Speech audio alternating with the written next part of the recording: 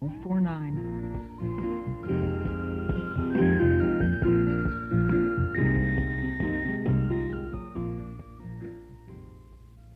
sure to hear Prime Time again next Saturday afternoon at 12:45.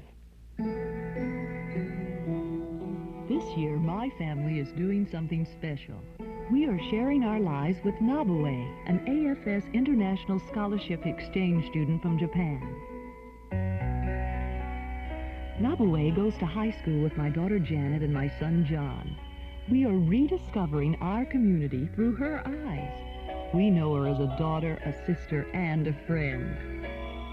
It's a special year of fun and challenge. Your family can host an AFS student. Your local high school probably has an AFS program which brings a student from any one of 60 nations to your community.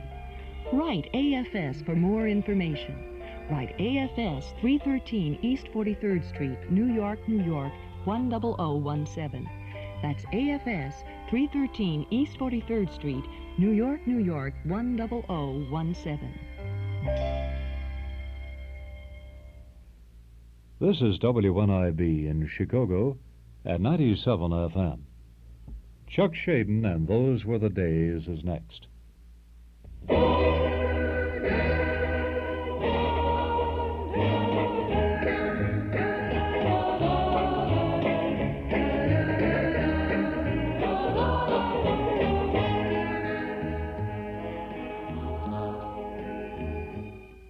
Hello out there in Radio Land. We invite you to reminisce for a while this afternoon as we present Those Were the Days, brought to you with fond memories by Northwest Federal Savings and Loan Association, by Nelson Hirschberg Ford, and by Eden's Plaza Shopping Center. This is Chuck Shaden with another in our series of programs designed to bridge the sound gap between yesterday and today. Today is Saturday, June 17th, 1978, and today we're going to conclude our series of special National Radio Month broadcasts of Fibber McGee and the good old days of radio. Today we'll get back to 79 Wistful Vista for one last time for an afternoon of entertainment from Fibber McGee's 1934 Super Heterodyne Radio as we tune in to the Saturday shows. We'll hear Let's Pretend, Judy Canova, Grand Central Station, The Life of Riley, and Truth or Consequences. And when we've said goodbye to Mr. McGee, we'll say hello to Jim Jordan and Hal Perry and Gail Gordon and Phil Leslie as we share with you a conversation we had with those gentlemen at the conclusion of the McGee series when it was first produced in 1974. It'll be a good afternoon of good listening again today, gang, so stick around and don't touch that dial. It all begins right now with this word from Northwest Federal Savings. Northwest Federal Summertime, summertime. It's Northwest Federal Summertime, summer savings time. Ah, sun, fun, and song. People have lots of ways to spend summertime, and Northwest Federal gives you lots of ways to save. Choose one of 23 gifts free or for special low prices when you deposit $250 or more at any Northwest Federal Savings Center. There's an Igloo ice chest, a Weber grill, a Norelco Gotcha hairdryer, a Sunbeam hand mixer, and other gifts to help make summer savings a little easier. So when summer's over, you'll have more than a suntan to show. So sing. It's Northwest Federal Summertime, 63 hours a week, summertime.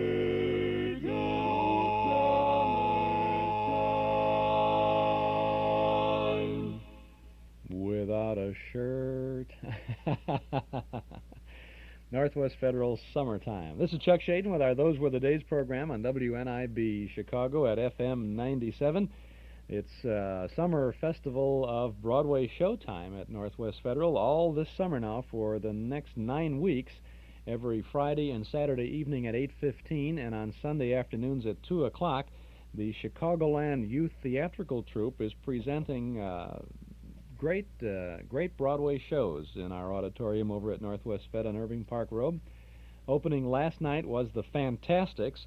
Next weekend it'll be Stop the World, I Want to Get Off, and after that I Do, and then the shows will rotate through the summer, all summer long.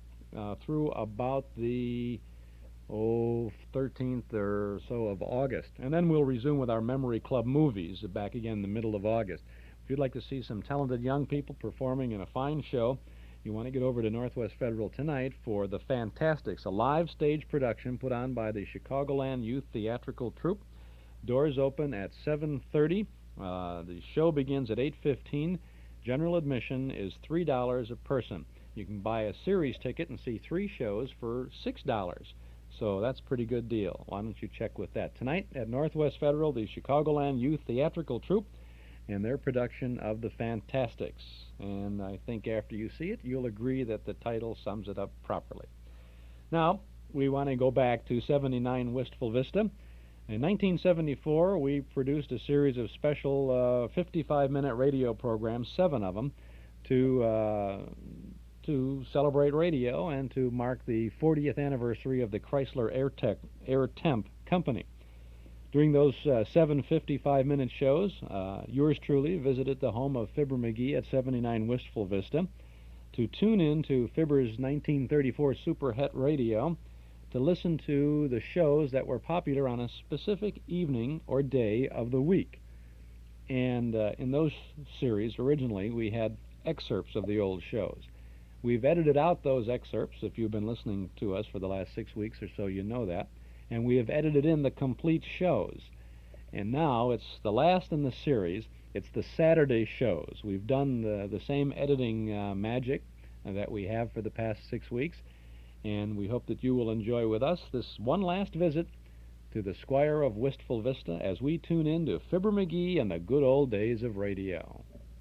Don't touch that dial. It's time for the Chrysler Air Temp program, Fibber McGee and the good old days of radio. The makers of Chrysler Air Temp, air conditioning for the home, for business, and for industry, bring you Fibber McGee and the good old days of radio. Written by Phil Leslie and starring Jim Jordan, Gail Gordon, Chuck Shaden, great voices from radio's golden age, and me, Larry Thorpe. Tonight you'll hear again great sounds from not so long ago. Sounds from those golden days when radio was radio and every night a new adventure. So come with us for the next hour as we visit once again with Fibber McGee and the good old days of radio.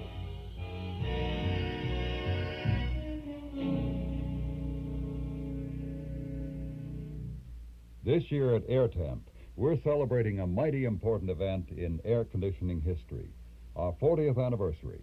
Yes, AirTemp started cooling people way back in 1934. That's when Walter P. Chrysler put the finishing touches on his famous Chrysler Building in New York City. And one of those touches was central air conditioning, the first of its kind in a modern skyscraper. Engineered and built by Chrysler. AirTemp's been at it ever since. Cooling everything under the sun, homes, schools, offices, factories, every kind of building and every kind of room in every kind of climate. And all through the years, from 1934 to 1974, AirTemp has put something into air conditioning nobody else can. Chrysler Engineering. It all adds up to the most modern air conditioning, quiet, efficient, dependable. That's why, despite all the changes 40 years can bring, AirTemp quality is still the finest. Choose Chrysler AirTemp with confidence.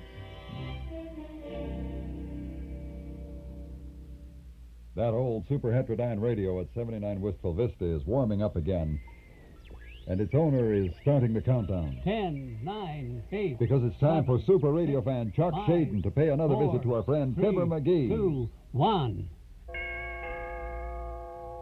Ah, right on time. Come in.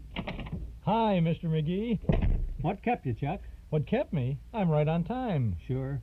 I wouldn't miss another session with this old radio for anything. How is it doing? Is it working all right? Is it okay? I don't know yet. Probably all right when it dries out some more. Dries out? Yeah. I was listening to Abbott and Costello last night and got laughing so hard I spilt my glass of root beer right in the radio. Oh, boy, what happened? Well, when the root beer hit them bare wires in there, this baby let out a squawk like a housewife at a meat counter. Then quit. Since then, nothing but static. See? Well, we've got to get it working. Oh, we've already heard most of the best stuff, Chuck. We've had shows from every night in the week. Every night except Saturday. What about the Saturday shows? Oh, yeah, I forgot about Saturday. I missed a lot of good Saturday night stuff on account of that was Uncle Dennis's big night out, Saturday.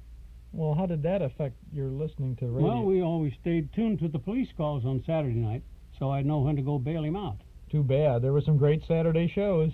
The Hit Parade, Grand Ole Opry, and there was a kid's show on way back there called Let's Pretend. Oh, yeah, that was in the daytime, wasn't it? Yeah, each Saturday morning. Yeah. It was created by Nyla Mack, sponsored by Cream of Wheat. Sure, they told fairy tales for kids, didn't they? Come on, get that baby working. Let's pretend we're kids again. That takes a better memory than I got, boy. You can be a kid again if you want to. I'd be happy just to get off the endangered species list. Let's see, maybe this second.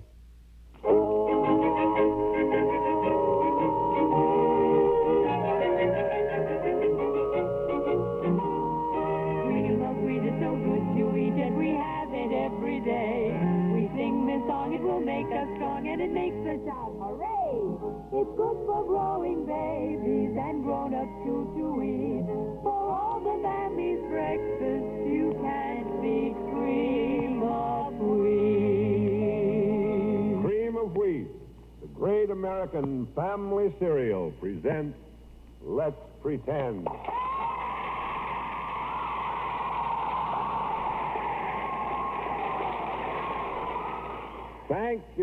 Thank you for that nice reception, audience, and welcome to Let's Pretend. How about that story? Well, let's see. Gwen, Sybil, let's get some action. We've got plenty of action for today, Uncle Bill. Tell him, Gwen. Well, it's a story we've had hundreds of requests for, Uncle Bill. Bluebeard. How do you get that, Uncle Bill Bluebeard? I'm not a mean fella. Of course you're not, Uncle Bill. But if you were, you'd get just what was coming to you, just like he does. Oh, in other words, everything comes out all right? Everything, except for the fellow who did wrong. And wicked people have to be punished, you know. Well, I'll buy that. All right, how do we travel? Well, it's Jack Grimes' turn to say. All right, Gwen. I'll tell you what, let's get there in a hurry, huh? Let's make it a fire engine. All right, Jack, a fire engine it is. Everybody set? Yeah. 1, 2, 3. We're headed straight for Let's Pretend and the story of Bluebeard, a fire engine with a clang, clang, clang. Let's go!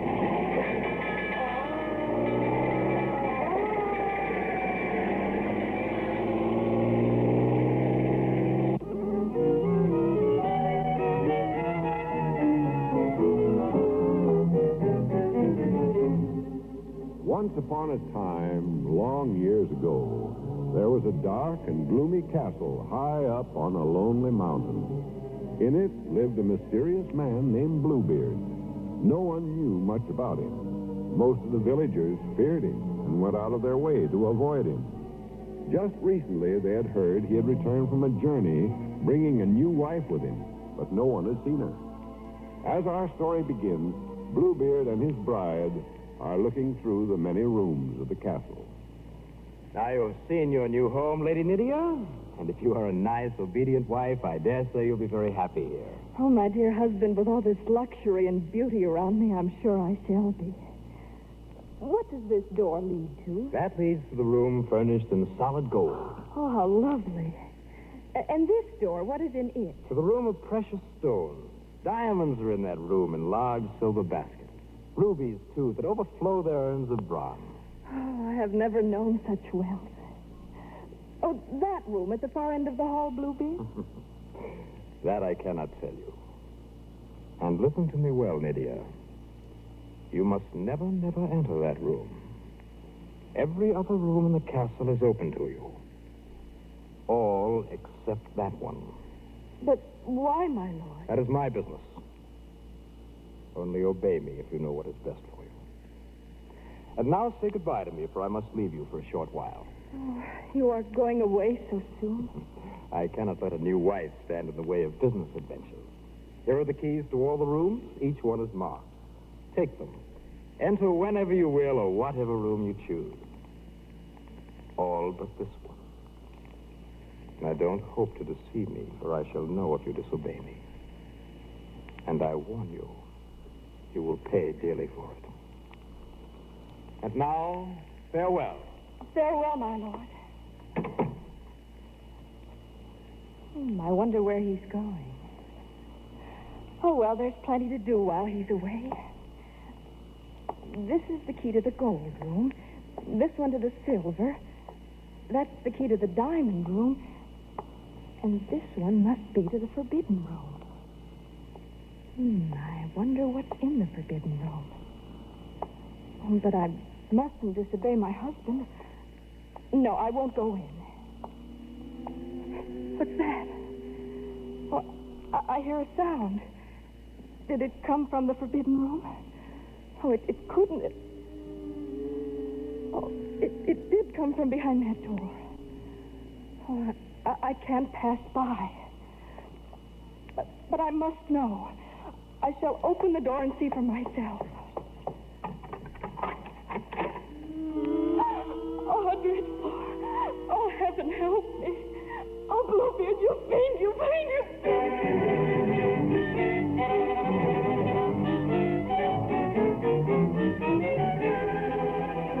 Lydia! Where are you? Here, my lord. Welcome home. And have you been a sweet, obedient little wife while I've been gone? You remembered all that I told you? Yes, my lord. Good. And now, dear Nydia, give me the keys that I left with you. Yes, Bluebeard. Here they are. Thank you. Now, let me see. What's this?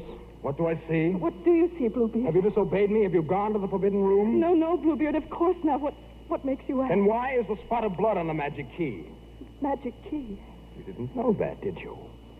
You didn't know that when the door was opened, the spot of blood appeared on the key. You thought to fool me, Bluebeard. I told you I'd know.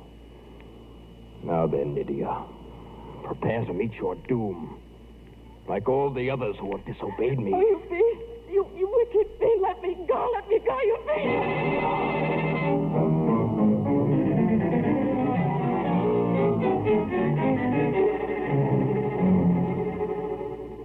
Please come in, Sister Anne. And you too, brother. Oh, of course, Fatima. What did you want to talk to us about, Fatima? Yes, sister. You sounded very serious. It is serious, Thomas. And I want you and you, Frederick, to advise me. Oh, then it evidently doesn't concern me. Oh, but it does, Anne. Very much. Well, then tell us, sister.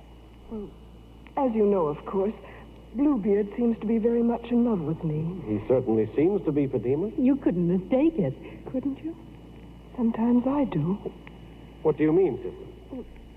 He's been charming, I know, and while I like him very much, there are times that something about him frightens me, too. I don't understand it, and I don't know what to do. Well, until you're quite sure, Fatima, I'd do nothing. But that's why I wanted to talk to all of you. You see, he's coming for his answer today. Well, I don't see how you can hesitate. The richest man in the country, attractive. He can give you everything you want. What more can you ask? Anne, if I consent, will you come and live with me, at least for a while? In that beautiful castle with all the luxury that goes with it? I should say I would. And Frederick and Thomas, if I'm ever in danger, will you come to me? What a strange request. But of course we will, Fatima. How would our brothers know? Well, that's simple, Anne. If at any time you need us, Fatima, place a mirror in the tower window where the sun's rays will strike A it. mirror? Yes, we'll see it. And don't forget, we have the fastest horses in the country. We'll come to you immediately. Well, that must be Bluebeard now. I'll go. How do you do, Anne? Good afternoon, Bluebeard. Come in, please. Thank you. How do you do, sir? Good afternoon. Won't you sit down, Bluebeard? Thank you, Fatima. How lovely you look today. I'm glad you think so. Thomas. Yes? Frederick, let's make some tea. Help me, won't you? Since when have you needed help for that? Ever since I found I have two such dumb brothers. Oh, yes, of course. Excuse us, won't you, Bluebeard? Yes. So sorry you must leave us. You look it. Come, boys. My darling. At last we're alone. You know, of course, why I've come. Yes, Bluebeard. And what is my answer? I... Oh, Fatima, dearest one, make me the happiest man in the kingdom. Say you will be my wife. Do you really love me so very much? How could I help it? So young, so beautiful. Say you will be mine. Yes, Bluebeard. I will be your wife. Fatima, my dear. No. Please don't kiss me yet. My timid little dove. Very well. It shall... What are you looking at? Your hair, Fatima. What? Those long black braids around your head like a crown. When you let it down, it must hang nearly to the floor, doesn't it? Yes, almost. Bluebeard. Yes, Fatima. I have a favor to ask. Anything, my dear. When we are married, do you mind if my sister Anne visits with us for a while? Any particular reason, Fatima? Well, only that I've never been away from my home before, and it would seem less strange But if she... You'll have plenty of company. Very soon. Why should I? I don't know anyone in your village. But I'm sure you will. Soon. But my sister... Why not? In the quarters where you will spend a great deal of your time. There will be room for Anne, too.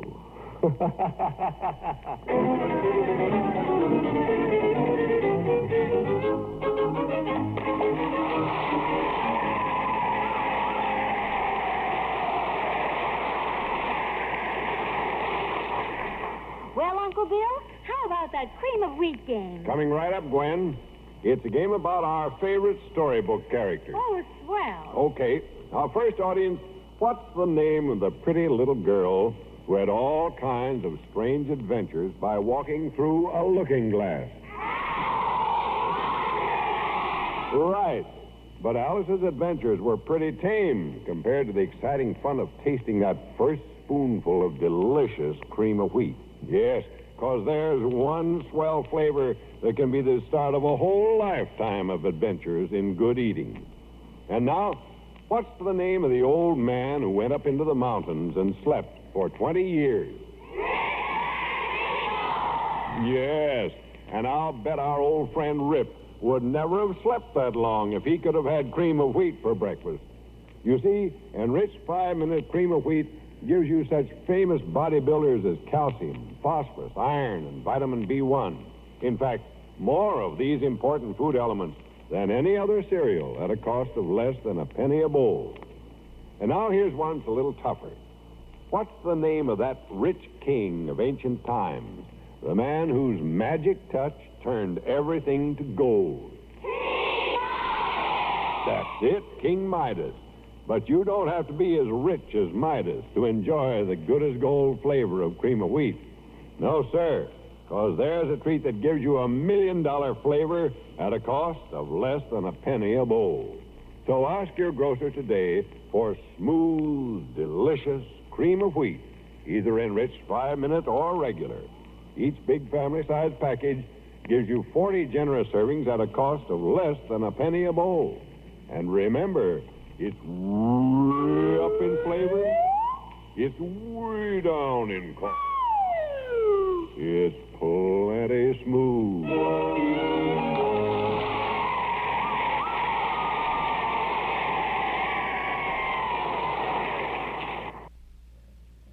Boy, that's nostalgia for you, isn't it? Let's Pretend and Uncle Bill doing the cream of wheat commercial. It's way up in flavor.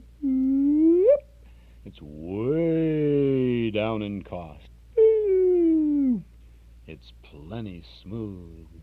If you're listening at home when you were a kid, you wanted to cheer the commercial just like all the kids in the studio. It was wonderful, too, because the kids, they did really encourage the kids to come to the radio show to see the program. They weren't worried about the imagination gap there with all the actors, which were kids, by the way, mostly, reading the scripts in front of the microphones. Oh, that's good stuff. This is a Let's Pretend program, their version of Bluebeard, from June 21st of 1947. That's almost exactly 31 years ago, almost exactly today, 31 years ago, was a Saturday. Let's Pretend was always a good Saturday morning show. A great Saturday lineup. We used to hear all that. Well, of course, Fibber and you know who are talking about all that sort of thing anyway. We'll get back to Let's Pretend and Fibber McGee and the good old days of radio in just a bit. This is Chuck Shaden on WNIB Chicago at FM 97, our Those Were the Days program, every Saturday afternoon from 1 until 5. Well, tomorrow is Sunday, and it's a rather special day for a lot of folks because tomorrow is Father's Day.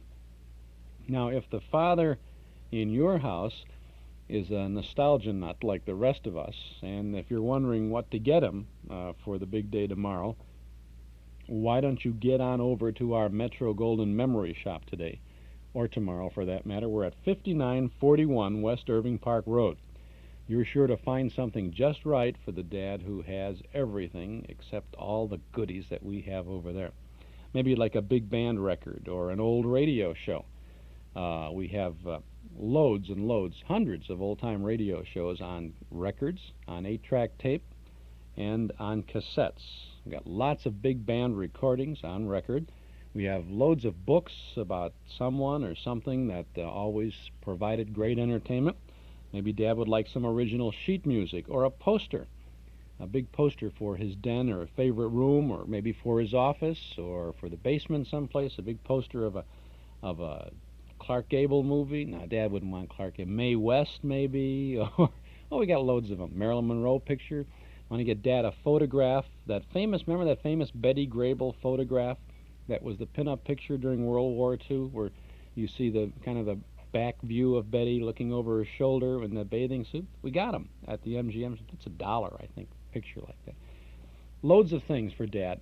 Lots of ideas. Lots of fun for him and for the whole family at our Metro Golden Memory Shop, 5941 West Irving Park Road, just east of Austin.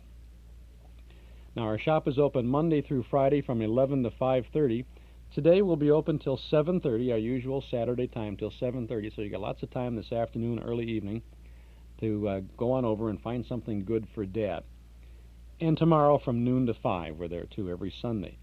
Now, if you say, well, I don't know what to get him, if you buy him something at the shop, and maybe he does collect cassettes or records or something, and if it's not open and he does have it, you can have him come back and exchange it for something else that he'd like, right? Or you can do that. You can do the old, let's get Dad to tell us what he would like to get, but don't tell him we're getting it bit. This happens a lot. Bring Dad into the shop, say, I want you to look around, tell us some of the things that you'd like, and then go out and wait in the car, Louie, and then do this. Now, I know that people come and do this. They come in, Dad looks around, because it happens at Christmas all the time, for anybody. And they find a few things, and then you ship them out, and then we put it in a bag, and he doesn't know what it is until he opens it tomorrow. Gift certificate, you can give Dad a gift certificate if you like.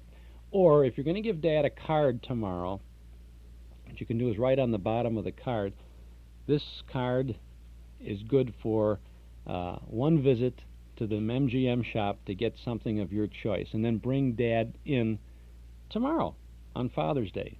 I think he might like that kind of a treat. And come in and let him browse and find the stuff that he'd like to have. Lots of ways to do it, and I know that there are lots of dads out there in Radio Land who would just love a visit to the Metro Golden Memory Shop. You really like it. And why don't you come on by and see it? Your Master Charge and Visa cards are welcome at the shop. As I mentioned last week, you can charge something for Dad on the Master Charge, and then he can pay for it when he gets the bill in a month or so. Cash is also cheerfully accepted at the Metro Golden Memory Shop, 5941 West Irving Park Road, just east of Austin. You come on over and get something good for Dad there. Now let's get back to Let's Pretend. And now for the second part of today's exciting story of Bluebeard.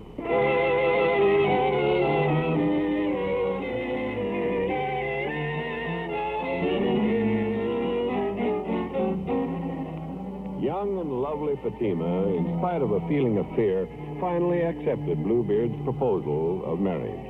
But before she gave her answer, she made her sister Anne promise to journey with her to his castle. Then she and her two brothers arranged that, should she ever need them, a mirror was to be placed in the castle tower. The reflection of the sun on it would tell them she was in danger, and they would come to her. We find the beautiful bride with her sister Anne walking through the magnificent corridors of the castle as Bluebeard talks with them. And so, Fatima, I must go away. But you will be a good little wife, and Anne here will keep you company. Besides, I have given you the keys to all the rooms in the castle. Open them and inspect their treasures to your heart's content. All but this one room. Don't use the little key or unlock the door it fits. You'll regret it all your life. Do you understand? Yes, my lord. I have no desire to pry into what doesn't concern me. Others have said that too, but curiosity overcame good judgment. However, we shall see what you do. Goodbye. We shall see.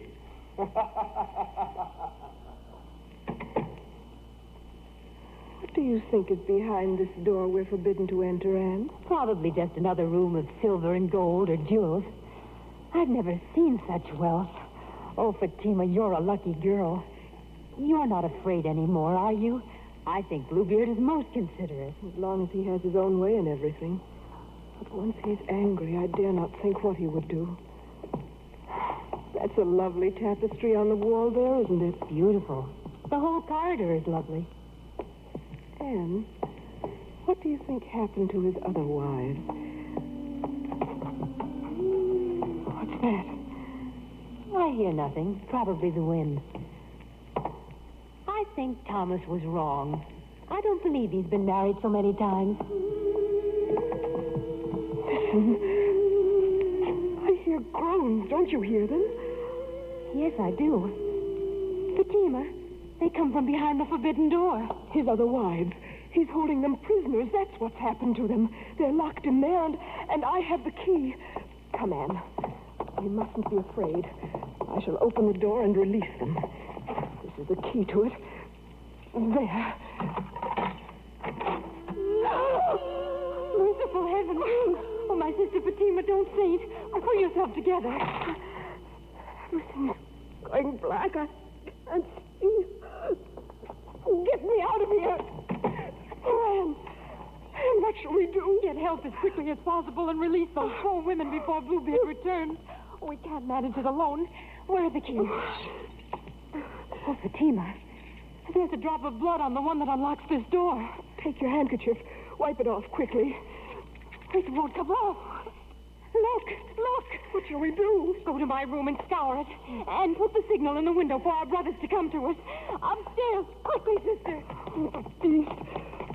What if he should return before our brothers get here? Oh, Anne. Don't give way. Bluebeard must not know. You must be calm and act as if nothing had happened until help arrives. The signal. What if they don't see it? Quick, Anne, to the tower. Hurry!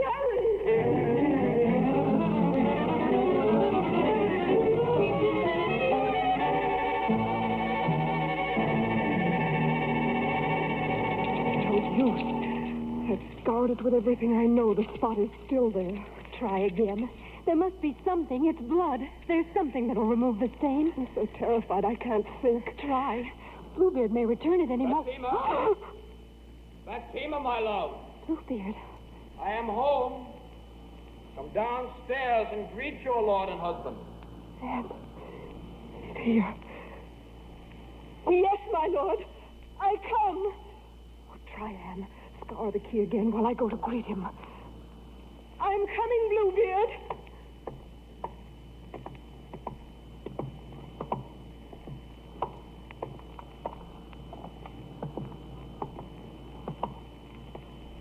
Greetings, my lord.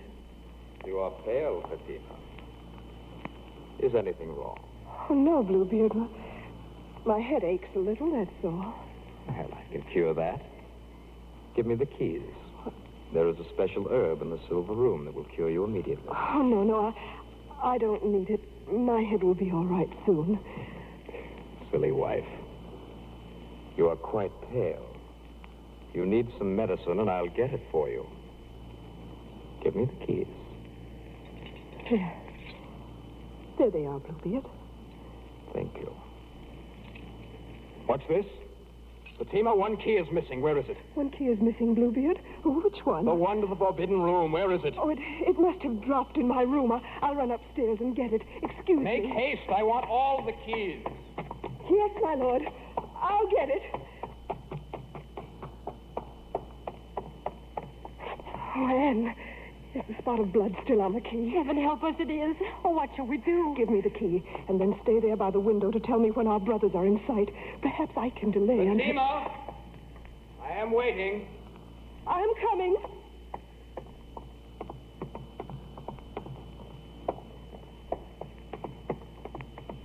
Did you find the key? Yes, my lord. Here it is. Oh, you disobeyed me. Fatima, you have entered the forbidden room. Oh, Bluebeard, I didn't mean to, really. I didn't, but I heard them groaning. Of course you did, my dear. They were calling you. They were waiting to welcome you. Pity, Bluebeard. What for? Go to your room. Say your prayers.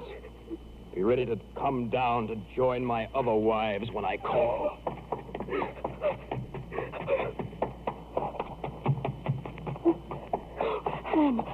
Anne, help me.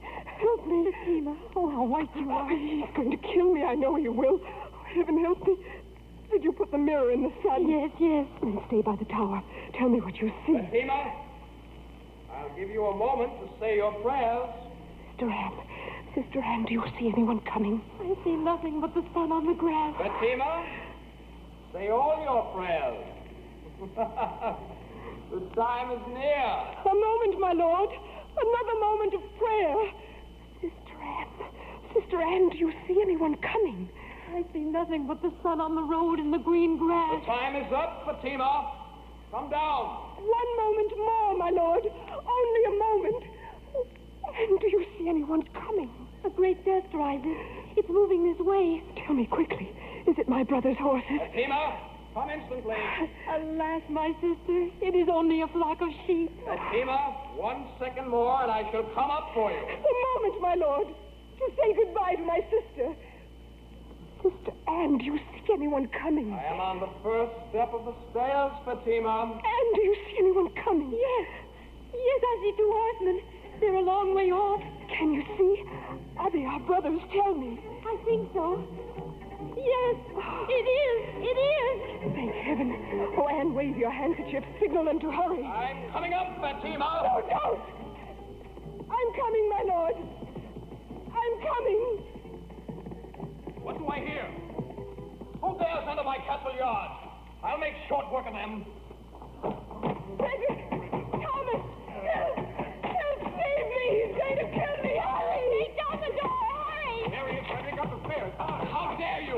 You fraud, you must let me at him, Frederick. Don't scare him. He's like to kill her. Fix you both, you whippersnappers. Fight me, will you? Yes, to the death, you monster.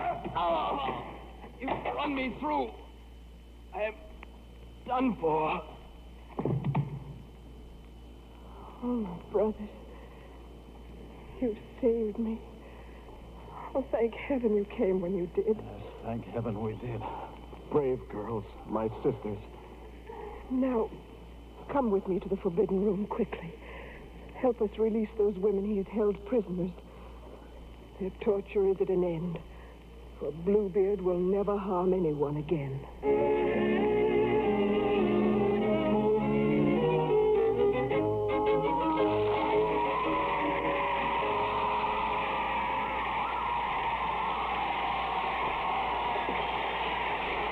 And now, before we tell you about next week's exciting story, how about finishing this little rhyme for me?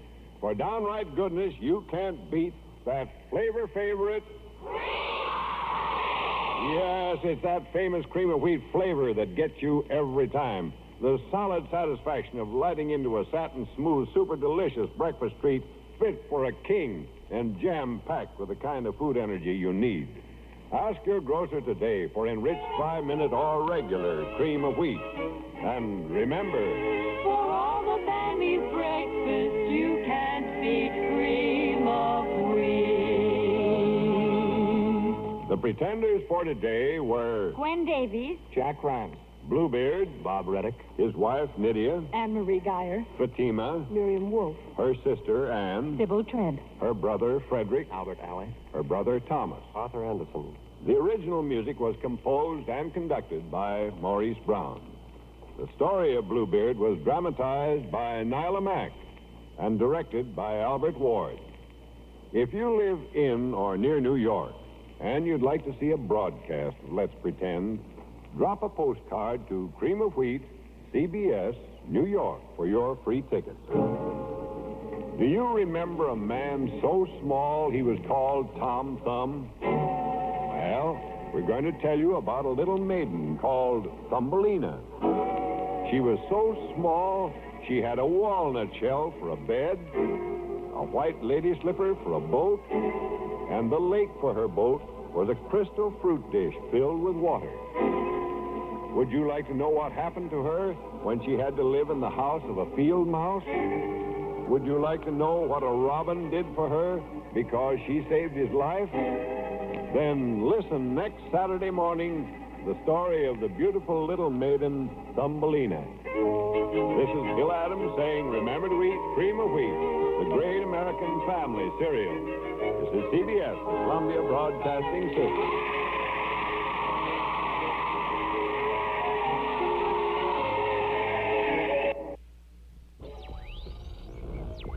Something's wrong with this radio again, doggone it. We're going to miss the ending, Chuck. Don't worry, I can tell you how it ends. You can? Sure, they all live happily ever after. On Let's Pretend they always live happily ever after. Well, that's a good way to go through life, all right. You bet it is, if you're lucky enough to go Molly's through. Aunt Sarah's like that. She always lives happy. Makes everybody around her miserable, but she lives happy. Skin-fisted old tight-flint. You know, I've heard you mention Aunt Sarah. Yeah. She's pretty well fixed, isn't she? Well fixed? Aunt Sarah's richer than a hot fudge sundae and tighter than a bullfighter's pants. If I had Aunt Sarah's money, I'd have 1,000,000 friends. You wouldn't like that, Mr. McGee. You know, people who only love you for your money are not very good company. Are you kidding? Guys that are only after your dough are the best kind of company in the world. They'll do anything to make you happy. Well, I've never had enough money to test that theory. I gather you were never very fond of Aunt Sarah. Oh, shucks, Chuck. How can you not be fond of your own flesh and blood when she's got more money than J. Paul Getty and spends her spare time giving Jack Benny stingy lessons? She was my favorite aunt for years. For years? Right up to the day I sneaked to look at her will. Oh? When I read where it says, I give all my earthly possessions to my pet cat Tinkerbell, and to my nephew Fiver I give the back of my hand, I kind of lost interest in Aunt Sarah. I can understand that. I'm not interested in her now, too, either. What else was good on Saturday night? Oh, there was lots of stuff. Remember the National Barn Dance with Lula Bell and Scotty and the Dinning sisters? Oh, sure. Came from the 8th Street Theater in Chicago. That's right. Gene Autry sang on that show. There was a little kid singer by the name of Georgie Goebel. Lonesome George Goebel? Was he on the barn dance? You bet he was. Got his start there as a boy soprano. Well, I'll be a dirty bird. There was another country-style show on Saturdays, too, Chuck. Remember Grand Ole Opry? With Roy Acuff and Red Foley and Minnie Pearl? Sure I do. Went on in 1925 from Nashville, and it's still going strong. There are a lot of those homespun shows on Saturdays. Hey, you know who I'd like to hear again? Judy Canova. She was on Saturday. Oh, my gosh, yes. Judy Canova. She was the funny. Hey, this thing's coming alive again. Maybe if I get it tuned right, we can... The Canova program will follow in just a moment. What is the 14-day Palmolive plan? Yes, what is the 14-day Palmolive plan? Ladies, it's easy. It has been proved to bring lovelier complexions to 2 out of 3 women. Here's all you do. 3 times each day, clean your skin with Palmolive soap. Then each time, take 1 minute more to massage Palmolive's beautifying lather into your skin like a cream. Then rinse. It sounds simple, but listen. 36 doctors prove this Palmolive plan brings a lovelier complexion to 2 out of 3 women. No matter what type of skin you have, dry or oily, the 14-day Palmolive plan really works. So get Palmolive. See what Palmolive can do for your skin in only 14 days.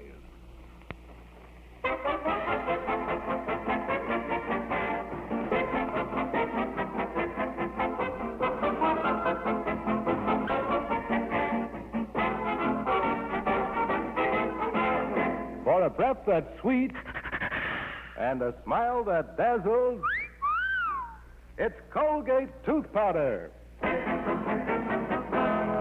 And for a riot of fun, it's America's wacky, wistful, wonderful scatterbrain, Judy Canova!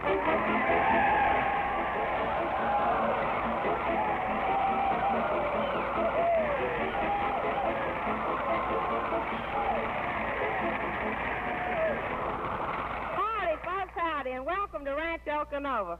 Well, sir, I certainly had myself a swell time last week. I was the honored guest of the 13th Armored Division up at Camp Beale at Sacramento, California. And I want to say right now that I sure had fun. I went up there in an Army bomber, and when they invited me to drop in on them, I didn't think they meant it until the bomb bay doors opened and I fell out. I sure am glad I was wearing, two parachutes.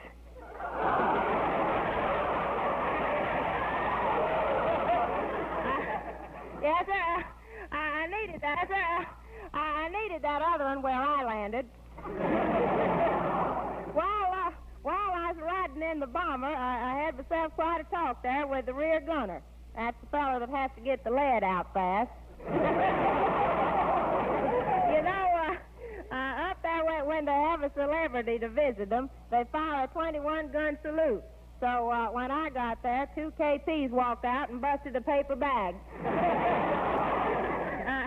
General Wogan, he's the commanding officer up there. He sure is a nice feller. He just took me all over that camp, and he says to me, Miss Canova, what would you do if you had all these men under your command? I says, well, General, I bet I'd have more fun with them than you have. When I got there, I went right into the mess hall and I had dinner. They was all eating chicken. One fella was an aviator, and he ate so many wings he felt like flying. Another fella ate so much neck he felt like necking. I just felt like sitting there.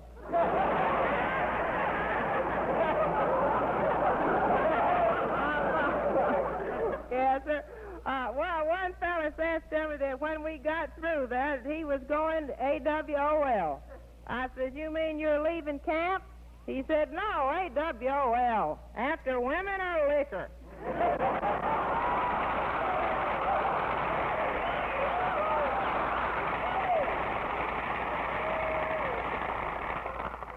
Pardon me, Miss Judy, but before you sing your first song tonight, I'd like you all to meet your new band leader. Miss Judy, let me present Mr. Charles Dance. How do you do, Miss Canova?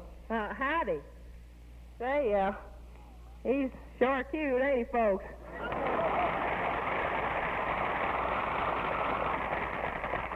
Mr. Dance, you can just call me Judy. Well, thank you, Judy. You know, I've seen you in all your pictures, and I think you're terrific. Would you like to have dinner with me after the broadcast? Gee, a musical wolf. Well, I'll go, but I hope you ain't like the last musician I was out with. Well, did you hit all the night spots? Did we? Sure. Over to the Owl Drugstore, then Swifty's Drugstore, then back to the Owl Drugstore.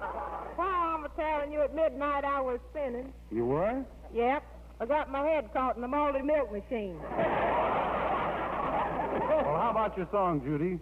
That popular favorite that so many people have asked you to repeat. Pistol Packin' Mama.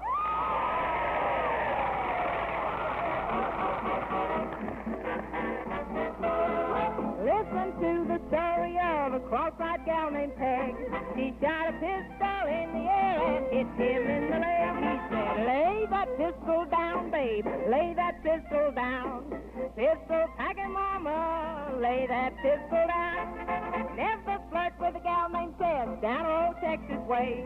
'Cause if you do, I'm telling you, is what you'll have to say. Whoa, whoa, lay that pistol down, babe. Lay that pistol down. Pistol packing mama, lay that pistol down.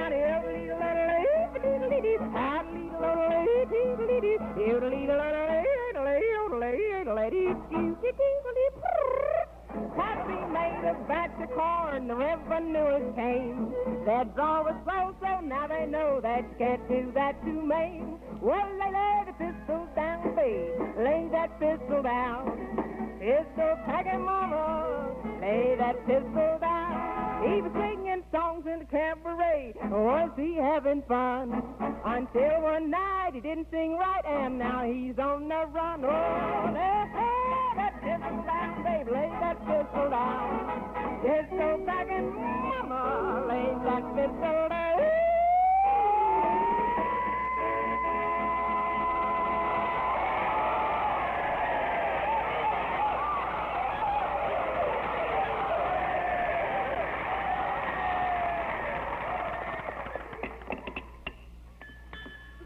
Miss Judy, you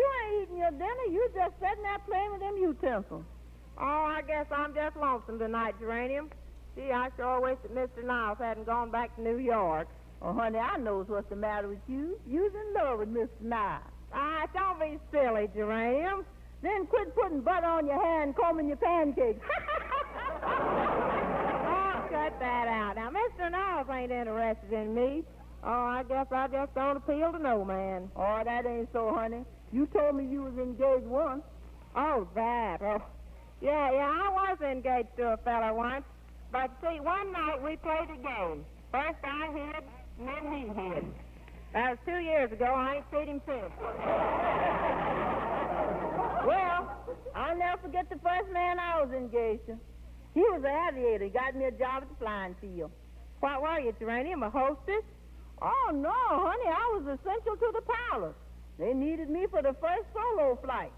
Well, what did that first solo flight consist of? Once around me. Well, tell me, Geranium, how did you happen to break off with him? Well, honey, one night I caught him in the arms of another woman. Boy, was I jealous. I bet you turned green. I tried, but I couldn't make it. But Pomeroy likes me. Yeah, I'll never forget the first time he put his arms around me. He hugged me tight and he says, honey, you remind me of the book I'm reading. What was the name of the book? All This and Heavy, too. Come in. Pardon me for talking in your face, Senorita, but now that Senor Niles has gone away, I would like to have his room. You just have to stay in the bunkhouse, Pedro, because there's plenty of people walking the streets that can't get a room on account of the shortage. That's right, honey. Why, the hotels is full, all the apartment houses is full. Why do you think Miss Roosevelt keeps flying around the country? I walked into a hotel yesterday and the lobby was all dark. I says to the clerk, I says to him, why don't you open the Venetian blinds? He says, I did yesterday and 4 guests fell out. Senorita, I wish you let me sleep in the house because when I sleep with Gonzales, I freeze. He is part Indian. Oh, what has Gonzales being part Indian got to do with you freezing? When he walks in his sleep, he takes the blanket with him. I'm sorry, Pedro. I put an ad in the papers, and I'm going to rent the room to somebody who needs it. Oh, this might be somebody about the room now. Dream, hand me a comb, and I'll give my hair a few swipes, Elsa. My, I've got noisy pigtails. Come in. Oh, shucks, it's you, Sylvester. What do you want? I just came in to tell you that I moved all my stuff into Mr. Niles' room.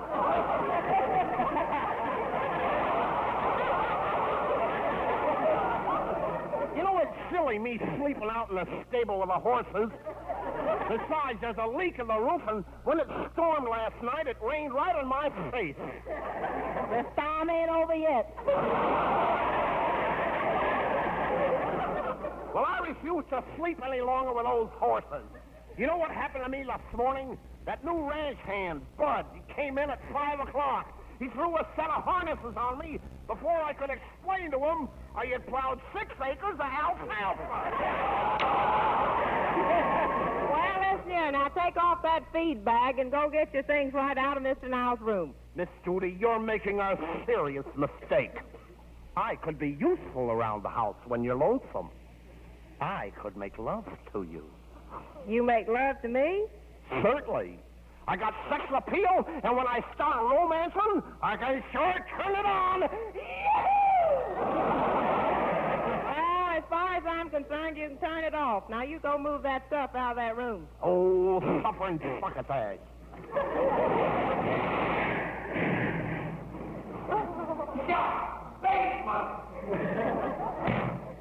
Poor feller, he's so mad he didn't know where he was going.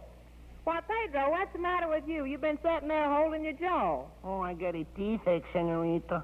You poor man, you poor man, you. Which teeth is it that bothers you? It is my tobacco tooth. Your tobacco tooth? Let me see. It is this one, Senorita. My bicuspidor. Pedro, you're impossible. Don't you care for your teeth? I do not care for them when they ache. No, I mean, don't you care for them like Mr. Niles told you? You know, for a breath that's sweet and a smile that dazzles, brush your teeth with Colgate tooth powder night and morning and before every date. But, Senorita... Now, you listen to me, Pedro. If you don't want your teeth to put up a miserable showing, use this here Colgate tooth powder. It'll take off that stuff that Mr. Niles calls surface film. It'll show up your teeth so they sure enough sparkle when you smile. And it'll make your breath real sweet, too. See, Senorita, I remember Mr. Niles always said Colgate tooth powder cleans your breath as it cleans your teeth. Yep. Colgate tooth powder stops that all unpleasing breath. Stops it instantly in 7 cases out of 10. Scientific tests sure have proved that. So, Pedro, you just brush your teeth night and morning and before every date with Colgate tooth powder for a breath that's sweet and a smile that dazzles. That's it, Colgate tooth powder, see? CC. There's Judy Canova and Pedro. Mel Blanc, of course, doing a little Colgate tooth powder commercial on the Judy Canova Show, broadcast originally on October 19th of 1943 on the Columbia Network. We'll get back to this show in just a little bit. This is Chuck Shaden with our regular Saturday afternoon Those Were the Days program on WNIB Chicago at FM 97. Part of our program today is the Fibber McGee and the Good Old Days of Radio and the Saturday shows. Coming up, after we listen to Judy, we'll be tuning in to Grand Central Station, The Life of Riley, and Truth or Consequences. Maryla Trivia will be a part of the McGee show today. And then after the program, we'll be sharing with you an interview that we recorded with Jim Jordan, Hal Perry, Gail Gordon, and Phil Leslie about their involvement in the original Fibber McGee and Molly radio series. I think you'll find that quite interesting. Next Saturday afternoon, our Those Were the Days program, we'll be having the big bands from Chicago. Carl Pearson, who writes a regular article for us in our Nostalgia newsletter, and he's a super young big band buff. He'll be here to talk about these things, many of them from his collection of big band recordings. We have a remote radio broadcast from Chicago. Bob Crosby from the Blackhawk, Ted Weems from the Trianon with Perry Como and whistling by Elmo Tanner, Benny Goodman and the Sextet from the Blue Note, Woody Herman from the College Inn of the Hotel Sherman with vocals by Francis Wayne and Woody, Will Osborne and the orchestra from the Edgewater Beach Hotel, Stan Kenton from the Panther Room of the Hotel Sherman, and Glenn Miller from the Chicago Civic Theater. Some surprises, too. We've got a lot of little clips of things that we'll be sharing with you. I think you'll enjoy the afternoon next Saturday. If you like the big bands and all that sort of stuff, this is just for you. It's for anybody, actually, who enjoys old-time radio, because you're going to hear a lot of those. The fun of the remote broadcast are the introductions. High above the beautiful city of Chicago, you know, down 2.5 miles from the heart. No, that's Grand Central Station. Well, whatever, you know, that's sort of business. Then in July, we'll be starting our Summer Festival of Radio, which is really that, a festival of good listening for you all through July and August. We're going to have a lot of interesting things for you, a variety of programming. We'll be presenting the 18-part Glenn Miller story that was broadcast on Armed Forces Radio in 1958. And there are 18 30-minute programs in this series, and we're going to have 2 of those chapters a week during July and August, or 9 Saturdays in July and August. And so for every Saturday, we're going to present 2 chapters of the Glenn Miller story. You'll hear interviews with people like Ben Pollack, Red Nichols, Tex Beneke, Marion Hutton, Jerry Gray, Paula Kelly, and you'll hear a lot of that great Miller music from his first commercial recording to his broadcast from overseas during World War II. You'll hear Miller opening at the Glen Island Casino in May of 1939, his Carnegie Hall concert in October of 39, the original recording of Tuxedo Junction, clips from his stateside and BBC broadcast, and even a rarer interview with Glenn Miller himself. So that'll be coming up during July and August, 2 chapters a Saturday for 9 Saturdays, 18 chapters in all on our Those Were the Days program, starting July the 1st. Also, well, the 1st of July itself will be kind of a special day because that's the Independence Day weekend. And you know the that album, Stan Freberg Presents the United States of America. Well, we're going to play it in its entirety, the full album for you, so if you're a taper, you can grab a hold of that. It's Stan Freberg and the bunch, Jesse White, Peter Leeds, Paul Frees, Walter Tetley, Marvin Milley, their whole business there. Columbus discovering America, the Thanksgiving story, the sale of Manhattan, the Boston Tea Party, the Battle of Yorktown, Betsy Ross, the whole business.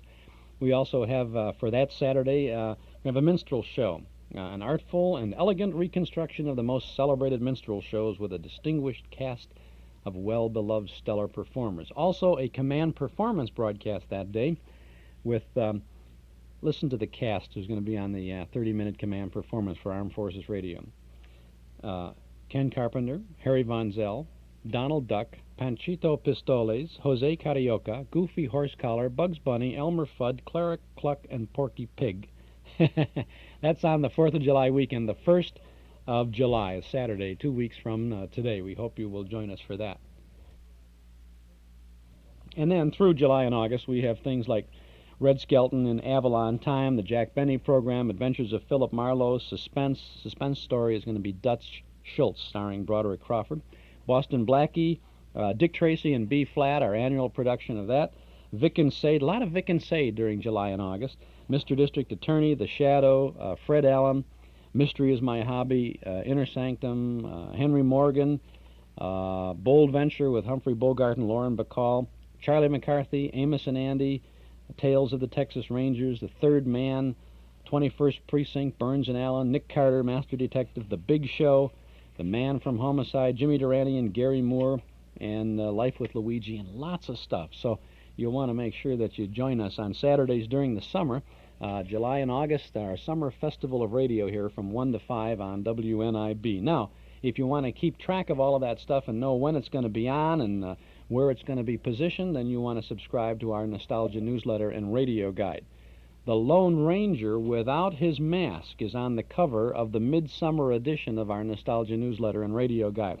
He's Brace Beamer, and you'll also see a picture of him with his Lone Ranger mask when you subscribe to the Nostalgia newsletter. A one-year subscription, 10 issues, is only $7, and you can subscribe right now when you call us here at our studio at 545-2260. That's 545-2260 to begin your subscription to our Nostalgia newsletter. The midsummer issue for July and August features a 1944 reprint article by Gracie Allen telling what she'd do if she could control radio.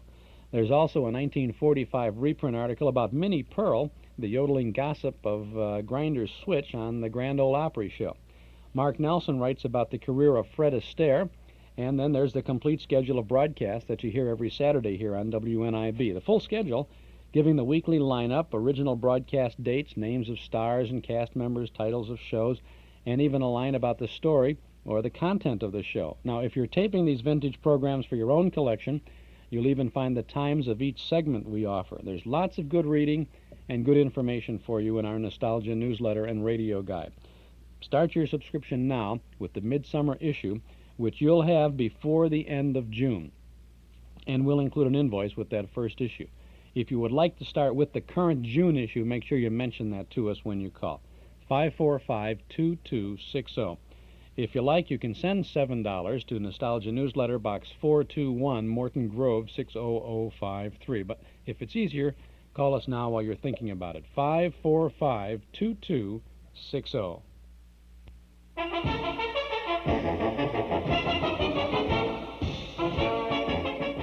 If you call Magicist now, you can enjoy the great indoors and the great outdoors. Now, Magicist is offering tickets to various Wisconsin Dells attractions featuring the Tommy Bartlett Water Show at no extra charge with any cleaning order. Magicist will clean your carpeting and furniture in home or office or pick up your rugs and draperies. Magicist welcomes bank cards and offers a 20% discount on rugs and draperies for cash and carry. Chicago phones call 378-8600. Suburbs, see your phone book. Come clean now and get your tickets to the Wisconsin Dells at no extra charge. And remember, Magicist sells rugs, too. Purchasing agents and business execs, ask Magicist about their commercial cleaning rates. Tickets good through Labor Day. Value of tickets depend on size of order, while quantities last. Void where prohibited by law.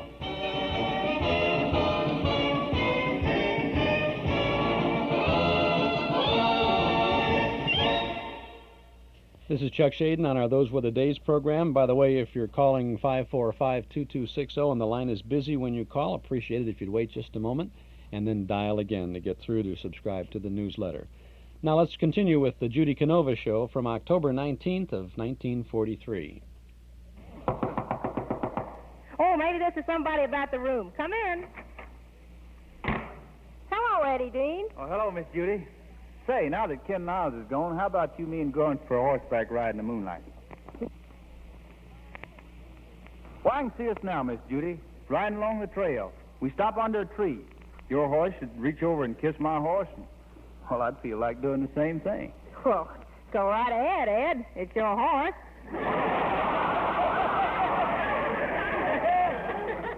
Then I'd light a fire and we'd sit there. And I'll pull out my old trusty guitar and croon you a tune. Yeah, like what? Well, like the Song of the Trail, written by our new orchestra leader, Charlie Dant. Go ahead, Eddie.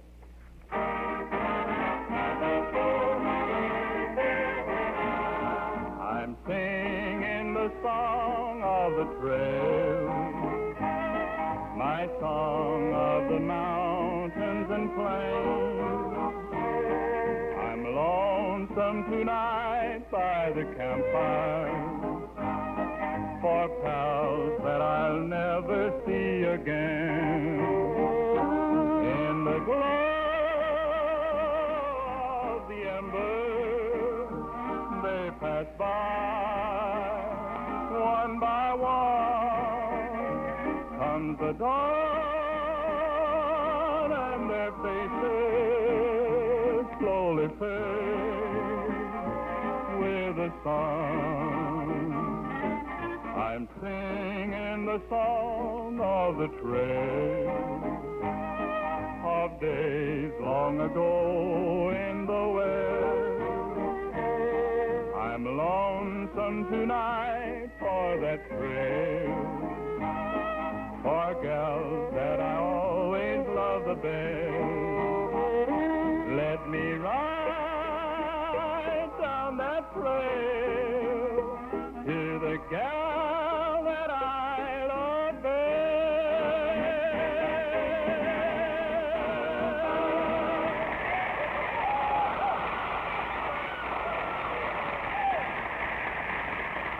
Oh, that was real pretty, Eddie.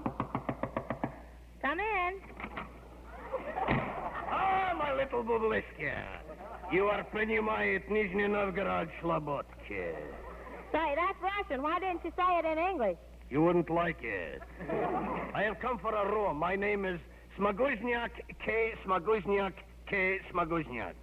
Well, what's the K for? To break the monotony. I had just arrived in this country from Russia. From Russia? How'd you get out of Russia? I followed the Germans. I was a member of the Moscow Opera Company. I studied under Linkovich, who studied under Kremovich, who studied under Blankovich, who studied under Moscovich. My goodness, how could you tell Vitch was Vitch? Is that girl Hachakornia? There, honey, he don't look like no Russian to me. Make him prove it. I'd like to hear him sing something in Russian. What would you like to hear? Fair one? Are you kidding? Go ahead, on. Now sing something in Russian. I tell you, sing the Volga Boatman. Okay, dokie. Oh, black jaw, oh, black jaw, oh, black jaw. What's old Black Joe doing on the Volga River? Manpower shortage. Well, I guess you're all right. I tell you, the room will be $10 a week. Please, let us not speak of money, honey. After all, money is nothing but a curse. Just a curse. Start swearing, brother. Start swearing. Perhaps, my little Bublitsky, we can make a business deal. In exchange for my room and board, I will gladly give you vocal lessons. In Russia, I am known as a great tutor. All right, let's hear you toot something. Quiet, Geranium. Mister, your offer interests me. I sing a little. I ain't got nobody. You ain't got no voice either. What's the matter? Don't you like popular music? Well, there is one song I like. It's called Sunday, Monday, and Betty Grable. Well, that's that quite cute, but I tell you, my favorite is Praise the Lord and Pass Cary Grant. Enough of this. Let me hear you sing. Hit do. Do. Hit re. Ray. Hit me. Oh! Now pick me up. I don't think you're a very good teacher. Tell me, who'd you ever teach, anyhow? Every night I teach Lana Turner and Hedy Lamarr and Paulette Goddard. Now, wait a minute. They can't sing. Why, you're wasting your time. She is so young. I will introduce you to the masters. Have you ever heard of Rachmaninoff, Tchaikovsky, Shostakovich, Kusavitsky? Why, sir, I never miss a Notre Dame game. Oh, Miss Judy, I just came in to tell you that I moved all of my clothes out of Mr. Niles' room. I'm glad you did, Sylvester. See, this gentleman is our new roomer. Sylvester, meet Mrs. Magoozy. Mrs. Magoozy, meet Sylvester. Well, greetings and salutations. A peasant. Free. In my country, that means fight, bud. Yes, in my country, it means fight. What do you know? We're both from the same country. Say, I don't like your looks, bud. And if you still want to fight, I'll slap your puss if you meet me down by the swamp. Slap my puss here. It's just as damp. Now, Sylvester, you leave this gentleman alone. He's just new in our country. Why, he ain't even a citizen. Don't say that. I got my third papers. Third papers? Say, Mr. Masmoogie, you're only supposed to get your first and second papers. The government ain't supposed to send you a third paper. That's what I keep telling my draft board. Well, enough of this. Come on, I tell you, I'll show you to your room. It's the best room in the house, Mrs. Magoozy. What kind of room is this? The bridal suite.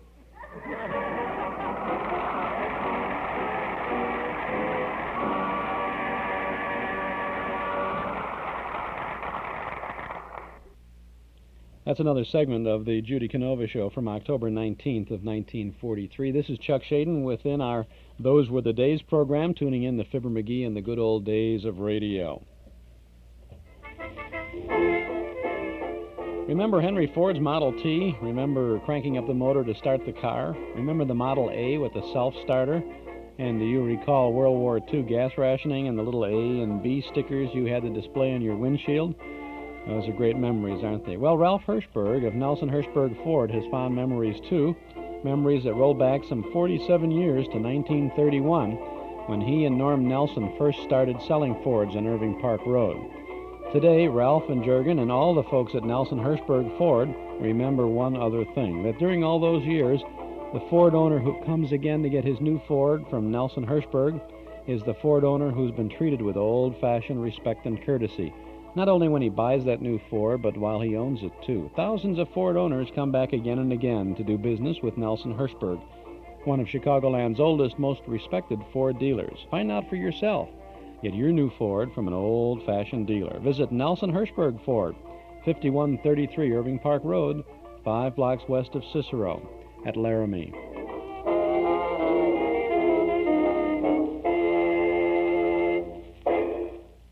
Let's roll back now to the Judy Canova Show. Telegram from Miss Judy Canova. That's me. Thank you. Just, this here writing is so close to the paper. Say, mister, can you read this for me, please, sir? Why, certainly, Miss Canova. Why, it's from Ken Niles. And Ken says, here's something you'll agree makes sense, and lots of it. Today's Colgate tooth powder promises you a breath that's sweet and a smile that dazzles. A double protection for your charm that you can't afford to pass up. For Colgate is one tooth powder that will remove the dull surface film from your teeth, revealing all their natural attractive sparkle, and at the same time bring you the priceless assurance that your breath is sweet and wholesome. Simply brush your teeth with Colgate tooth powder night and morning and before every date. Then step out confident in the fact that scientific tests have definitely proved Colgate tooth powder actually stops oral unpleasing breath. Stops it instantly. Let me add, in 7 cases out of 10. So remember, friends, for a breath that's sweet and a smile that dazzles, get Colgate tooth powder, won't you? That's it, Colgate tooth powder. Love to you all. Signed, Ken.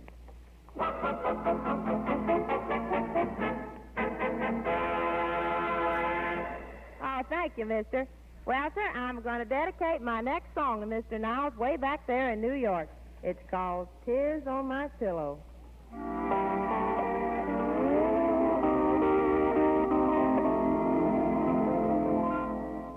Tears on my pillow each morning. I cry when I dream about you. When I should be sleeping, I just lay there weeping, wondering if you're weeping too. I'm trying so hard to forget you, but that's not so easy to do. With tears on my pillow each morning, tears that I've shed over you, tears on my pillow each morning. I cry when I dream about you. When I should be sleeping, I just lay there weeping and wondering if you're weeping too. I'm trying so hard to forget you, but that's not so easy to do. With tears on my pillow each morning, tears that I've shed over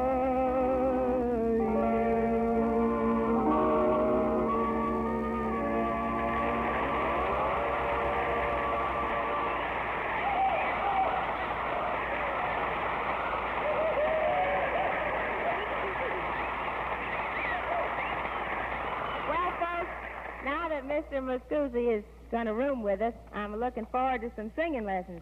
And who knows, why, I might even get in the Metropolitan. Say, we're going to have a big party to welcome Mr. Niles back next week, so you're all invited out to Rancho Canova. I'll see y'all there next Tuesday night at this very same time. This is Judy Canova saying thanks a lot and good night, folks. Good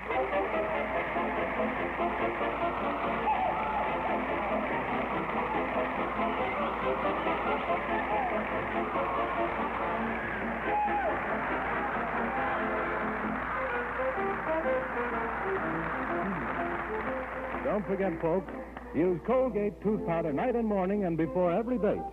I'll promise you a breath that's sweet and a smile that dazzles.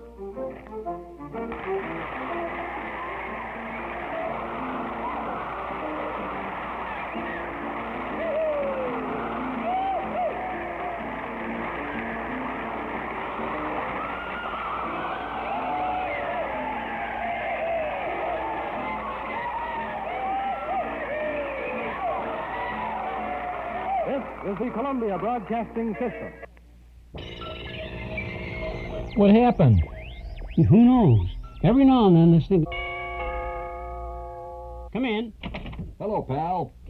Hiya, Chuck. Oh, hi, Larry. Hello, Larry. I see you're still massaging that old-time radio. Well, must have rubbed it the wrong way. I just lost the Judy Canova show. But what brings you out this way, Junior? As if I didn't know. I'm heading that way, chum, going to the radio station to deliver a commercial for Chrysler Air Temp. I already knew that, too. What kind of spiel are you going to spout at him tonight? I want to tell everyone how Air Temp whole house air conditioning helps take the sizzle out of summer. If you expect some destructive criticism from me and Chuck here, you better hurry. We got this old radio to get back to on the beam. Choosing air conditioning for your entire home should not be a rush decision. You'll want to listen to that radio this summer without being bothered by the heat, won't you? Yeah, and without being bothered by some guy dropping in and interrupting every time. So that's all the more reason to make sure you choose the right Chrysler air temp system now, so your home stays cool and comfortable all summer. Well, maybe so, but... No buts about it, pal. Just call your local Chrysler air temp dealer and he'll arrange a free home cooling survey without obligation. And now, during air temp's 40th anniversary, you can get some fine values in whole house air conditioning. No, thanks. I don't want any 40-year-old cooling The system. systems are brand new, pal, but the company's been in business since 1934. Oh, well, they ought to know what they're doing then. Nothing like experience. On top of that, Air Temp offers the only air conditioner with Chrysler engineering. That means extra care in engineering, right? Right. And Chrysler's extra care in engineering gives you extra comfort in your home or place of business. Takes the sizzle out of summer, you said. Even when the temperature hits the 90s. So call your local Air Temp dealer. Call him what? Call him soon and ask for a free home cooling survey. I'd sooner call him later. But give me his number anyway, Breezy. I don't have it, but here's someone who does. Our local announcer. Well, I don't have it either, but that's the way it goes. Huh? That's the another segment of Fibber McGee and the good old days of radio from 1974, and much more of that coming up ahead of us. This is Chuck Shaden on WNIB, Chicago at FM 97 with our regular Saturday afternoon get-together, our Those Were the Days program, tuning in to all the good sounds and good entertaining things from out of the past. Speaking of which, we have a sound for you now from our cassette tape of the month for the month of June. Listen.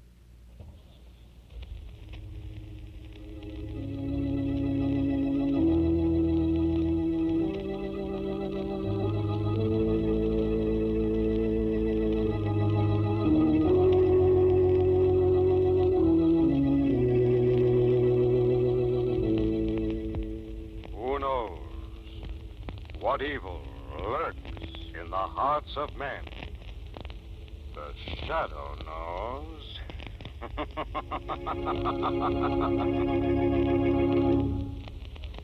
Once again, your neighborhood blue coal dealer brings you the thrilling adventures of the Shadow, the hard and relentless fight of one man against the forces of evil.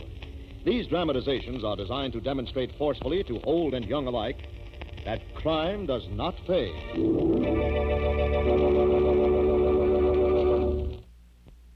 That's the opening of The Shadow, and we have a double header for you, a double feature Shadow on our cassette tape for June. Lamont Cranston and the lovely Margot Lane in not one but two Shadow adventures, The Silent Avenger and The Bones of the Dragon. They're yours on a single cassette tape for only $5 from the Hall Closet, Box 421, Morton Grove, 60053. The Silent Avenger stars Orson Welles as the Shadow in a broadcast from 1938. The Bones of the Dragon stars Brett Morrison as the Shadow in a 1948 broadcast. Two great Shadow adventures this month. Our cassette tape for June, just $5 from the Hall Closet, Box 421, Morton Grove, 60053. Or you can get your Shadow cassette at any office of Northwest Federal Savings, or when you visit our Metro Golden Memory Shop at 5941 West Irving Park Road, just east of Austin. Might be a good Father's Day gift for Dad, huh? A great hour of radio excitement this month with two outstanding Shadow radio programs from 30 and 40 years ago. Get your Shadow cassette now, only $5 from the Hall Closet, Box 421, Morton Grove, 60053. Now, you know you can't get it by mail for Father's Day, but you can pick it up at the shop for Father's Day, or there's still a few hours left at any office of Northwest Fed. You could pop over and get it there. The Shadow, our cassette tape of the month for June. Eden's Plaza Shopping Center, where Eden's Expressway, Skokie Boulevard, and Lake Avenue meet at Wilmette. Eden's Plaza Shopping Center, where you'll find quality merchandise for the entire family. Eden's Plaza Shopping Center, easy to reach, easy to park, easy to shop. Summertime shopping values 7 days a week at Eden's Plaza Shopping Center in Wilmette. Now it's time for us to return to Fibber McGee and the good old days of radio. Did you get that? No, I busted my pencil. Well, catch me on the radio, pal. You can write it down then. So long, fellas. See you later. Bye, Breezy. So long, Larry. Here, if we can get it. Oh, anything at all from Saturday. I used to listen to the Armstrong Theater and Stars Over Hollywood. You know a show I always liked? Grand Central Station. Oh, yeah, great. They had a terrific opening. It came on like... Interruptions. McGee residence, McGee speaking. Oh, hi, Latriv. How's everything down at City Hall? Loused up as usual? Mayor Latrivia? Yeah, him. How's that, Latriv? Sure, I'll be home all evening. I'm pretty busy listening to the radio, but I can spare you a few minutes, I guess. Okay, anytime. Gee, I'll look forward to meeting the mayor, Mr. McGee. Still drops in often, does he? Oh, sure. Latriv likes to get my advice on politics and stuff. He knows that no matter how big a mess he gets this town into, I'm the first one to tell him what he done stupid. That's nice. That City Hall must be a busy place, all right. Boy, is that a madhouse. The lobby's full of lobbyists, the halls are full of hollering, disgruntled voters down there gruntling their heads off. That joint looks like Grand Central Station. Hey, that's what we were talking about when the phone rang. Grand Central Station, yeah. I wondered how you were going to get back to it. Well, it wasn't easy. What was that great opening they had for that show? Grand Central Station, the crossroads of 100 stories. No, I think it was Crossroads of 1,000 Dramas Daily. No. Let me think. That train used to rush along like a silver bullet. Or was that the Lone Ranger? No, you had it. There's speed like a bullet, sweep down the bank of the Hudson River. And the train dives into the funnel, or into the tunnel. No. Oh, wait a minute. There's one way to find out how that show opened. If I can strain the static out of here.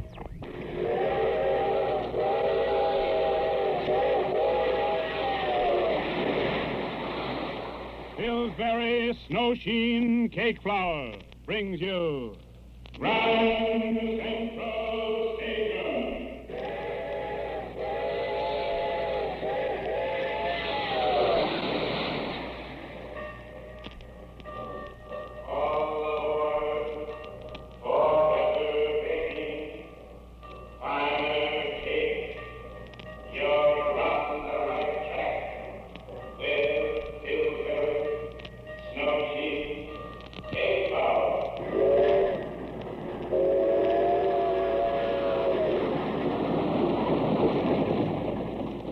As a bullet seeks its target, shining rails in every part of our great country are aimed at Grand Central Station, heart of the nation's greatest city. Drawn by the magnetic force of the fantastic metropolis, day and night, great trains rush toward the Hudson River, sweep down its eastern bank for 140 miles, flash briefly by the long red row of tenement houses south of 125th Street, dive with a roar into the 2.5-mile tunnel which burrows beneath the glittering swank of Park Avenue, and then Central Station, crossroads of 1,000,000 private lives, gigantic stage on which are played 1,000 dramas daily.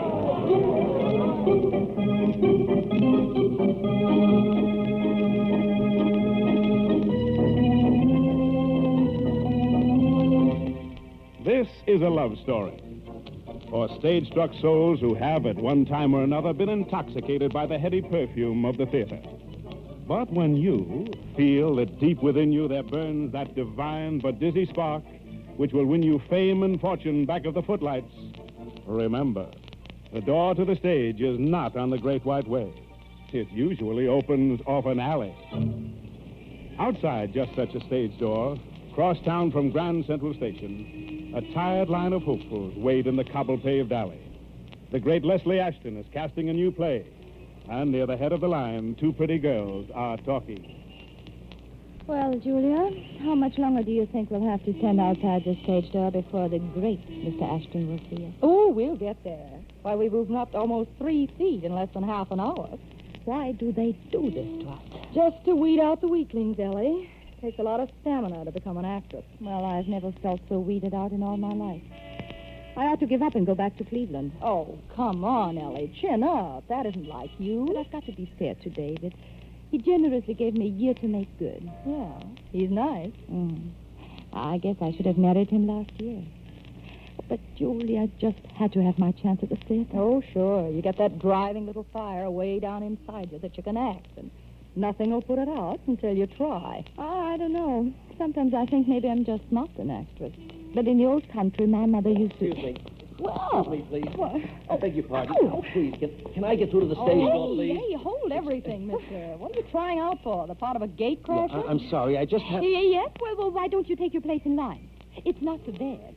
We have moved out nearly 12 feet since noon. Well, Oh.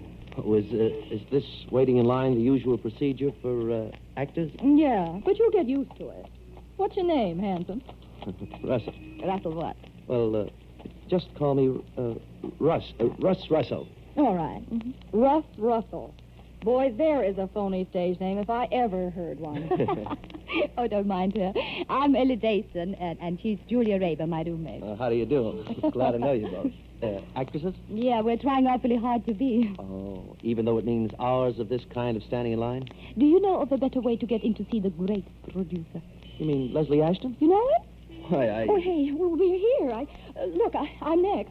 Gee, Ellie, is my slip showing? No. My lips on straight? Mm-hmm. Oh, say, yes, I'm a bit nervous. Oh, you look wonderful, Julia. Go in and knock him cold. Okay, Ellie, cross your fingers. Yeah. Cross your toes. Okay. Cross your heart. Here I go. I'll keep my fingers crossed, too. Say, tell me something. Is it always like this? Why, this is the bright side, Mr. Russell.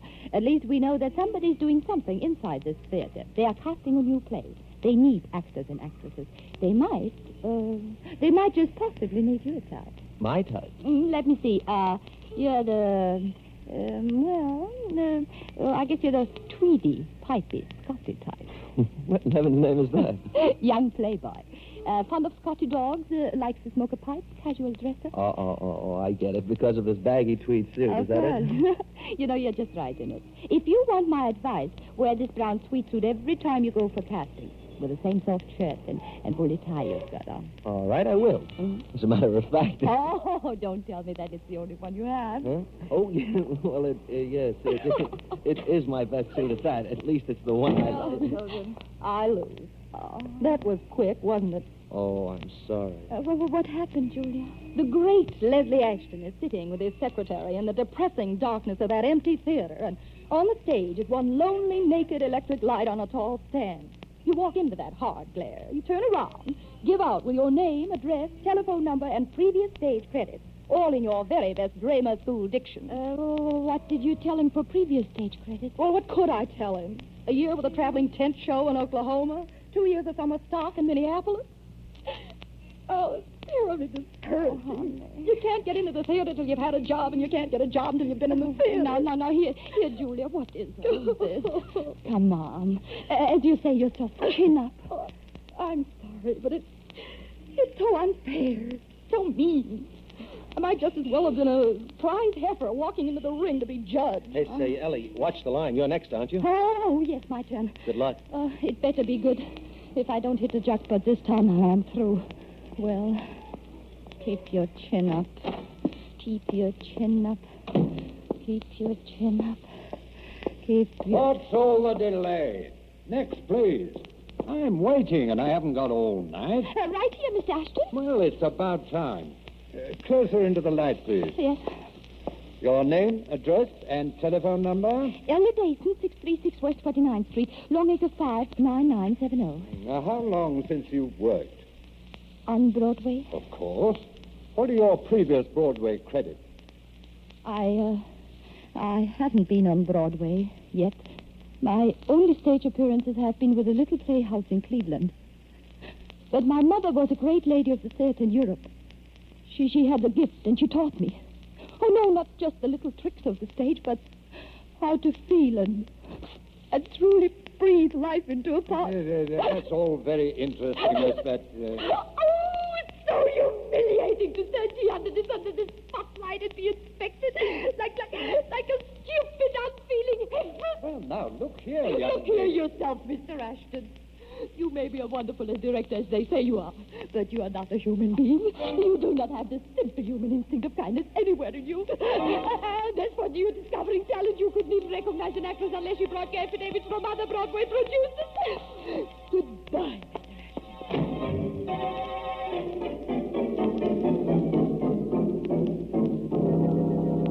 In a few moments, we'll return to Pillsbury's Grand Central Station drama. Let her go, Pop. Yes, sirree. Their first ride in their 1946 Chrysler Royal sedan. Some occasion, eh, son? You bet. Well, friends, that could be you driving that Chrysler sedan. Of course, you may not be able to buy a car like that for a long time. but you do have a mighty good chance of winning one in the Pillsbury Snow Sheen Cake Flour Discovery Contest. Pillsbury is offering a 1946 Chrysler plus 310 other wonderful prizes. And all you have to do is tell what you've discovered about Pillsbury Snow Sheen cakes.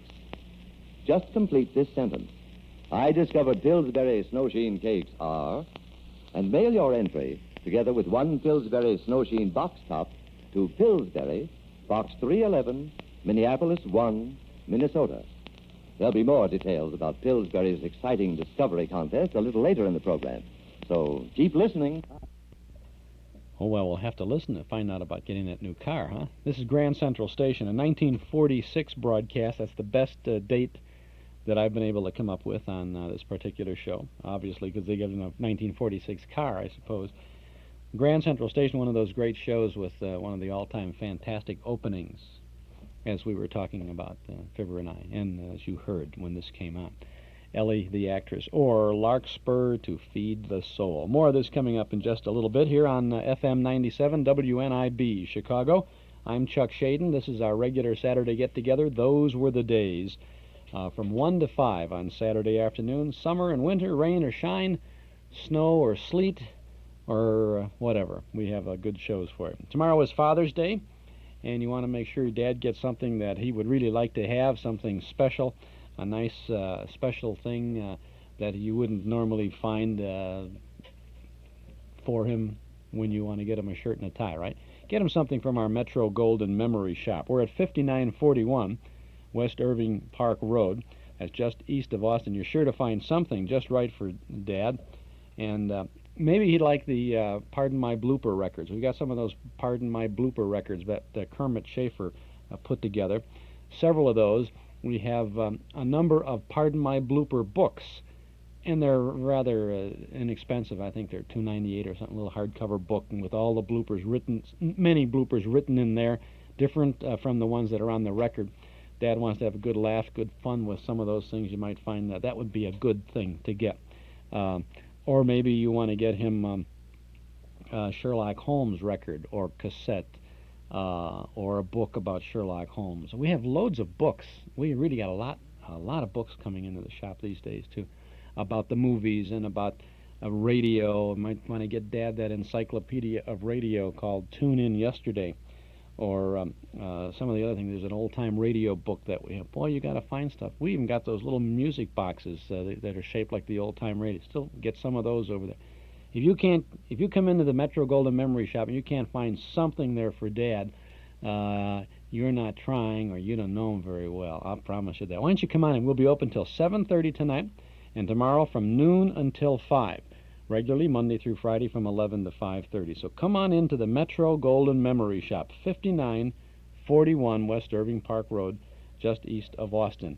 And you can use your MasterCharge or Visa card when you stop by to the Metro Golden Memory Shop. A good place to get a good gift for Dad for Father's Day. Now let's get back to Grand Central Station. And now we return to Pillsbury's Grand Central Station.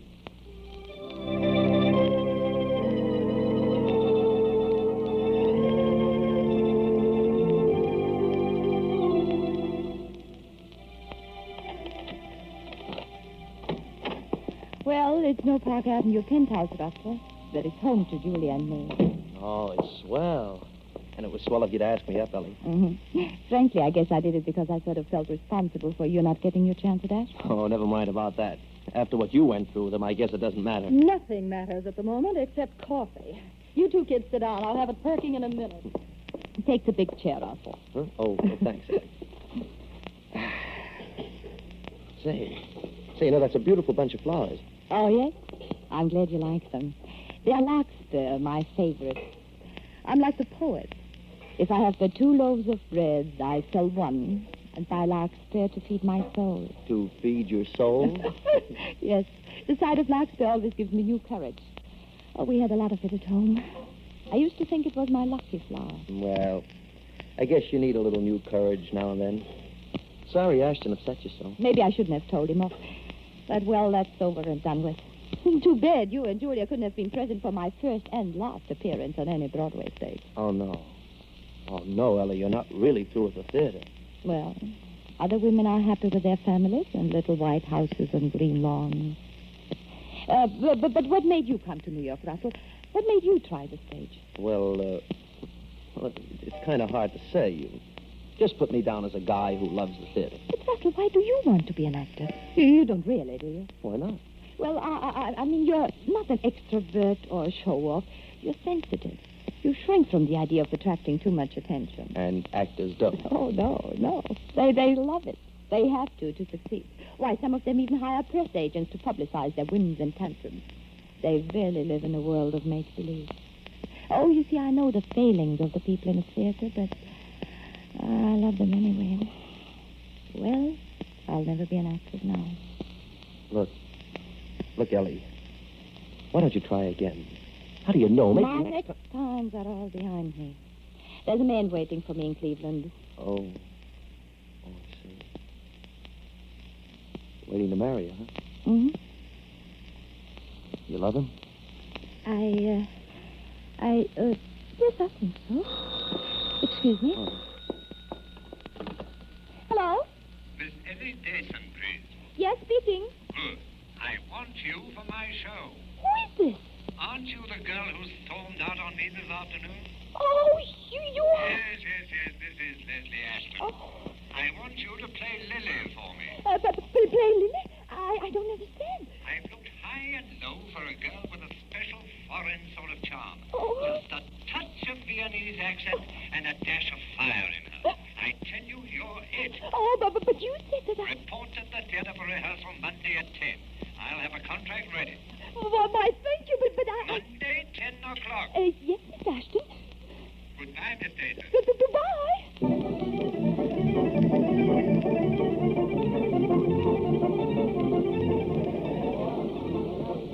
Hold it, everybody. That's all today. But let's have those lines down cold by tomorrow. Ellie, Yes, Miss Ashton. that goes for every member of the cast except you. I'm delighted with what you're doing. You have a natural sense of timing and the makings of a fine actress. Thank you very much. But don't overstudy the part. I don't want you to go stale. You villagers, go for your costume fitting at 4 o'clock and the rest of the cast back here at 11 tomorrow morning. That's all. Back at 11, everybody. Russell, where are you? Over here in the stage box. Oh, now I see you. Oh, let's go up to my place for coffee. I'm out on my feet. How was the rehearsal? Oh, swell. Oh, Ellie, you're going to be all right. I hope you don't mind having to sneak into theater like this. They don't like to have spectators at the early rehearsals, you know. Oh, that's all right. I don't think they'll throw me out. If Mr. Ashton knew you were here, he might not like it. Hmm? Ashton saw me here today. He did? What did he say? He said hello. You know it? Oh, in a way, yes. Well, that means That means I can come every day if I want to.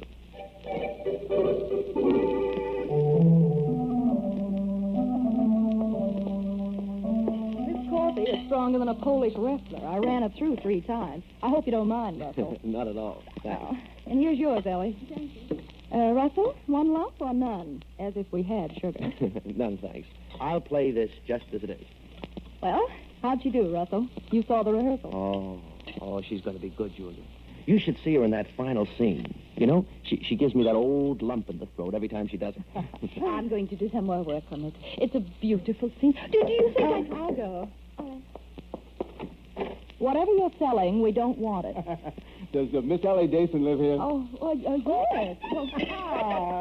Hello, Ellie. Golly, it's good to see you. Come in. Oh, this is my roommate, Julia. Howdy. Hello, Julia. This is Russ Russell, David Parker. Nice to meet you, Mr. Parker. Russell? He's an actor, and he won't bite you. Oh, well, same to you, Mr. Russell. Any friend of Ellie's is a friend of mine. Well, I'm glad to hear that. Oh, too bad you couldn't get here in time for Ellie's rehearsal today. Rehearsal? Yes, didn't you get my letter? I've got a part in Broadway, David. The play opens in 2 weeks. A swell part. That's not keeping your bargain, Ellie. You wanted a year to make a success on Broadway. Well, you haven't done it. Besides, you can't like living here. Oh, Julia and I expect to find a better place the minute the show opens. But suppose it flops. I've read about these things. 3 out of 4 plays are failures. This one isn't going to flop. Oh, no. It can't. Look, Ellie, I came to say this, so I'm going to. I've thought about it a lot. Which do you want? The theater or me? Why, David, it Now, look, isn't David, like you to... I know this is none of my business, but, well, you wouldn't want her to give up a big chance now after she's waited so long for it and worked so hard. Why, for the rest of your life, you and Ellie'd always wonder what might have been if she'd gone ahead with the play. Now, David, the least you can do is wait until opening night, then if the play is a flop... Yeah, show's never a flop until the closing notice is up on the call board. You owe that much to Ellie. Is that the way you want it, Ellie? Mm-hmm. You want me to wait, darling? Would you? Would you, David? If I fail this time, if I don't make a go of my big chance, I'll marry you the very next day. I'll go with you anywhere, gladly. All right, my sweet. Thank you. You win. I'll wait until after opening night.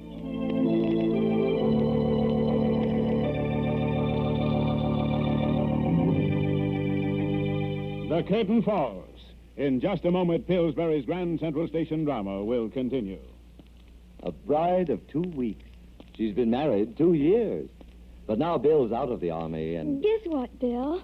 I baked you a homecoming cake. Now, honey, I love you dearly, but that so-called cake you made out at camp... But, darling, that was before I discovered Pillsbury Snowsheen cake flour. And what a delectable difference that discovery can make. Why, I use the very same recipe, and my cake always comes out perfect with Pillsbury Snowsheen flour. Then put that discovery to profit.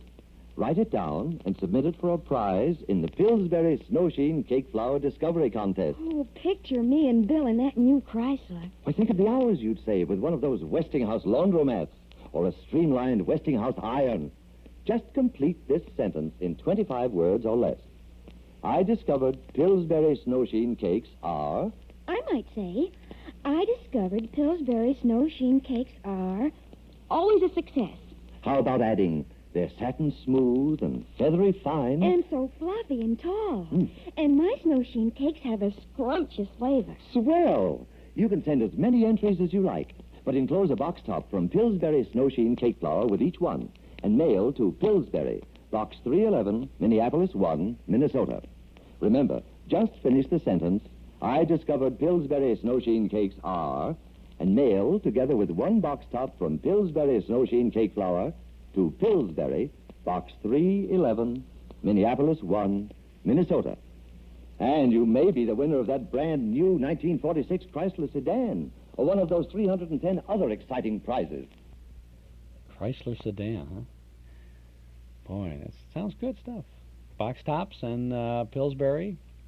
And I don't think it's the greatest sentence that they're asking you to finish, but nevertheless, that's what they had in those days in 1946. We'll get back to Grand Central Station in just a moment. I'm Chuck Shaden on our Those Were the Days program, WNIB, Chicago at FM 97. Sony offers just about the best color TV you can buy these days. Sony Trinitron television is about as close as you can come to trouble-free TV viewing. That sharp, crisp Sony picture is the best TV around, and though your Sony will probably cost more than most conventional TV sets, when you figure it out, Sony is really your best TV buy. See Sony Television at Townhouse TV and Appliances, 7243 Touhy Avenue, just west of Harlem. Take a look at the new Sony Betamax videotape recorder, too. Watch it now or watch it later on Betamax by Sony. Biggest, most exciting thing to happen to television in 20 years, and coming out very soon is going to be a 3-hour tape. You'll be able to tape in one shot 3 hours worth of material. Now, if you could only get those videotape recorders to have a little knob on there that you could click from one channel to the next, you know, so you could you could click around. I mean, you can turn from channel to channel, but I mean by remote or by while you're sleeping at night, you know. I'll tell you, I've got one of these videotape recorders, and it's really great. They have some wonderful movies on television, but they're on it late at night. You know, Channel 2 runs a lot of goodies, but they come on at 2:20 or something like that. I'm not going to stay up and watch it at 2:20. But with the videotape recorder, you can set it for 2:20, and if the movie is less than 2 hours long, you just tape it there, and then you can watch it when? Sunday afternoon you want to watch? Tuesday night at 6:20 if you feel like it? Boy, that's great stuff. See it at Townhouse TV and Appliances, 7243 Toohey Avenue. That's just west of Harlem. Open Monday, Thursday, and Friday nights till 9, Saturday until 5. Now, talk about a special gift for Dad for Father's Day. You won't find the Betamax at the MGM shop, so I'll send you to Townhouse for one of those things. Right? Let's get back now to Grand Central Station. And now we return to Pillsbury's Grand Central Station drama.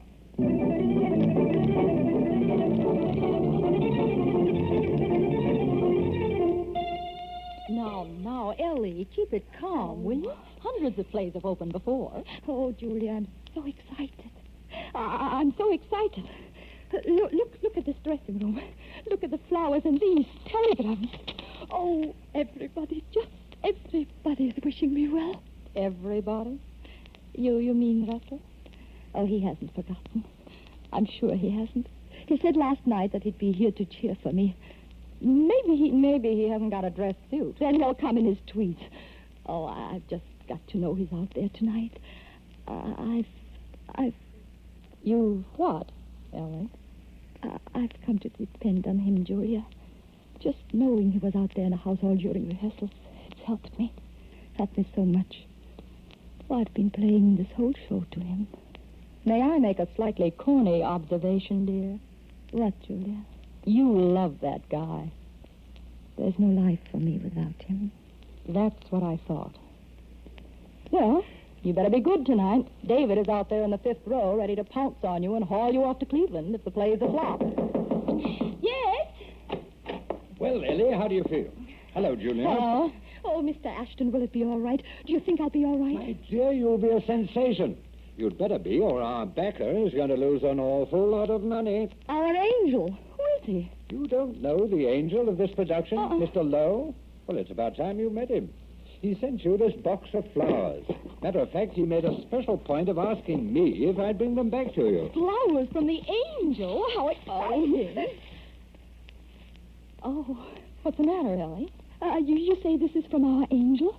The men who financed this show? Yes, why? Larkspur. An armful of larkspur. Russell. Yes, Russell. An angel in an old tweed suit. There's the call for on stage.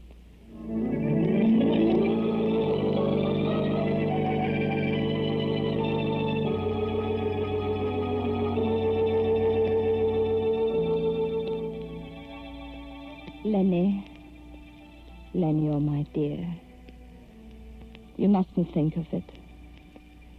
You see, darling, I'm not afraid, not anymore.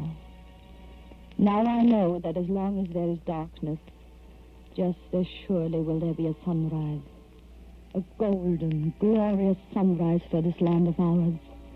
Ours to plow and to seed and to harvest. Ours to watch like loving parents while it sleeps on its winter blanket of snow.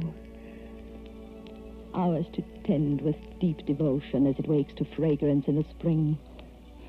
Ours, darling.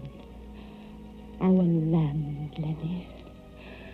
Our world.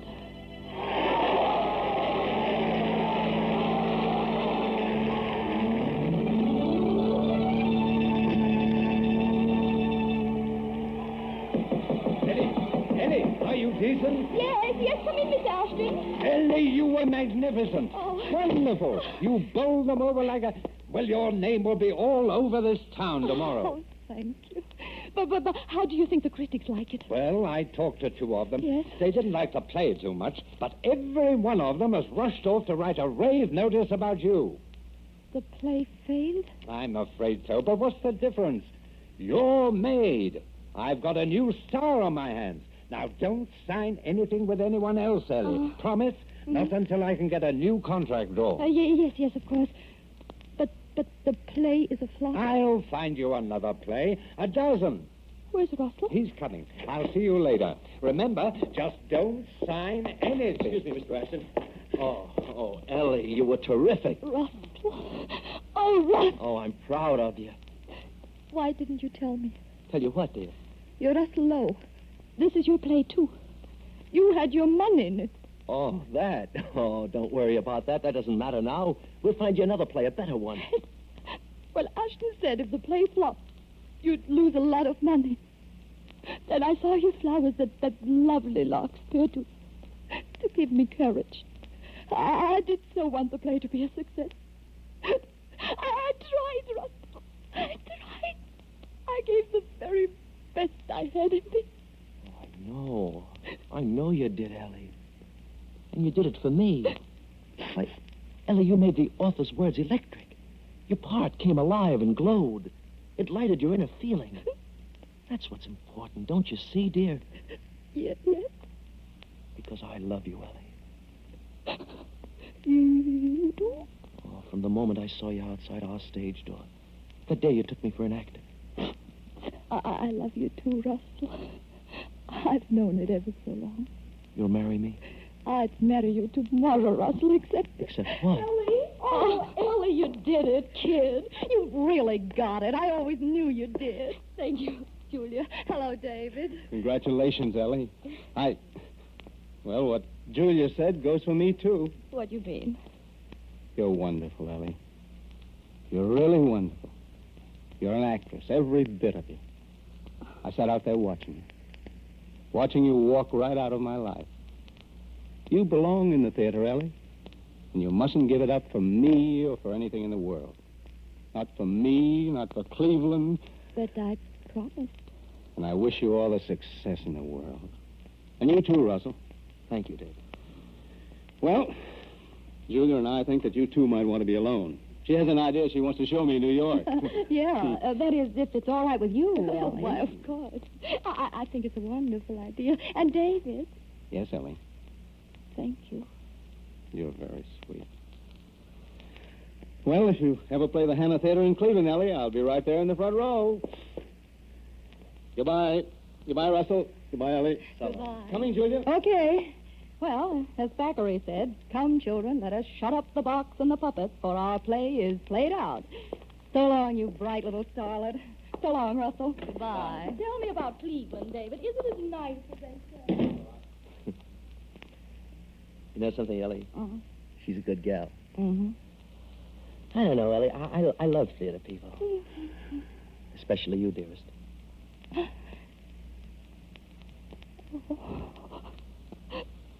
Darling, remember what you asked me a minute ago? Mm-hmm. I asked you to marry me. Yes. And you said you would marry me tomorrow, except... Yes? I said, except what? Except tomorrow is so far away. Darling, couldn't we get married tonight?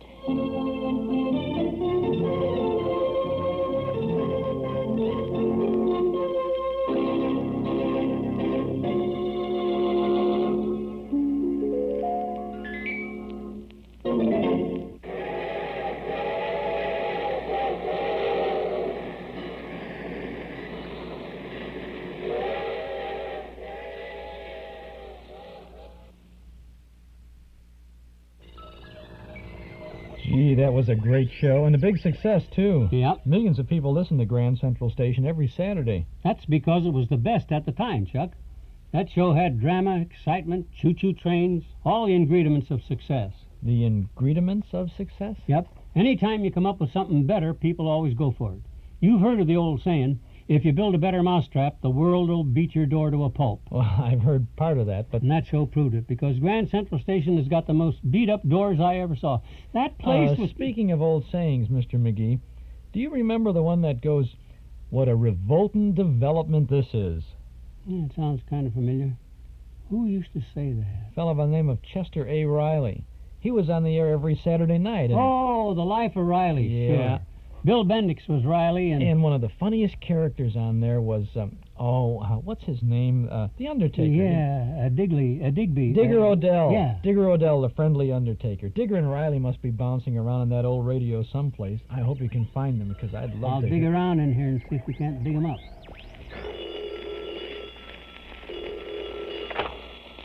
Hello? Yeah, this is Ratty. No, we can't come all the way over to your house to count if I'm saving gasoline. I'll tell you what you do. You walk over here and visit with us a while, and then later I'll drive you home. Goodbye now.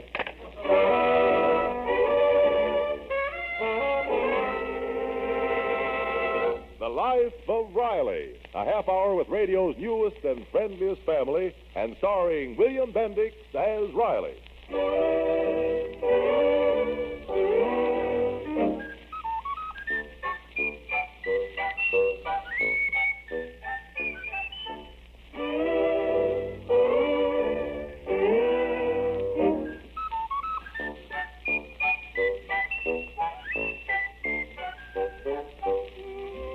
Friends, we're happy to have with us tonight as we meet the Riley family and hope that listening to their problems may help you to forget some of your own. One problem that the Riley family have solved, in common with millions of other American families, is how to best serve in the national war effort. Every week, the Rileys buy war bonds, and they're going to keep on buying war bonds and more war bonds until Johnny comes marching home.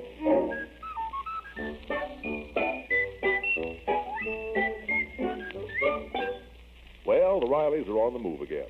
Or, rather, they will be as soon as they can find another place to live. The apartment they've been renting in Los Angeles must be vacated by the end of the week. And while breadwinning father has been hard at work in his defense job, Mom has been out house hunting all day, unsuccessfully. It's 6 o'clock and just about time for dinner. Oh, Junior, I wish you wouldn't do your homework on the dining room table. Did you have homework when you were a little girl? Of course. I bet your teacher didn't pile it on the way mine does. Seems like all I ever did was homework. Were you good at arithmetic? No, pretty good.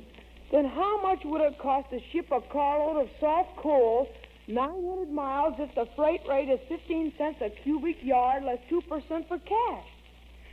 Junior, your hands clean. Your father will be home any minute now. Sure, they're clean. But what's the answer, Mom? Now, Sonny, homework's your problem. Having dinner ready when your father comes home is my problem. You'll notice that my problem's been solved. Well, that's because you haven't got my teacher.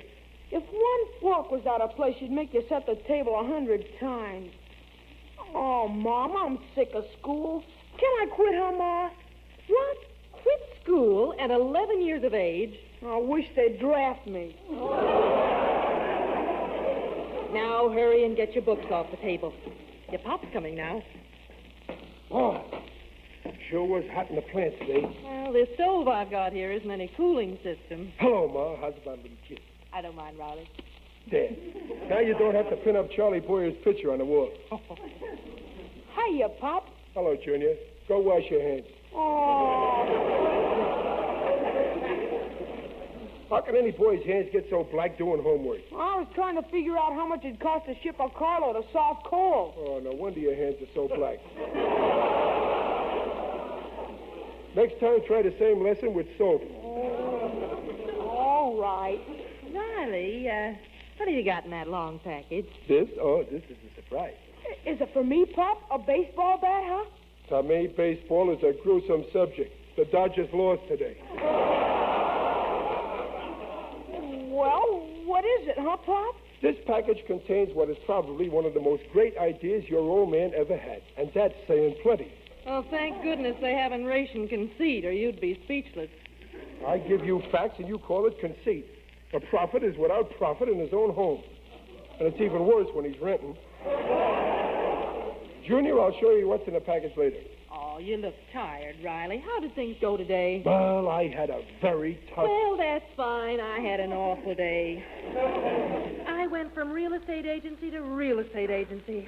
There's just no place to live in the whole state. Now, don't you worry, Mom. We ain't going to be homeless. What? Did you get wind of an empty flat? We are going to live in style. Where, Pop? I'll tell you all about it after grub. Dinner. Riley, the last time you had that look in your eyes was in St. Louis. We ended up living in a trailer right behind a brewery. Well, of course, maybe the view wasn't so good, but the air was intoxicating.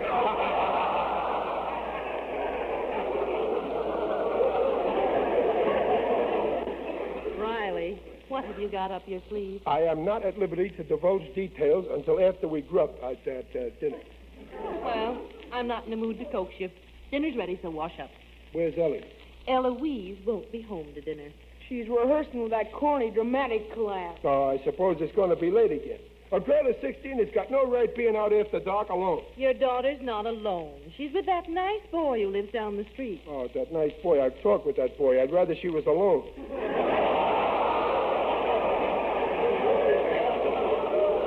Some boy. 20 years old and smokes.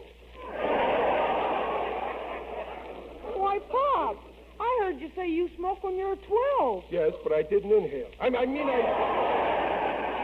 did not smoke. Well, maybe once, but my old man gave me a good licking, and I deserved it. And that's what you'll get if I catch you smoking. Don't worry, Pop. You won't catch me. That's fine. Well, what's about dinner? What's holding it up? You, Riley. At least when you're making a speech on the evil of smoking, take the cigar out of your mouth. As soon as you wash your hands, you can sit down. My hands are clean, but I'll wash them just to set you an example, Julia. Boy, we're sure turning out planes now. We rolled all 6 today. You know, I never seen the bus so crowded like it was tonight. What'd you say, Riley? I said the bus was certainly crowded tonight. 2 old ladies had to stand up all the way home. Why didn't you get up and give them your seat? Well, there was only 1 seat and 2 ladies. I didn't want to create any ill feeling between them. Junior, in spite of what your father says, you should always give your seat to a lady. Okay, but if she's a whack, she's got to race me for it. I'm so hungry, my stomach thinks there's a bottleneck in my throat. What's on the bill of fare, Mom? Not that it matters. I love anything you fix. Oh, that's fine. Except veal loaf. Well, that's what we're having, and a salad. But we had veal last night. I know, but there was so much left, I thought we'd have it again tonight. Hey, Pop, tell a guy, what's in that package? Never mind, Junior. It'll keep, like the veal. Pass that stuff, will you? Oh, stop growling. Working in an airplane plant's no harder than trying to feed this house. I only get so many ration points, you know. Hey, Pop, did they transfer you to the landing gear department like you said they would? Nope. The guys that are running that plant finally gave the bomb sight division a new lease on life. They put me in it. No kidding, Pop. Bomb sights. Gosh, wait till I tell a gang. Bomb sights, isn't that lovely?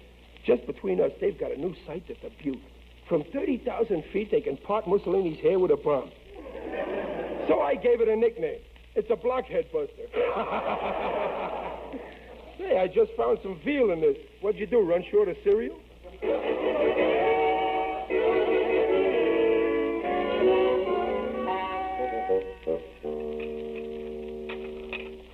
Hey, Junior, pass me another slab of that veal loaf, will you? Here you are, Pop.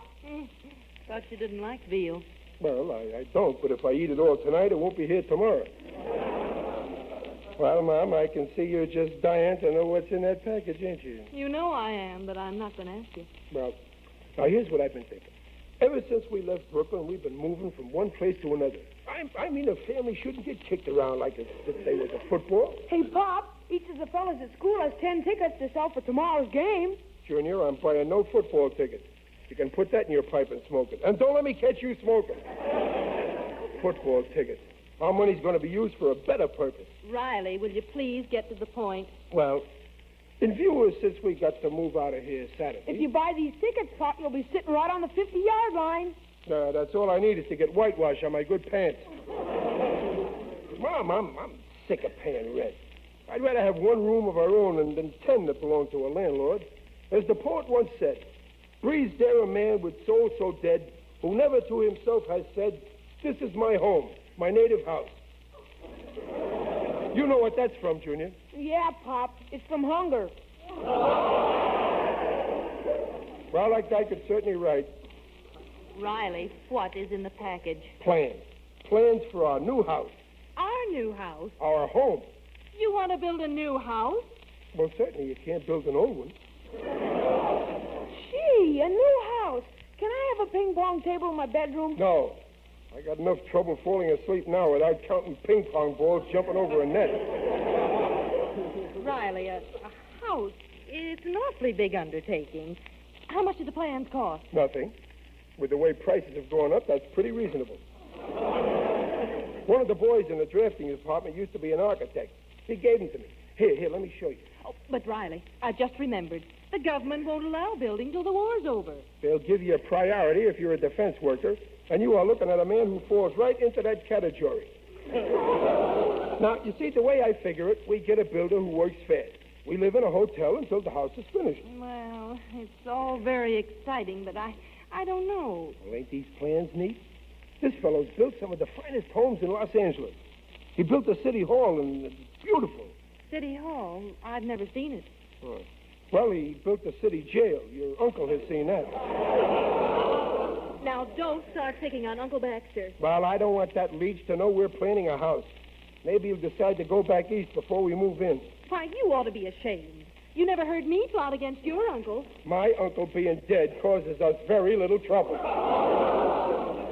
Hey, Pop, show me where the banister is. Banister? Oh, well, here, see? This is the staircase leading to the second floor. And from this window, you can practically see Catalina. Catalina? Where are you thinking of building? Well, on that lot we own down at the beach. I guess I was a pretty smart guy to snap up that property just before the city condemned it. Riley, you know you can't build on condemned land. But I saw in the paper that the land's been okayed again. You know, uncondemned. It's all politics anyway. Here, look at this living room. The fireplace is over here. It's a real fireplace. Oh, boy, we can roast Wheaties. Sure. I'm going to build a grill in it. Then Mr. and Mrs. Riley and their son and daughter will have a barbecue. If we can get steaks. Well, what about Uncle Baxter? Well, we could barbecue him, but I like steaks better.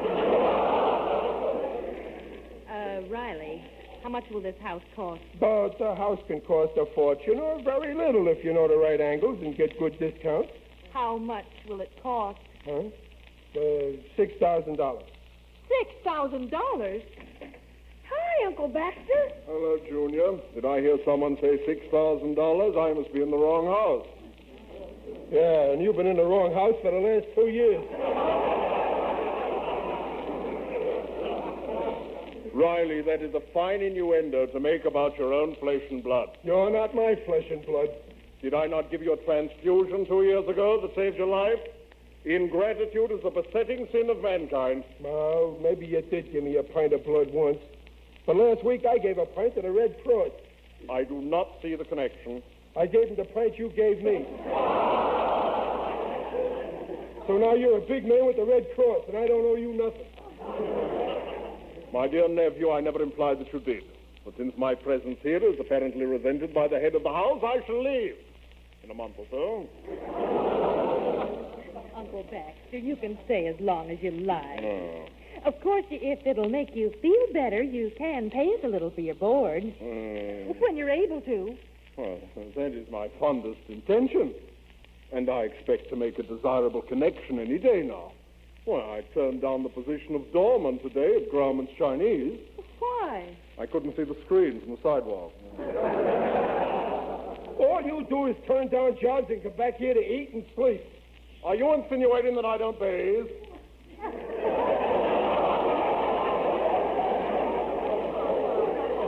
Pop, these plans are no good. I don't see any cellar. Oh, don't you worry, son. There'll be a cellar when the house is finished. We can't disappoint the mice. Aha! Somebody's building a house. And somebody's not going to live in it. Oh, please, Riley. Oh, all right. Now, look. Right here is the dining room. 10 by 8. Very nice size, not too big. That's right. You keep the dining room small. Makes the portions look bigger. This door leads to the kitchen.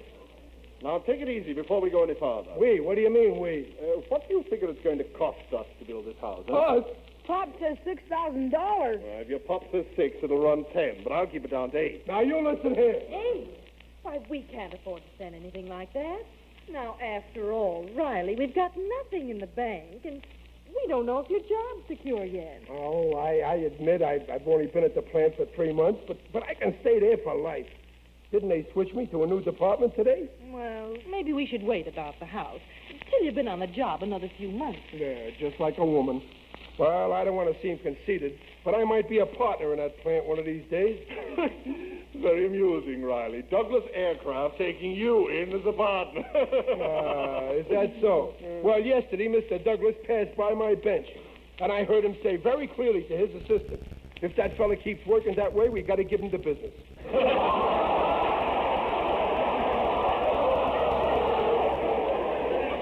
So let's have no more talk about me losing my job. I've decided to build, and that's that. Well, Riley is right. Absolutely right. Do me a favor, Mr. Blood Donor. Stay off my side. Now, here's the back door, Mom, for delivery. None of the stores deliver anymore. Say, Riley, tell me, who's going to do the building? Oh, yes, Riley. You want someone who's very reliable. I got a list of several builders, and I'll decide later on. Now in the kitchen. Operator, give me Crestview 65095. Can't you phone some other time? Riley, be serene. Count your blessings. Hello, Jasper. That's the Turnbull. You very busy tonight? Oh, breaking in a new pipe, huh? Well, listen, I got some news for you. You're building a house for my nephew by marriage, Riley. Uncle Baxter, who's on that phone? Hold on, Jasper. I'm talking to Jasper Wrangle. He's the best builder in the city, my bosom friend. No friend of yours is going to build my house. Now, Riley, don't cut off your nose to spite me. Not that it isn't a splendid idea. This man's an expert. I don't want to discuss it any further. It's all settled. Fine. Hello, Jasper. It's all settled. Come over right away. I'll meet you downstairs.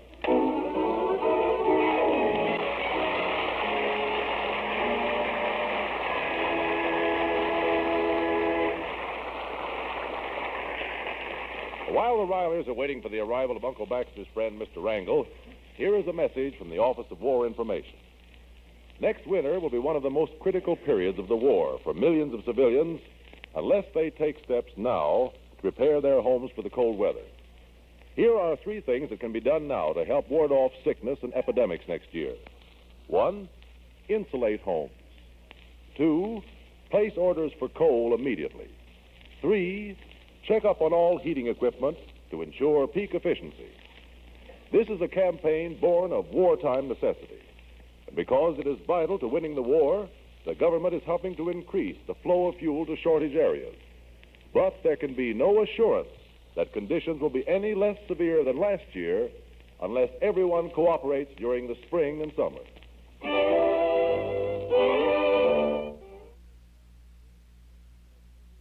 That's the first half of The Life of Riley, broadcast from the first season that this show was on radio in July 25th of 1943. Must have been a summer replacement, perhaps, summer show, and then it was so popular that it picked up and stayed on into the late 1940s, made a nice transition to television with Jackie Gleason playing Chester Riley for the first season on TV, and then William Bendix coming in.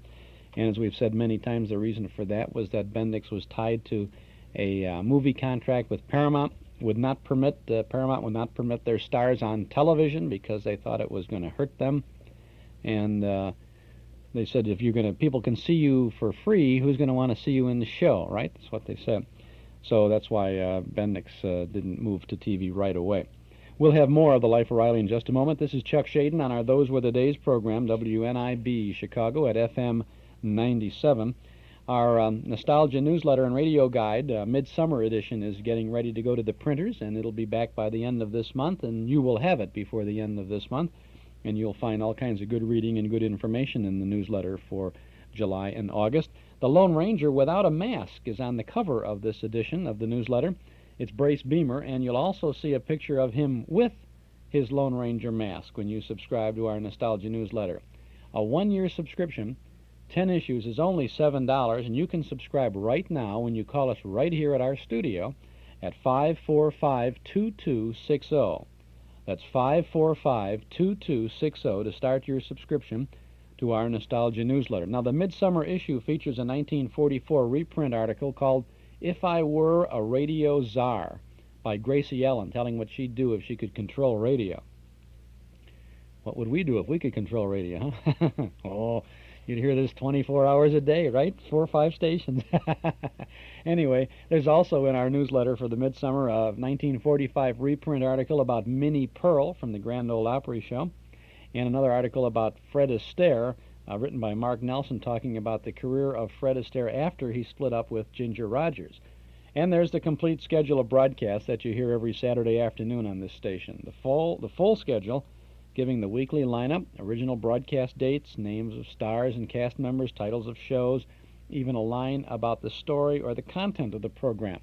And if you're taping, you'll even find the times of each segment we offer. A listener called before and said, I Xerox the listing from the newsletter, and I find that I can cut it out and Scotch tape it to the cassettes that I use to tape the program. So when I make a tape, then I get the whole thing. Okay, that's whatever, however you use it. It's nice that he doesn't cut up the newsletter. See, very, very nice. He's saving those newsletters, I guess, for the birdcage. Well, there's lots of good things that you can do with the Nostalgia Newsletter and Radio Guide. You can start your subscription right now with the midsummer issue, which you'll have by the end of June, or if you want to start with the June issue, call us and we'll get that out on Monday. And we'll include an invoice with your first issue. Call 545-2260. A one-year subscription, just $7. If you like, send that to Nostalgia Newsletter, Box 421, Morton Grove, 60053. But if it's easier, call us now while you're thinking about it, 545-2260. It's another key hit, and a baseball hero leads his team to victory. But behind every baseball hero, there's a whole team of unsung heroes. Steady, dependable guys who play ball year in and year out, but never get to be baseball superstars. This is Bob Elson for Northwest Federal Savings, and I'd like to pay tribute to some of Chicago baseball's unsung heroes. I picked 20 from past Cub and Sox teams, and if you can guess who they are, you could win 2 tickets to a Chicago game. Who was the hustling Sox outfielder nicknamed No Neck, who is best remembered for his aggressive play? Or the versatile, smooth-fielding infielder for the Cubs, who backed up Beckert, Kessinger, and Santo? Look for the contest in the sports pages of your newspaper, or pick up a copy at any Northwest Federal Savings Center.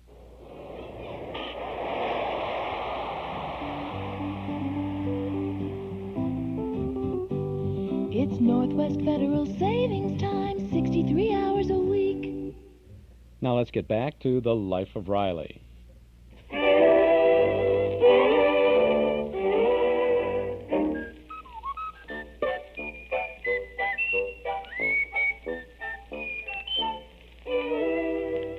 Well, it's an hour since Uncle Baxter has gone downstairs to meet his friend, the builder.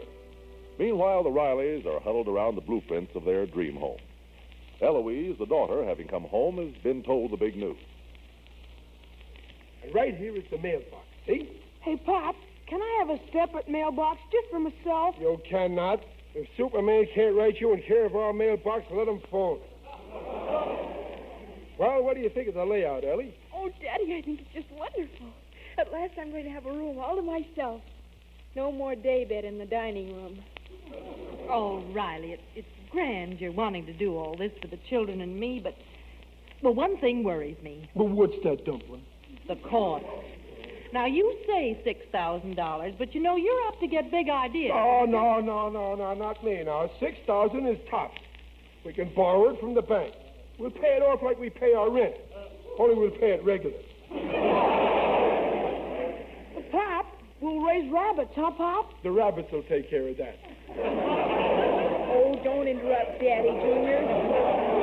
You ought to be in bed anyway. Look who's telling me to go to bed. Oh, what are you, grown up or something? Now, Junior, don't be so fresh. And Eloise, don't boss him around. Quiet. You kids can't stop scrapping. I'll tear up these plans and call the whole thing off. We're sorry, Daddy. We got a couple of boys down at the plant who know the building game from A to B. They figured every foot of lumber, every hunk of plaster, every nail. The house comes to exactly $5,920, which leaves us $80 for any incidental. Like furniture. Yeah. Now all we need is a name for the place. Let's see now. How do you like Seaview Grotto? Daddy, Grotto's more for a restaurant. Well, then how's the Riley Domicile? That's very poetic. Oh, here comes Uncle Baxter across the street with a man. Is he handcuffed to the man? No, it must be the builder. Now, don't let him talk you into spending any more than we plan on. Talk me into it. What do I look like, a boob? Don't you answer that, Junior. I'm not getting mixed up with any of Uncle Baxter's pals. I'm going to get rid of this guy right away. All right. But don't be rude to the man. Not me. Folks, it is an honor and a privilege to present my dearest crony, Jasper Wrangle. How do you do, Mr. Wrangle? Hello, Mr. Wrangle. Hello, Mr. Wrangle. Goodbye, Mr. Wrangle. I beg your pardon, sir. Did you say goodbye? Yes. I am undesirable of taking up any more of your valuable time. Oh, now, Mr. Riley, my time isn't valuable. Well, then I certainly don't want any of it. Baxter, I think I'll be going. Oh, no, wait a minute, Jasper. Mr. Wrangle, my husband is just trying to say he doesn't want to take advantage of you. He won't. Now, dear, we might as well listen to Mr. Wrangle's ideas since he's gone to the trouble of coming over. I'll listen, but with a closed mind. Oh, fine. Now then, Mr. Riley, have a good cigar. And may I see the plans for your edifice? Yeah, but it's not an edifice. It's just a house, that's all. If it's cozy and nice looking, we're going to be very happy in it. Nice looking. We'll take it from your uncle. When Wrangle builds a house, nobody can touch it. Why? Will it fall down? Isn't that little boy up rather late? Now, Junior, dear, go to bed. You too, Eloise. Good night. Good night, dear. Okay. If you get stuck on the building, Mr. Wrangle, I've got an erector set. My own boy was getting like that till I made him stop listening to Red Skelton. Now then, tell me more about this little dream home. I'd love to know exactly what my potential client has in mind. Say, this isn't a bad cigar. Yeah? And I've got several hundred boxes of them at home. Well, say, I may let you build this house after all, Mr. Wrangle. Well, that's very flattering, sir, but I don't see how I can squeeze your house in. I'm awfully busy these days. I came over as a favor to Baxter. Oh, really? That's the truth, folks. Jasper's the only good builder in town that hasn't been drafted. I'm 4F. I got caught in a cement mixer.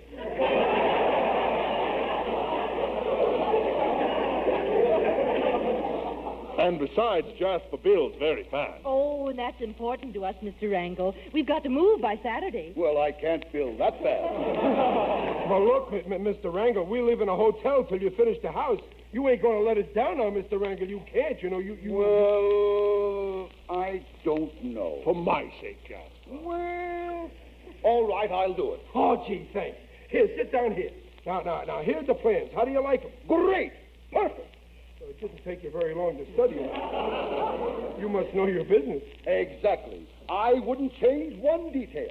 Now then, what did you figure on spending? 6,000. That's absolute top. 6,000 will be ample, I'm sure. See, I told you, Mom.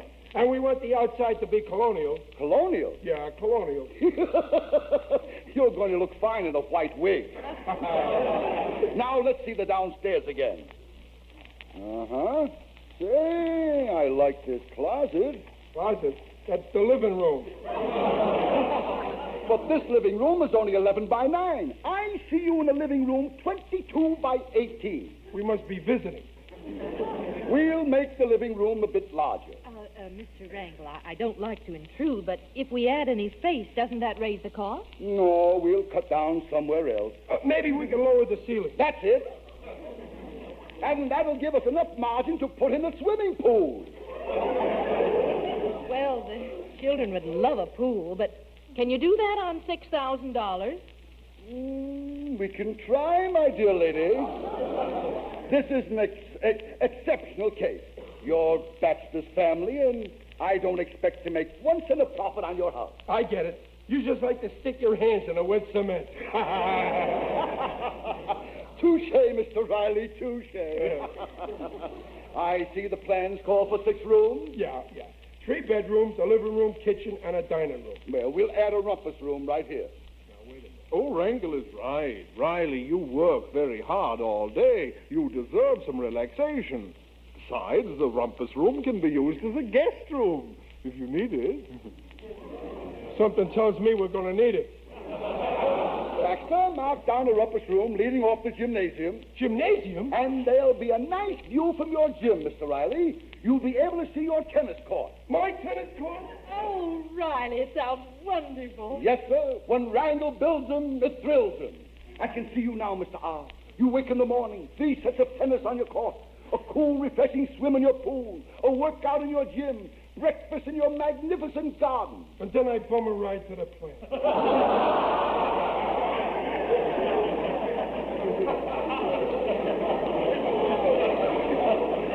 Now, the minute you get your priority, we'll break ground. Mrs. Riley, you can well be proud of your husband. This is the smartest $13,000 he ever spent. 13,000? Well, that is 13,000 for anyone else. But for Baxter's sake, I'll whittle it down to 12.5. Of course, you'll only have 2 rooms. 12.5? I told you I want a 6-room house for $6,000. Sure, but you've got excessive taste. You want swimming pools. You want tennis courts. Who wants swimming pools and tennis courts? All I want is those plans back. I never sent for you in the first place. No, keep calm, Riley. Uncle Baxter, get this guy out of here and get him to take you with him. Now, Riley, there's no use losing your head. Now, folks, if it's a $6,000 house you want, I can easily do that. You'll beat it. We'll live in a street before you build a house for us. I'll get a house with 6 rooms. 3 bedrooms, a living room, kitchen, and a dining room. And no guest room. You hear that, Uncle Baxter? No guest room. Come along, Jasper, and forgive my vehement nephew. Oh, Riley, you ought to be ashamed yelling like that. How do you like that phony builder? If we listened to him, we'd be in hock all our life. Riley, what are you doing at that window? Hey, Randall, and another thing. This is the worst cigar I ever smoked.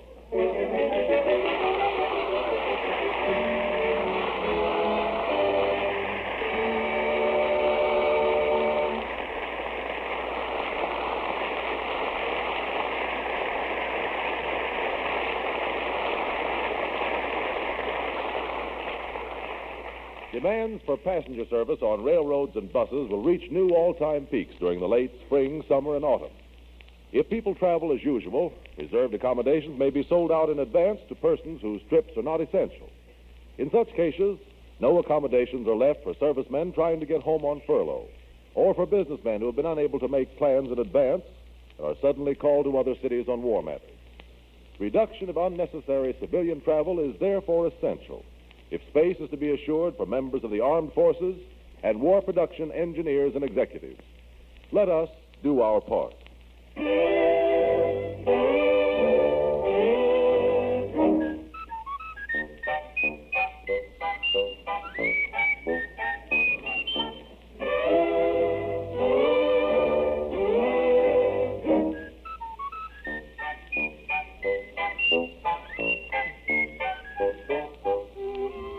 Follow The Life of Riley next week at this same time. William Bendix as Riley appears by arrangement with Hal Roach Studios. The Life of Riley is written by Irvin Brecker and directed by Don Bernard. This is Carlton Cadell speaking. This is the National Broadcasting Company.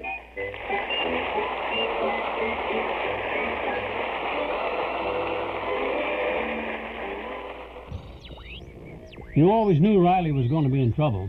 He got into more jams than a fly at a picnic. Yeah, and did you know that Life of Riley was on television, too? Oh, sure. I always used to watch Bill Bendix on the telly. I have a question for you, Mr. McGee. Do you know who was the first actor to play Riley on television? Why, sure. The first and only Chester Riley was Bill Bendix. Like I said, I always watched... Wrong. Wrong? What do you mean, wrong? When Riley moved to TV, Bendix's movie contract didn't allow him to appear on the television screen.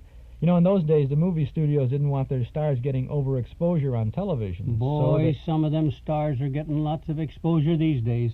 I saw an actress on the Griffin Show the other night that was one of the most overexposed gals It was Jackie Gleason. No, I think her name was Gloria something or other. Huh? Jackie Gleason. He was the first Riley on television, before he had his own show and before Reggie Van Gleason and the Honeymooners and all those other characters came along. No kidding. Are you sure? Absolutely. Gleason played Riley for one season, then William Bendix took over again. He played it... Hey, what are you getting there? I don't know. Maybe The Life of Riley is coming on again. Something's trying to come out of here. It's never too early to prepare for hot summer weather. That's sure not Riley. No, that's old Breezy again. Digger must have dug him up. Right now, your local Chrysler air temp dealer is offering a complete line of systems to cool your home. He has models to suit every cooling need and family budget, from 2 to 5 tons. That guy turns up in more places than an octopus on a pogo stick. And when you call your local air temp dealer, you not only get a good price, you get a better air conditioner, the only one with Chrysler engineering. That means extra care in engineering, Chuck. That means extra care in engineering. See? So call your local dealer now for a free home cooling survey. He'll recommend the air temp unit that's best for you, without obligation. Now he's going to mention the anniversary. Yeah? What's more, he'll give you a free air temp 40th anniversary gift. What did I tell you? Gee. A free long-playing record of the good old days of radio. It's a $5.95 value featuring great moments in comedy from radio's golden age. To get your free record, Listen. call your participating air temp dealer. Okay, there's another segment of Fibber McGee in the good old days of radio, and we heard the life of Riley there, and that story about William Bendix and Jackie Gleason that I told you a little while ago. I knew I heard it someplace. You know? Remember, you heard it here twice. Well, this is Chuck Shaden with Those Were the Days program on WNIB Chicago FM 97. Running boards and rumble seats were standard equipment on a new Ford back in 1931 when Nelson Hirschberg Ford first put up their "We're in business to serve you" sign on Irving Park Road. In the 47 years since then, running boards and rumble seats have become but a fond memory. But Nelson Hirschberg Ford is still in the business of serving thousands of Chicagoland families with the bright new Fords at the same location, 5133 West Irving Park Road at Laramie.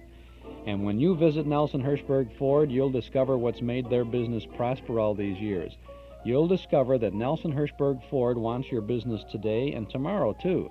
They stand on their reputation as one of Chicagoland's oldest, most respected Ford dealers. And you can be sure that when you buy a new Ford or a clean, select used car from Nelson Hirschberg, you'll get more than an automobile. You'll get a Nelson Hirschberg automobile, one with reliability and dependability as standard equipment. Ask the man who owns one. Nelson Hirschberg Ford, 5133 Irving Park Road, 5 blocks west of Cicero at Laramie. We'll be tuning into the Truth or Consequences program in just a little bit, and then that's part of Fibber and the good old days of radio, and then we have an interview with Fibber, Jim Jordan, and Mr. Gildersleeve, Hal Perry, Marilyn Trivia, Gail Gordon, and the writer of the show, Phil Leslie. So I think you'll find that that runs about half an hour, and we'll run that uninterrupted. It's a really pleasurable conversation that we had with those folks at the conclusion of the McGee and the Good Old Days of Radio series. I think you'll like it. The fine family of Paterno offers you a selection of fine wines from the vineyards of the world. From California to France, from Italy to Portugal, you'll find the Paterno wine cellar stocked with the widest selection of wines from all the best places. Paterno Foremost Liquors, 5303 Milwaukee Avenue at Central, just north of Foster. It's the largest beverage store of its kind in all Chicagoland. A visit to the Paterno wine cellar is an experience you won't forget, and you'll return often to keep your own wine cellar stocked. Whether it's an intimate candlelit dinner for two or an important dinner party for quite a few, you'll find everything you need to add the word special to your next occasion. Visit the wine cellar at Paterno Foremost Liquors, open Monday through Saturday from 9 in the morning until 10 at night, Sundays from noon to 6. Paterno Foremost Liquors at 5303 Milwaukee Avenue at Central, just north of Foster. WNIB Chicago, Chuck Shaden here, returning you to Fibber McGee and the good old days of radio. You're listening to Fibber McGee and the good old days of radio, brought to you by Chrysler Air Temp and their thousands of dealers coast to coast. You know, many people still remember the good old days when a dollar was worth every penny. Chrysler Air Temp does. They've seen a lot of hot weather come and go since 1934, when they made their first air conditioner. For 40 years, Chrysler Air Temp has been dedicated to quality in air conditioning. Today's Air Temp home cooling systems reflect this dedication in every detail. There's one for every budget and every cooling need from 2 to 5 tons. And today, when you choose Air Temp, you get the only air conditioner with Chrysler engineering. That's double value. So call your local dealer for a free home cooling survey. In addition, he'll give you a free, rib-tickling record of the good old days of radio. It's a $5.95 value featuring comedy highlights from radio's golden age.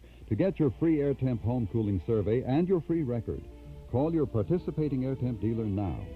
Check the yellow pages under air conditioning and choose Chrysler Air Temp with confidence. Now let's get back to 79 Wistful Vista, where Fibber McGee and super radio fan Chuck Shaden are listening to great old radio programs on Fibber's Great Old Radio. This baby's got to cool off a little more, I guess, or warm up a while. It's a great old radio. Gee, I remember the first radio I ever owned, Mr. McGee. I worked after school for months just to get the money for it. Sure. What kind of work did you do, Chuck? Everything. I had a job at the ballpark selling peanuts and popcorn for a while. Then I got a job in a bakery. Yeah? Got tired working for peanuts and started making real dough, huh?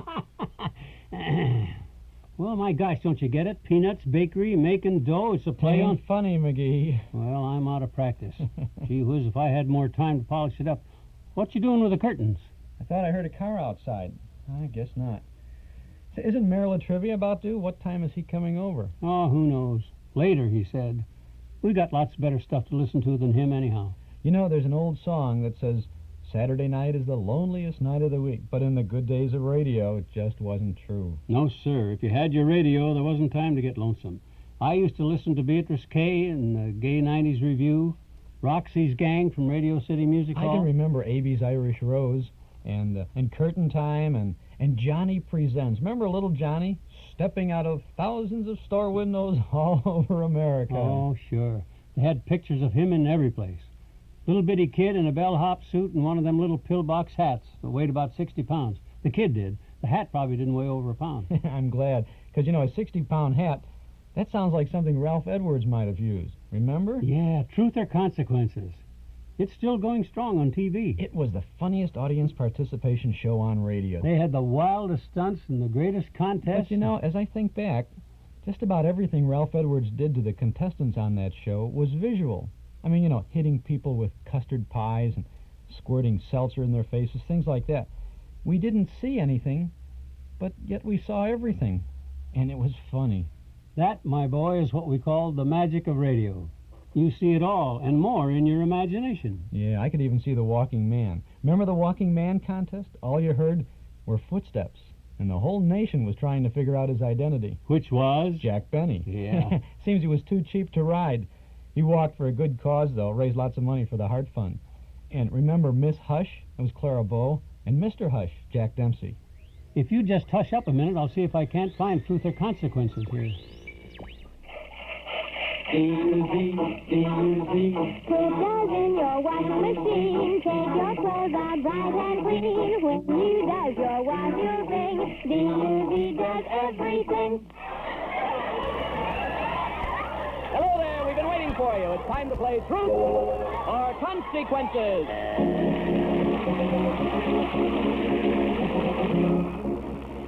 Yes, Truth or Consequences, the show that does everything on the air, brought to you by Does, the soap that does everything in your walk. And here is a very excited master of ceremonies tonight, folks. Excited because he dreamed that Miss Hush would be identified tonight. So here he is, Dream Boy, Ralph Edwards. Greetings, party players, and hi, Harlow. Sit down, Harlow. Dream Boy, my eye. Nightmares, more like it. Listen to the list of prizes to be won by the one person in our Truth or Consequences audience who identifies Miss Hush when we call on the phone. Now, Harlow, you check them off to make sure that I mention every one of them. A 1947 Buick Super Convertible from the Howard Automobile Company. A Bendix Home Laundry with washer, dryer, and automatic ironer. A round-trip ticket for two via United Airlines to Honolulu, and a suite of rooms for 2 weeks vacation at the Matson Lines Royal Hawaiian Hotel. A $2,000 Columbia House trailer completely equipped. A $1,000 diamond and ruby Bulova wristwatch. An RCA Victor radio phonograph combination, plus a new 1948 RCA Victor television receiver, and a library of 100 Red Seal records. An I.J. Fox $1,500 full-length beaver coat, an all-metal Luscombe Silver airplane from Dallas, Texas, $2,000 in cash, a $1,000 Popular Mechanics home workshop with a library of Popular Mechanics instruction books, a Serval silent gas refrigerator, and Sherwin-Williams with their Cover the Earth trademark paints will paint your house inside and out. Of course, the winner should have a big red box that does, too. A real prize on wash day. Right down the wash line, does everything. Now, in a few minutes, we'll make our first phone call in the Miss Hush contest. Oh, excuse me, a lady came up to my... I'm sorry, I didn't mean to yell at. You scared me a little. No, but Al Pascal, you scared me now. Yeah. What is your name, please? Mary Vitunas. Yeah. Well, hold on to it just a minute, Mrs. Voluptuous now. A phone call in the Miss Hush contest in just a moment. First, a consequence or two. Where are you from, Miss what? Sister of Illinois. Mary Vitunas is my name. Yes, how do you spell your last name? V-A-I-C-U-N-A-S. Smith. Well, come in a little. There you are. Get in as close as you can to the microphone. There. All right, now we asked for gentlemen in the audience who could speak Italian. This was one of the fellows. How do you do? What is your name, sir? Kyron Papa. And are you? Yes, no, I'm not a father. You're not a father. How are you, Mr. Papa? Okay. May I present Miss Vitunas? How do you do? Vitunas, you're from Cicero. From Cicero. What's your occupation? Housewife, and I raise canaries. Look, we got into rabbits last week. Let's leave the canaries alone. I didn't spit at you. I know. got my teeth in. Yes, Mr. Poppy, you still here? Yes, sir. You raise canaries, too? No. Please say no. How many canaries do you have? Oh, about 200. Yeah. Get those Angora rabbits that Faye had up here last time with Mrs. Vesuvius's canaries. We'd be in a question. Mr. will have a little consequence. Okay, Mrs. Okay. Mrs. Okay. All right, Mr. Papa, you do speak Italian. Yes, ma'am. How do you... Yes, sir. Yeah, it's all right. We never know on this show what's going to happen. Listen, how would you say hello, everybody? Here we go. Buongiorno tutti quanti. Yes, and you said that again. All right. Aldura Richardson of Chicago gets $5 for this question. From Chicago. Question from Chicago. What is it that you throw away the outside, cook the inside of the outside, eat the outside, and throw away the inside? Truth or consequences, Mrs. Vicunis and Mr. Papa. I don't know. Do you know that, Mr. Papa? No, sir. All right. Corn on the cob. Oh. Corn on the cob. You throw away the outside, cook the inside of the outside, eat the outside, throw away the inside. How are the canaries? Fine. Who's taking care of them tonight? Oh, Daddy. Daddy's taking Sure. the old crow's home. Yeah, Is that the old it? crow's All home. right. The spring chicken here. Yeah. The spring chicken's here. I could. I'll punch up the joke for you. All right. Now, Mr. Papa, you said in the warm-up that you spoke Italian. Yes, sir. Yes. All right. Now, we're going to give you something to say to Mrs. Vicunis here in Italian. Now, Mrs. Vicunis, you should excuse the expression. You run off stage a moment, so you can't hear, you see? Okay. All right, okay, you go with Mr. Pascal, Mr. Bailey, and Mr. Papa, if you can make Mrs. Vicunis understand in 2 minutes, when she comes back, 2 minutes, Miss Vicunis, what we have told you to say to her, we'll give you both $25 extra. You want to try? Yes, sir. Okay, boy. Now, Mrs. Vicunis is off stage. Now, we want you, in Italian, to explain to Mrs. Vicunis how to milk a cow. Milk a cow. Yes, and when you come to certain parts of your description, use the word faucets. Faucets. You can say that in English if you want. Yes. Yes, sir, a faucetio. No, that's a voice, isn't it? All right, now you can use your hands except for the one motion of milking a cow that would give the gag away. You probably have to use your hands in speaking, huh? Well, I tell you, when Italian people speak, them hands explain everything, but I'll try. You try, all right. Okay. But except when you come explaining how to milk a cow, don't use that motion, you know, like, yeah. All right, now bring Mrs. Vicunis back. Don't anyone give the gag away. Now, Mrs. Vicunis, here she comes. All right, I'll get over here with the microphone. Johnny Pollock, turn on the roving microphone. And you stand over on this side, please, Mr. That's it, Mr. Papa. Now, Mrs. Vicunis, listen to me. $25 to both. Will you move it just a little so I can thank you? 25. Okay. I was trying to push, but I saw that was useless. Now, $25 to both you and Mr. Papa, if you can understand what he is trying to tell you in a 2-minute race against time. All right, Mr. Papa? Signore Vicunis, Wait a minute, you don't know what... deve volere tu pugno mio vaca. Faucet? No, I won't go home and lay no egg and hatch a canary. No. Talk to the lady now. Tu piante in un piccolo serie, è pugnet. È pugnet. Sembra questa vacca, sembra dico. Mu. No. Tutti i piccoli ragazzi, sembra avere le latte, e va a muscolare, i muscari, e sembra dico questa vacca. Mu. No, look, we're all pulling for you. Come on now, get Tu in. pugnet. How do you try to sit down? What happened? Tu piccolo serie, è pugnet. Oh, what do you want me to do? Sit down and what? Lay an egg again? Look, all right, use the word and show with the expression with the hands now. You can... pugnet. What kind of a noise does it make? Moo, è una vacca, capito? Oh, yes, I drive an automobile. Si pugna, la latte, deve, fa muscolare, pugna. What noise does it make? Moo. Oh, milk a cow. Thank you, Mr. Papa. Thank you very much. That was wonderful. Oh, okay. Pulling for you. Yeah, does everything for me. Yeah, does everything for me. You bet, Mrs. Vicunis. You're wonderful. Yes, thank you very much. $25 apiece extra plus $10 consequence money. Now, stand by. In a few moments, we make our first phone call in the Miss Hush contest. Oh, Mrs. Vicunis, you get this big... you get this big red box. It does, too. Yes, you bet it does, Miss Vicunis. Here in Chicago, they found one thing doesn't do, though. It doesn't stay on the store shelves. Right, Harlow? Right. More and more families are doesing their wash these days from Chicago to Cheyenne. Everybody's choosing this one wonderful soap that does everything in the family wash.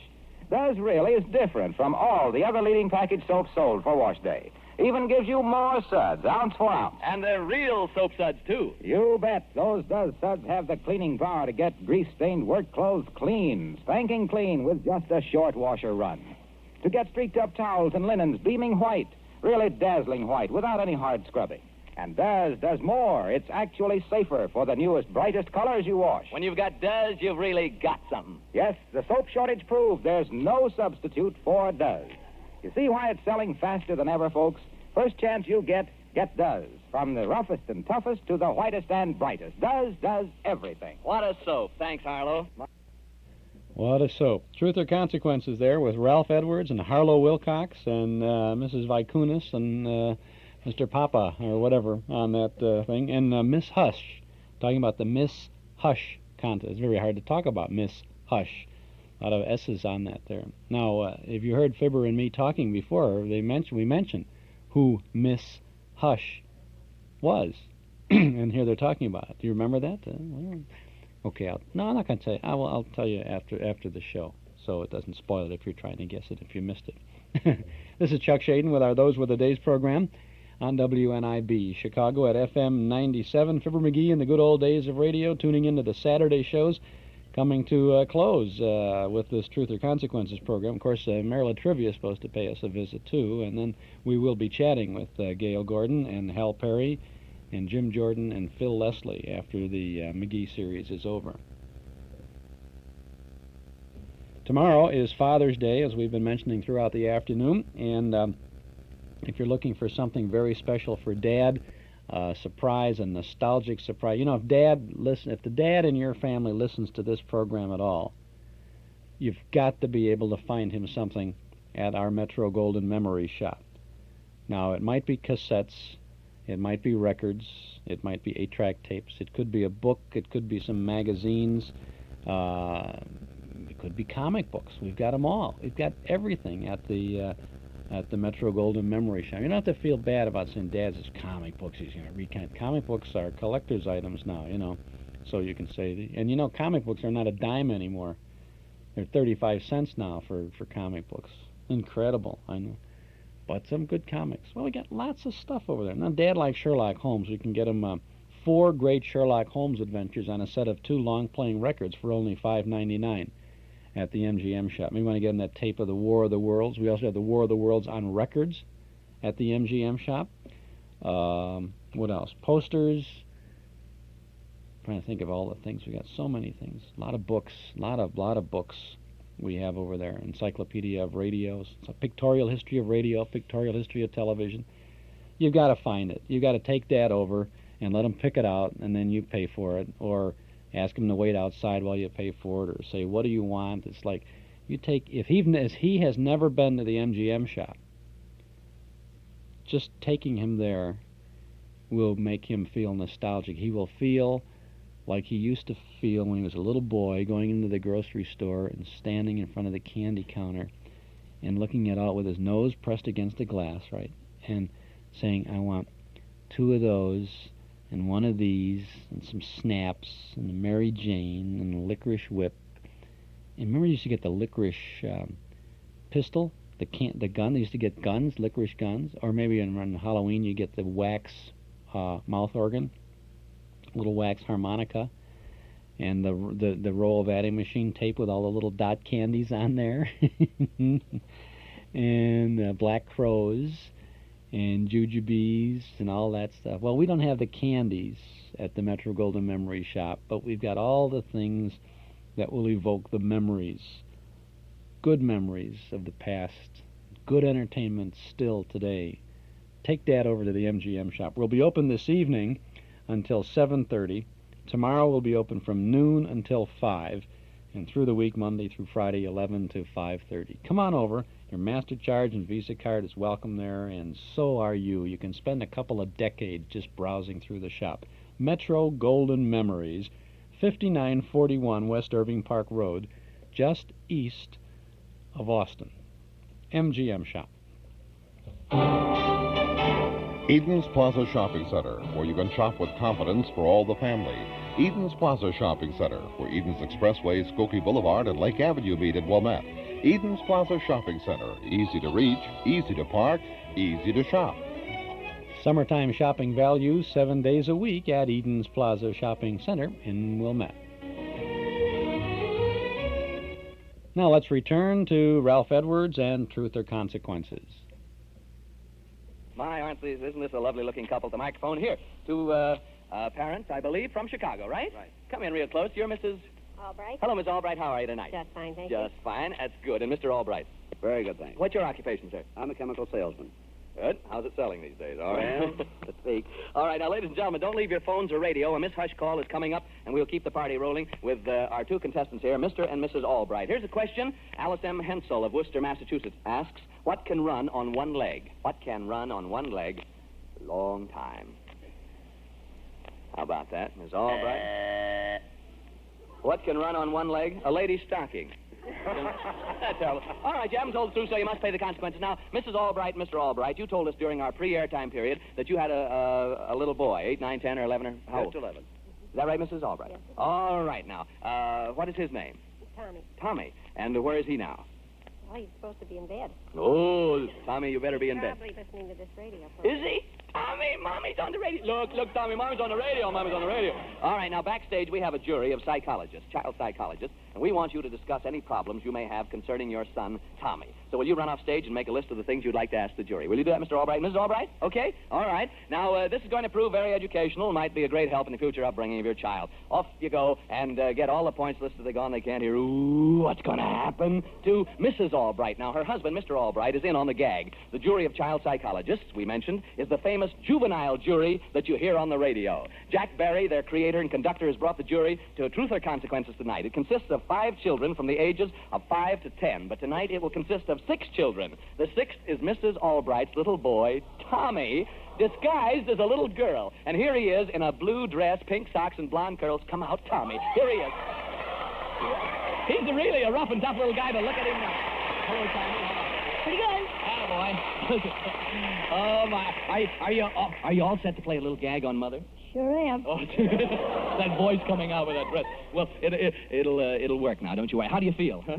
Like the dickens. With a dress? Oh, don't worry about that. Now, just one thing. We'll call you Elizabeth, see? Okay. Okay, and whenever I ask you what you think of Tommy Albright, that you say, nothing wrong with him. He's a swell kid. Let's hear you say that in a high voice. Nothing wrong with him. He's a swell kid. That's it. Keep it up there now, Tommy. Keep it up there. That's wonderful, Tommy. Excuse me. All right, now you go back behind the curtains with the juvenile jury. When I introduce them, you come out with them. Okay, now don't anyone give the gag away. Bring back the Albrights. Aren't we devils?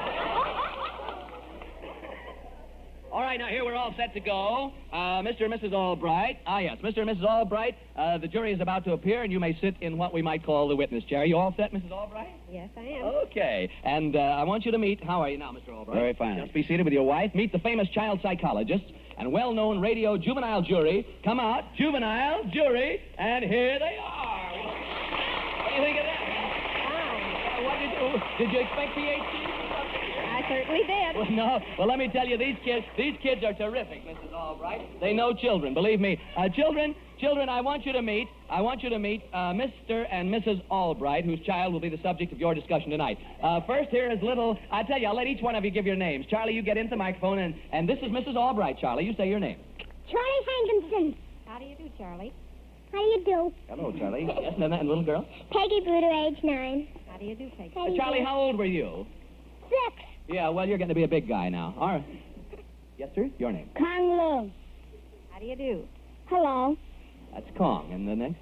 This is Mr. Robin Morgan, age 5. How do you Robin do? Morgan, the Albright. Hello, Robin.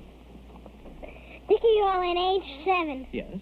And you're 7, and? Elizabeth Bailey, age 9. All right. Now, okay. Now, the jury is ready to hear any problems you have with your little son. Now, I'm not Jack Barry, but I'll try to be mediator here. Now, you may get in on this, too, Mr. Albright, if you will. All right. Your first problem, Mrs. Albright. Do you have a problem? Yes, my little boy likes to go to the movies, but he wants to take a date. You think he's too young? All right. Now, let's see. Charlie, what do you have to say about that? What movies does he like to go to? Well, Wild West and Adventure. Huh? Double features. He can spend more time there. All right. Peggy? Has your son had any experiences with girls before? Well, we're not quite sure. What'd you say? We're not quite sure. She's not quite sure. She's all right, Elizabeth? Oh, nothing wrong with him. He's all right. Yes, all right. Now, Kong? Is the girl pretty? Well, we hope so. Yes, let's have Robin now. Well, you're probably worried about him going out because he takes too much of your money. So why don't you tell him to ask the girl to pay for everything, and then you won't have to worry. Well, do you think you'd get a girl to go out that way? You think you'd get a girl to go out? Well, I'll tell you what. We'll save that for the decisive period, which comes Dickie? Did you go out with boys when you were 11? No, I didn't. Well, that could be that. All right, Elizabeth? Oh, nothing wrong with Tommy. I just think you should let him go out. Let him go out. All right. Well, now, this is very good. Kong, do you have another question? How old is the girl? About his age or a little bit younger. Yes. All right. Now, well, all right, Charlie, they keep... How much younger? Not too much. Do you have another one, Robin, that you want? Yes, sir. The only question I can think of is, who is Miss Hush? It's Mumbles. That isn't supposed to be in there now. Mumbles. All right. Now, I tell you what. We have the problem has been presented. The questions have been asked by the kiddies. Now, let's have each child here on the juvenile jury say what they want to about this situation. Now, here comes the decision. Let's see. Do you have a decision in mind for this Mrs. Albright, Mr. Albright, about their son who wants to go to the movies and they don't want him to go? Charlie, how about you? Well, I think that you should let him go to the movies. Even he's so young, but I think that he should. Well, I'm glad to have your opinion. Yes. All right. Let's have Peggy. Now, Peggy? Well, before I give my answer, I want to ask one question. How much allowance does he get? About 50 cents a week. Oh, boy. I'd like to meet him myself. Yeah, no, never mind, Peggy. Please. Kong, what do you got to say? How do you like that? All right, Kong, what do you say? I think he should go out with a girl because later he might like to marry her. Yes, you can't tell. Robin? Well, I think that he'll have enough time to go out with girls when he's 23 or 50. Oh, she's on your He won't have it. All right. Dickie? Well, the way the girls are wearing long dresses today, I don't know why anyone would want to take them. Oh, all right. Now, Elizabeth, what do you think? Nothing wrong with Tommy. He's a good kid. Yes, all right. Well, I guess these children have solved all your problems, Mrs. Albright. I think you should be grateful for all this advice. As a matter of fact, Elizabeth here has a great deal of faith in your little boy, hasn't he? She kept saying nothing wrong with him. Oh, both of you, come on over here, and I want you to meet them personally. Elizabeth seemed to have a great deal of faith there. My goodness. Isn't Elizabeth cute, Mrs. Albright? She certainly is. Yes, and she got beautiful blonde curls? Very, I should say. Elizabeth, give your curls to Mrs. Albright, why don't you? Huh? Are you going to give the curls to her? There you are, Mama. Hi, Mom. Why, Tommy Albright, what are you doing down here? Oh, man, we really got it. I'm going to pull you on. I don't know what to say. Oh, right. Well, it's little Tommy. How do you feel now? I feel like getting off this dress. I'll bet you do, kid. Thank you, juvenile jury, for a wonderful job. Thanks, too, to your head man, Jack Barry. For each of you, including Tommy, we have a $25 savings bond and a Parker pen and pencil set. And for you, Mr. and Mrs. Albright, we have a 72-piece set of fine art sterling silver, plus a big red box of Does. There you are. Any jury will tell you there's no soap quite like Does. From the roughest and toughest to the whitest and brightest, Does does everything. Does everything. No, I remember there used to be an old gag going around that says, I got a soap called Do's. Do's does what Does doesn't do. You know, that was one of the Bob Hope type gags from radio. Wasn't funny when he used it either. This is Chuck Shaden with our Those Were the Days program, WNIB Chicago. Ralph will be calling someone for the identity of Miss Hush in a little while, so we want to stick around for that. Next time you think of sneakers, may we respectfully suggest that you think of Converse. The Paul Meyer Shoe Store at 2924 Central Street in Evanston has a nice selection of Converse gym shoes. For example, the Cy Pro 250 Oxford has vulcanized construction, loose lining of duck on a duck upper, and a heavy-duty outsole for long wear and superior traction. This washable sneaker is ideal for basketball or other rugged service, so for quality athletic footwear, it's Converse. And for Converse, it's the Paul Meyer Shoe Store at 2924 Central Street in Evanston.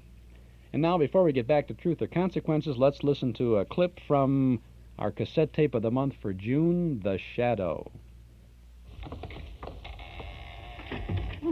It's pitch black in here. One moment, I'll try and find a switch. Okay, here's one. Now, this is the rear room of Sinfu's shop, Margot. Wonder why he's... Oh, What's the matter? Lamont. Good Lord. Are they bones, Lamont? Afraid so, Margot. Human bones? Looks like it. The Bones of the Dragon on The Shadow, our cassette tape of the month for June. A double feature with The Shadow, Lamont Cranston, and the lovely Margot Lane, and not one but two Shadow adventures. The Bones of the Dragon is from January 11th of 1948. That stars Brett Morrison as the Shadow. And The Silent Avenger is from March 20th of 1938, and that stars Orson Welles as the Shadow. Two great Shadow adventures this month. Our cassette tape of the month for June, $5 from the Hall Closet, Box 421, Morton Grove, 60053. You can pick up your Shadow tape at any office of Northwest Federal Savings, and there's 6 of them, or when you visit our Metro Golden Memory Shop at 5941 West Irving Park Road, just east of Austin. A great hour of radio excitement this month with 2 outstanding Shadow radio programs from 30 and 40 years ago. Get your Shadow cassette now, just $5 from the Hall Closet, Box 421, Morton Grove, 60053. Now let's return to Truth or Consequences from November 16th of 1947. And now, stand by, America. I'm now going to call the person who gets first crack at tonight's giant jackpot consequence. This is the person in our radio audience who gave us in our first week's contest the best reason why we all should support the March of Dimes. Now, let's see. Let's have, first of all, the call here. Hello? Yes, hand me the phone, please. Now, place the operator. Get me Charlotte, North Carolina, please. Now we know the city. I'll bet everyone in Charlotte, North Carolina, who entered the Miss Hush contest is shaking in his boots. Hello? Charlotte, North Carolina. Our NBC operator will give you a number in Charlotte to call. Will you please ring it? Give her the number, please, NBC. We found out that Miss Hush is not Elsa Maxwell, Maud Adams, Spring Byington, nor Fred Allen. As a matter of fact, we've had a couple of very exciting weeks with the telephone calls. We lost 10 years of our lives there last week. Hello? Waiting for the call. There you Hello. This is Ralph Edwards of the Truth or Consequences broadcast. How are you? Is this Mrs. George A. Steele of 1424 East 7th Street, Charlotte, North Carolina? Is this? Are you speechless? She's going, now, the rules say the writer of the best entries must be ready at their telephones. Your entry on why we should all support the March of Dimes was selected as the best entry tonight. All right, the big question, and you can give only one answer. Tell us who you think is Miss Hush. Will you say that again, please? You say Sister Elizabeth Kenny. You say Sister Elizabeth Kenny. Oh, I'm sorry. Sister Elizabeth Kenny is wrong, but don't let this discourage you from trying again next week in case our second and third calls tonight are incorrect. And thank you, Mrs. George A. Steele of 1424 East 7th Street, Charlotte, North Carolina, for your contribution to the March of Dimes. Thank you. You're a lovely lady. Good night. 2 more calls now to be made. Let's have some more consequences first. Huh? All right, let's get the calls in then. That's okay. Let's get the calls going tonight. Later on, you will hear the voice of Miss Hush, and I'll tell you how to become eligible for the giant jackpot of prizes. And now listen. Does nominates this week's Dishpan Duzzer. She's Mrs. John Boucher, 135 Forer Boulevard, Dayton, Ohio. Congratulations, Mrs. Boucher. You found does everything in the dishpan, too. From a fast cleanup on greasy pans to ever-loving care for hands. Believe me, Does is a whiz for dishes. Even makes more suds, ounce for ounce, than any strong granulated soap. Real soap suds that stand up till the last dish is done. Changing to Does from those soaps can mean smoother, prettier hands, too. Start doesing your dishes, folks. Does everything. Does it, Harlow. Attaboy. Now we call the writer of the second best entry in this week's Miss Hush contest on Truth or Consequences for the March of Dimes. Hand me the phone again, please, Al. Oh, my. Here we go. Hello, operator. Get me the Bronx, New York, please. Okay, here we go. This could be at standby, Miss Hush, in case it's guessed. NBC Engineer X, standby. Our first call to Mrs. George A. Steele of Charlotte, North Carolina, proved the voice was not that of Sister Elizabeth Kenny. Hello, New York City. Our NBC operator will give you a number to call in New York City. Would you please ring it? If this person cannot identify Miss Hush, we will make our third call in a few minutes. In a city of 7 or 8 million people, there's a good chance that it could be ended with the right name. Who is Miss Hush? Hello? Hello? Is this Mr. Charles Kieran of 50 West Tremont Avenue, Bronx 53, New York City? Mr. Kieran, this is Ralph Edwards on Truth or Consequences. How are you, sir? You've been waiting for this call. Hello, I've been waiting for you. He says, that's fine. That name Kieran, that sort of scares me. One Kieran, John Kieran, is a regular encyclopedia of knowledge. Are you? No relation. Good. Your entry on why you're no relation, period. Your entry on why we all should support the March of Dimes was selected as the second best entry tonight. All right, tell us who you think is Miss Hush. You say the answer is Miss Tallulah Bankhead. You say Tallulah Bankhead? Mr. Kieran, I'm sorry. Miss Hush is not Tallulah Bankhead. Thanks for supporting the March of Dimes. Many polio victims will be aided by your and other entrance contributions. Try again next week, sir, and good night. Thank you very much, Mr. Kieran. All right, now, on with another consequence. I keep saying consequences. Let's give it the phone call. You betcha. And in a few minutes, another phone call. And if Miss Hush is not identified, then you'll hear the voice right after this call. I'm glad you're making your contributions dollars as well as dimes when you send in your entries. Give me the phone again, please. Hello, third call to the writer of the third best entry in this 1947 Miss Hush contest. Operator, get me Reno, Nevada, please. Oh, anything can happen out there, you know. This person doesn't know the identity, Miss Hush. 3 more fabulous prizes will be added to our already giant... Hello? Reno, Nevada. This is NBC Chicago. Our operator will give you a number in Reno. Will you please ring it? We've certainly had good representation tonight. Charlotte, North Carolina, the Bronx, New York, now Reno. I wonder if Clara Bow is listening. Oh, she's in Las Vegas, of course. I wonder if Mrs. Hush knew who Miss Hush is. Hello? Hello, this is Ralph Edwards of Truth or Consequences. Is this Mrs. A.P. Wilson of 631 West Street, Reno, Nevada? Congratulations on a fine entry statement, Mrs. Wilson. Now, before I ask you the all-important question, your entry on why we should support the March of Dimes was selected as the third best entry tonight. So you get an opportunity to identify the voice of Miss Hush. The big question now, tell us who you think is Miss Hush. You think it is who? Oh, no, I'm sorry. It is not Sister Kenny. That's a shame that you weren't listening. Sister Kenny is wrong. But thanks on behalf of the March of Dimes and Truth or Consequences. Keep trying, will you? Good night in Reno. Oh, so the name of Miss Hush remains a mystery for another week. Listen to the jackpot now. I hope your name will be called next week. Next week, in addition to the 1947 Buick, super convertible from the Howard Automobile Company, a Bendix Home Laundry, a round-trip ticket for 2 via United Airlines Mainliner 300 to Honolulu, and a suite of rooms for a 2-week vacation at the Matson Line's famous Royal Hawaiian Hotel, a $2,000 Columbia House trailer, a $1,000 Diamond and Ruby Bulova wristwatch, an RCA Victor radio phonograph combination plus a new 1948 RCA Victor television receiver, and a library of 100 Red Seal records, an I.J. Fox 1500 full-length beaver coat, a Luscombe Silver all-metal airplane, $2,000 in cash, a $1,000 Popular Mechanics home workshop with a library of Popular Mechanics instruction books, a Servel silent gas refrigerator, and Sherwin-Williams cover-the-earth trademark paints will paint your house inside and out. To all this, Truth or Consequences next week will add a Hart, Schaffner, and Mark suit and top coat for every adult man and woman in your family, a Tappan gas kitchen range, and a 13-cubic-foot Jacobs home freezer, product of Jacobs Wind Electric Company, Minneapolis, filled with bird's-eye frozen foods. Who is Miss Hush? Well, stand by. Here she is. From somewhere in the United States comes the voice of Miss Hush. Listen and good luck. Here is the voice. Second for Santa Claus, first for me. 13 for wreath, 7 for tree. Bring me an auto, a book, and a ball, and I'll say Merry Christmas in spring, not in fall. Who is it? If you think you can identify the voice of Miss Hush, this is what you do to enter the contest. Now listen, everybody get in it. 1, finish this sentence in 25 additional words or less. We should all support the March of Dimes because.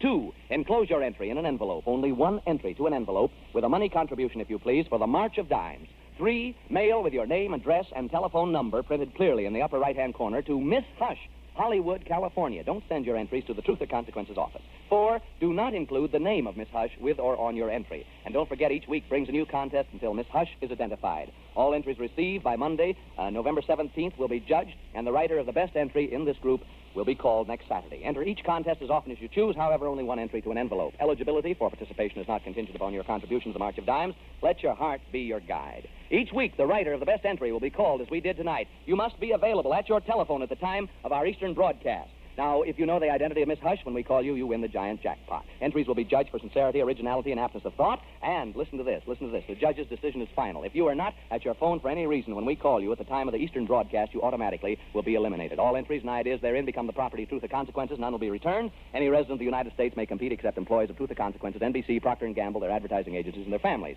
Only one attempt will be made to reach the contender for the prize, and that attempt will be on a regular Eastern broadcast on Saturdays at 8:30 Eastern Time, 7:30 Central Time, 6:30 Mountain Time, 5:30 Pacific Time. Remember, finish this sentence in 25 additional words or less. We should all support the March of Dimes because. The address, Miss Hush, Hollywood, California. Now, here she is again. Miss Hush from somewhere in the United States. Come on, you know this woman. Can't you give us some hints, Miss Hush? I'll try, but it's hard for me to express myself on the radio. You listeners probably have never heard my voice, but students and adults should know my profession if they know all about Santa Claus. Although it's not time to retire, good night, everybody. Who is it? I'll give you another clue. It's not Fibber McGee and Molly. Someone is going to win. Maybe next week. I hope it's you. And if your contributions to the March of Dimes are generous, the polio victims, large and small, will be the winners in the end. So get in the contest. Now, well, how does you do? It's our happy-go-lucky singers with their merry washing machine. Hello. D-U-Z, D-U-Z. Put those in your washing machine. Work clothes come out oh so clean. White things white and colored things bright. D-U-Z does everything. From the roughest and the toughest to the whitest and the brightest. No soap bright like does before. Does is different, does more. When you does your wash, you'll sing. D-U-Z does everything. D-U-Z, D-U-Z. That was sensational, kids. Very good. Now, let's see. The grand prize winner tonight was Mr. Papa and Mrs. Kovarovacheva, who did the milking a cow there in Italian. Here's a $25 savings bond. Folks, the truth is most dealers pay you good money for used kitchen fats. Why? Because the fats and oil shortage continues worldwide. Everybody save every drop. Ralph Edwards sending you dozens of good washes. Until next week, thanks, juvenile jury. Miss Hush calls again next week. Good night, everybody.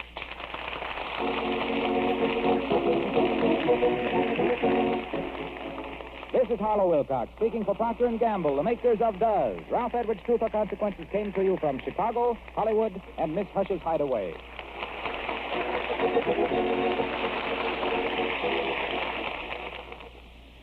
Prepare to be dazzled. See your hair shine its brightest with new improved Green Shampoo. Compared to dulling soap shampoos, new Green reveals up to 33% more sheen. With your very first Green Shampoo, you'll see up to 33% more sheen. Extra. Money, money, money. $25,000 offered in Green's sensational contest. First prize, $10,000. Get entry blank and complete information at your dealers. You may win a fortune. Don't miss Green's $25,000 contest. NBC, the National Broadcasting Company.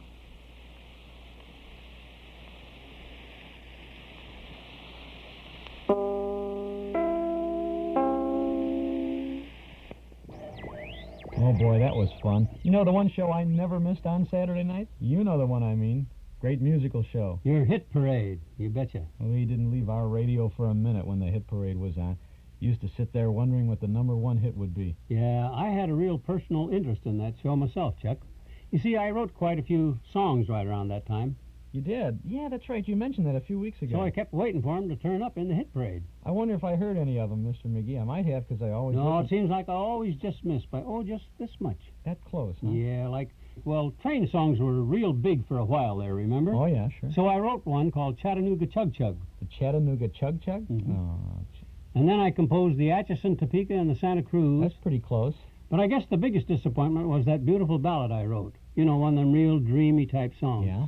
Would have been great for Lanny Ross or Larry Tibbett or even Andy Russell. Well, what did you call it? Had a great title for it. Called it Smoke Gets in Your Nose.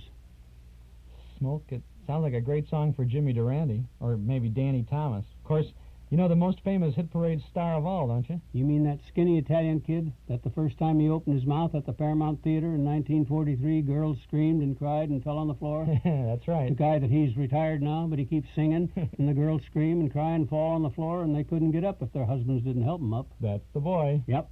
Frankie's voice hasn't changed a bit. Sounds as good now as it did last week on TV. Better even. Because when I heard him last week, I was eating potato chips, and all that crackling in my head made him sound like he was... That's probably Mayor Latrivia. Come in. Hello, pal. Hi, Chuck. Oh, him. Hi, Larry. If you come to ask how we liked the commercial you done a while ago for Chrysler Air Temp, Jr., I didn't pay much attention to it, so... No, not tonight, pal. Forget it. Huh? I'm here because... Well, I think I owe you fellas an apology. An apology? Yeah, for being so inconsiderate. For weeks I've been dropping in here, and what do I always talk about? That's a dumb question. The things you're interested in, your joys and sorrows, your hobbies? No, sir. That's for sure. I just yammer away about Chrysler Air Temp whole house air conditioning, how Air Temp is having its 40th anniversary, what great improvements they've come up with in these past 40 years. Your needle is kind of stuck. Yeah, and if you're going to stick us again tonight... Not tonight, pal, not tonight, no. I just want to talk about you guys.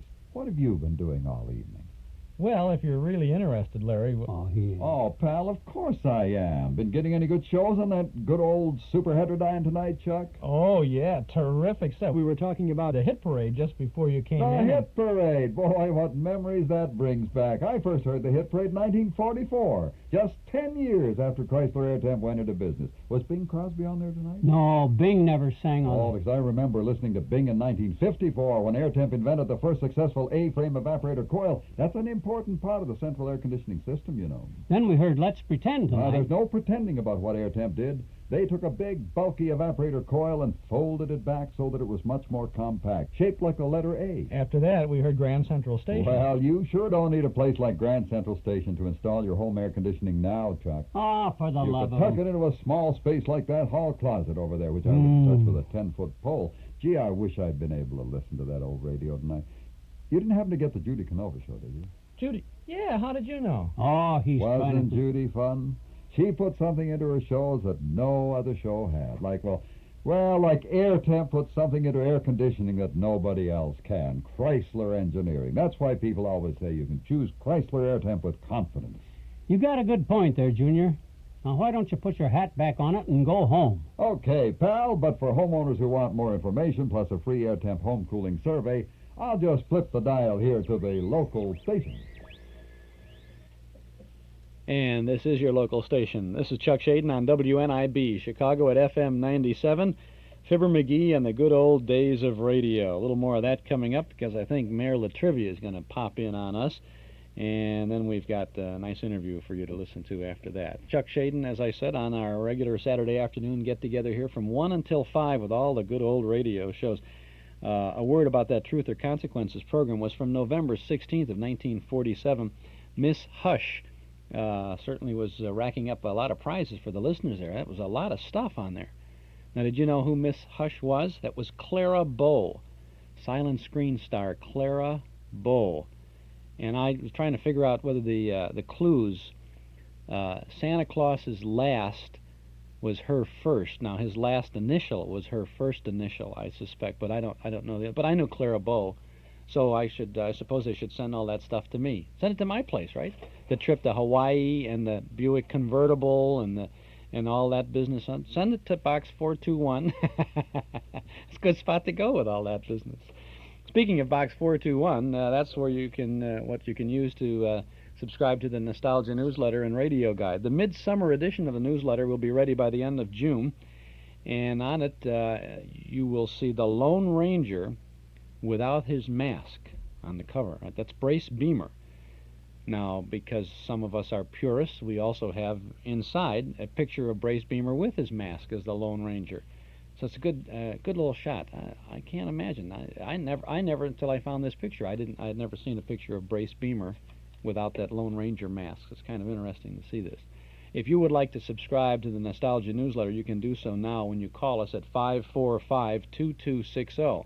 A one-year subscription, 10 issues, $7. And if you call us at 545-2260, we'll start your subscription with the midsummer issue. That's for June and July. You'll have it by the end of this month.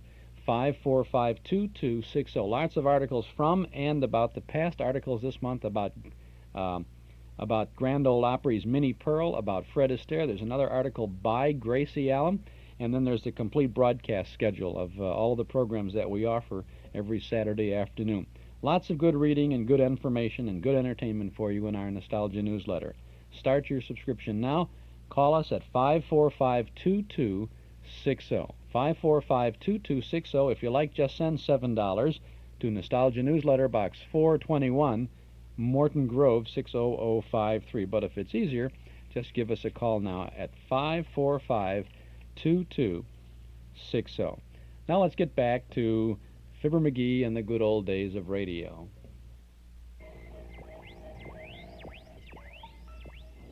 Doggone it, he got this old radio all messed up. Tuned it to the local station, Chuck. Oh, no. We were doing fine till... Gee, can you get it back on the Saturday night? Good old days again, Mr. McGee? I don't know. I'll let it set a while, and then maybe... If he's coming back to pound our ears again, I'll pound his... Come in. Good evening, McGee. Well, if it ain't the old gray mayor himself. Come on in, Latriv. Glad to see you, boy. Thank you, thank you. Can't stay long. I'd like you to meet a friend of mine, Chuck Shaden. Chuck, meet Mayor Latrivia. Oh, happy to meet you, Mr. Mayor. I've been looking forward to it. Well, it's nice to meet you, too, Chuck. Sit down, Latriv, sit down. You look tired, boy. Well, I am a little tired, McGee. It's been a rough week. Oh, what's the matter? Grand jury nosing around your Swiss bank accounts again? Or did the newspapers get hold of that little black book of yours? What little black book? Oh, I don't know. All politicians have a little black book, don't they? Don't get nervous, boy. I'm just kidding. I don't envy you your job, Mr. Mayor. You must have a lot of problems running a city like Wistful Vista. Well, my worst problem right now is the city council. They're always in a constant running argument. Can't agree on anything. Yeah, them muckleheads couldn't vote unanimous on what day of the week it is. They're the... Naturally, I have to be the peacemaker. I seem to be spending most of my days lately just pouring oil on the troubled waters. In these times, Latriv? What do you mean, in these times? Well, with the energy crisis, Mr. Mayor, and oil in short supply... Yeah, we may not have enough oil to heat this house next winter, which is a good thing I got a gas furnace without you splashing the stuff all over town. Well, now, there seems to be a slight misapprehension here. You see... Where I live, the mayor rides a bicycle, and he expects everyone to. Of course, he owns the bike store. Yeah, well, what I was if our mayor owned his own filling station, I wouldn't care what he done with his crankcase drainings. And when he wastes the taxpayers' money, where do you pour that oil, Latriv? Dugan's Lake? No, you misunderstand, McGee. Oh? Yeah. You see, the oil that I referred to was just a figure of speech. It was purely metaphorical oil. And I don't care if it come from Metaphorica or Saudi Arabia, boy. Oil is oil, and at $15 a barrel... Or more, maybe. Yeah, you're setting an awful bad example for the rest of the nation. Look, I'm not... When President Nixon and himself turns the thermostat down in the White House and flies all the way to California just to save fuel on the weekend, you ought to be more patriotic, Latriv. I'm as patriotic as anybody, and you know it. I'm sure he is, Mr. McGee, even if it doesn't show. I believe in you, Mr. Mayor. Thank you. Now listen to me, McGee. Huh?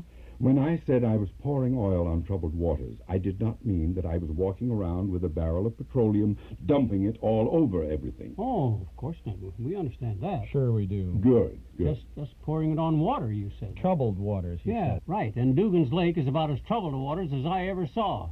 With them beer cans bobbing around among the melon rinds and every fish I catch is somebody's old tire. You ought to be ashamed dumping oil in all that beautiful water while... I didn't dump any oil in anybody's water. Body's water. I've never tasted oil. Wasted oil. Take it easy, Latriv. My gosh. Gee, we didn't mean to upset you, Mr. Mayor. I'm sorry, really. Well... Yeah, we're just trying to see things your way, Latriv. It ain't easy, but we're trying. All right. Now, let me start over. Good idea. Now, I unfortunately said that I was spreading oil on troubled water. Pouring oil, you said. You don't have to spread oil on water, Latriv. It spreads itself. You see, oil and water don't mix. So when you pour a barrel of oil onto a lake, it spreads out like a fat lady on a bar stool. You get the picture? Yes. That was very graphic, McGee. Now, when I said, what I said, I was not referring to heating oil, crude oil, gasoline, either regular or high test, crankcase drainings, lubricating oil, or any other petroleum products of any kind. None at all. Is that clear? Oh, well, now it is, sure. Good. What he's probably pouring, Mr. McGee, is vegetable oil. You can buy that at the supermarket. I don't care if it's peanut oil. Pouring that stuff onto Dugan's Lake, that's pollution, Latriv. You can get hauled up in front of Ralph Nader for that. pouring peanut oil on a public lake? I have never poured peanut oil on a public plate. Public plate. Snake! In my wife! Snake! Look! When I said I was scoring boils of rubble squatters, rolling oil scrubber blotters, swatters, every time I drop stop here, why did you drive me lazy? Lazy! You deliberately tried, you and him too, and he, and you, and... McGee? Yes, boy? You're a civic-minded citizen. Would you help the police department with a problem tomorrow? Why, sure, boy. Anything you say. It's practice day at the pistol range. Could you be out there at 9 o'clock to assist them? You're exactly the man we need. Oh, I'll be there, Latriv. What do they need, some expert instruction? No, a moving target. Ooh. Goodbye. Wow.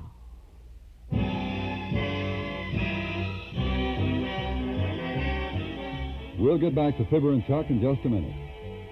You know, Chrysler Airtemp's 40th anniversary is more than just another happy occasion.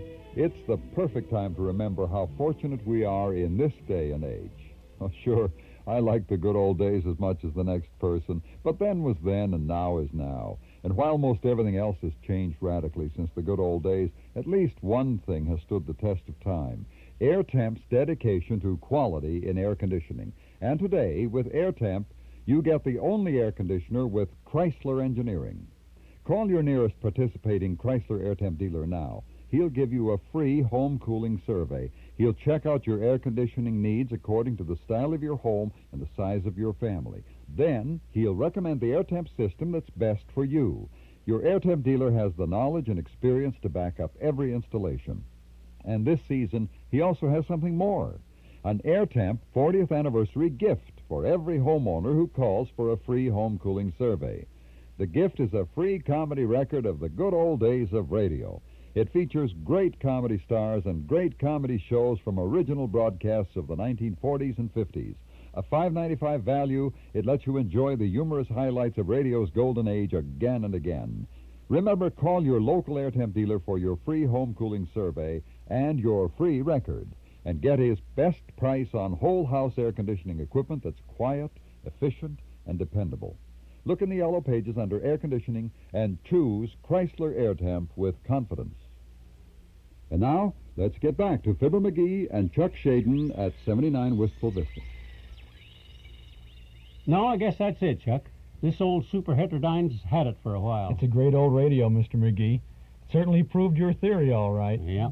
Old radio shows never die. They're just in a holding pattern, circling around in there waiting to be heard again. Yeah, we have heard the best of them, too. You bet. You know, we spent the best part of 7 hours listening to the sounds of the good old days of radio. And they were the good old days, weren't they? As a friend of mine says, you betcha. Might as well put this old radio away now. We've heard all we want to hear. And... All we want to hear? Oh, no. What do you mean? We heard the biggest and the best. Yeah, but you ought to be able to tune that baby into all kinds of great old shows, Mr. McGee. We could spend a whole hour with the kids' programs, and an hour with the mystery shows, and another with the comedy shows. Yeah, we could, but that's old stuff, Chuck. These are modern times. Why, they're even running some new radio dramas. They're on the air now. I know, and they're good, too. But, you know, I'd like to have the best of both, if we could. The new shows and the good old shows. Well, I don't know. It might be a good idea. I'll tell you what, Chuck. I'm a little poop now. Why don't you go home and write me a letter about it? Write you a letter? Yeah, sure. You're a radio fan. Write me a fan letter and put down all the shows you want to hear. Who knows? Maybe you can come back again and we can tune in some more old radio. Oh, boy, I'd love to. I'll start making a list of shows that I want to hear right now before I forget. Have you got a pencil and some paper? Yeah, I got a pencil around here somewhere. Oh, I know where my pencil is. It's right here in the hall closet.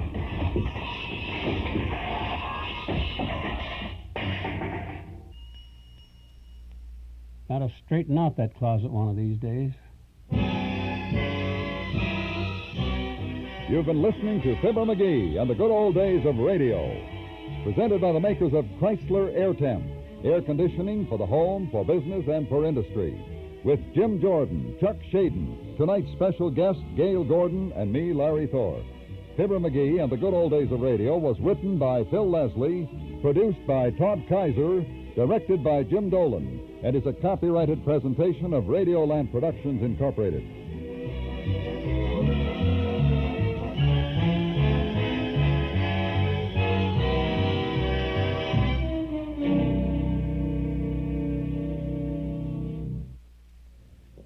there you have Fibber McGee and the Good Old Days of Radio. That's the last of the 7 shows that were produced originally for Chrysler Air Temp back in 1974.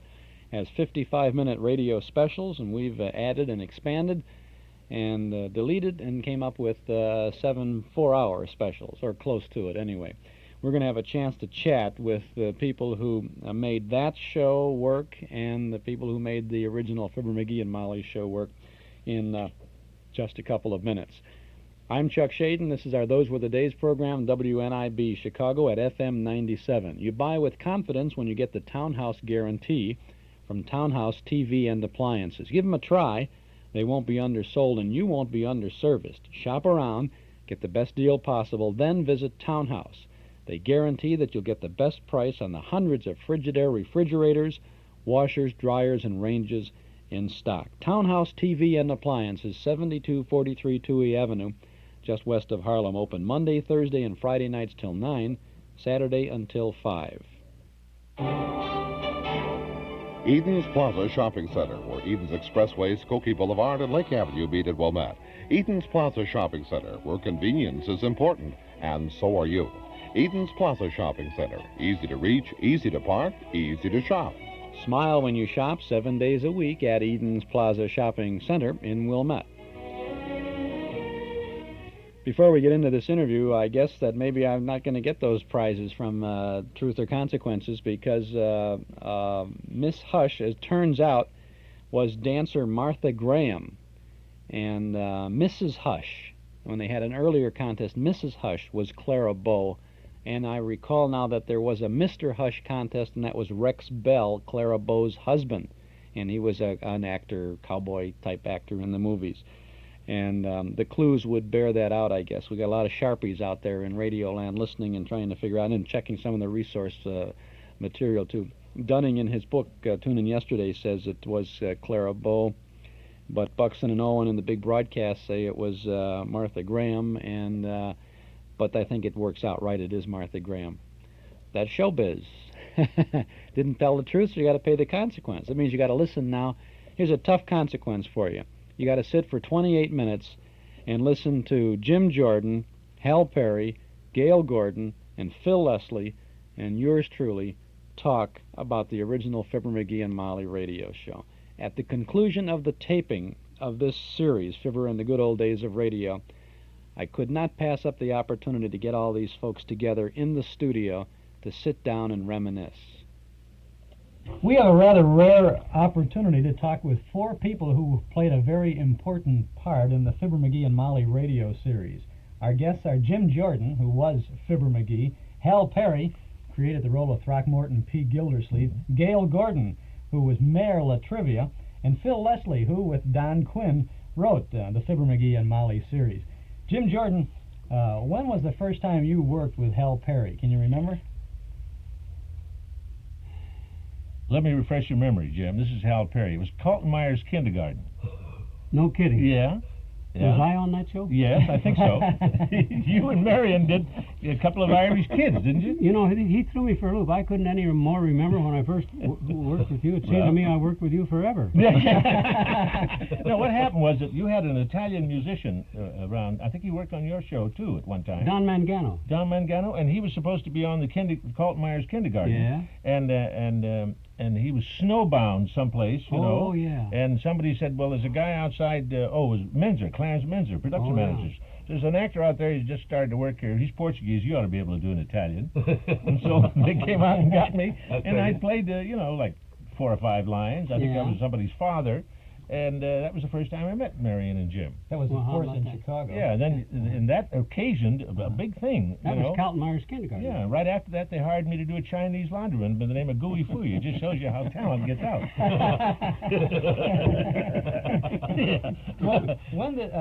Hal, when did you first come on the McGee show? 1937, something like that. 38, I think. No, I was still there in 37 running out of the studio in the warm-up, don't you remember? Oh, did you do that? Yeah. They used to get me and hired me to do a part, and occasionally they put me out in the audience, and somebody, what was the routine? Do you remember? You yelled, let me out of here or something? No, you were chasing Bill Thompson.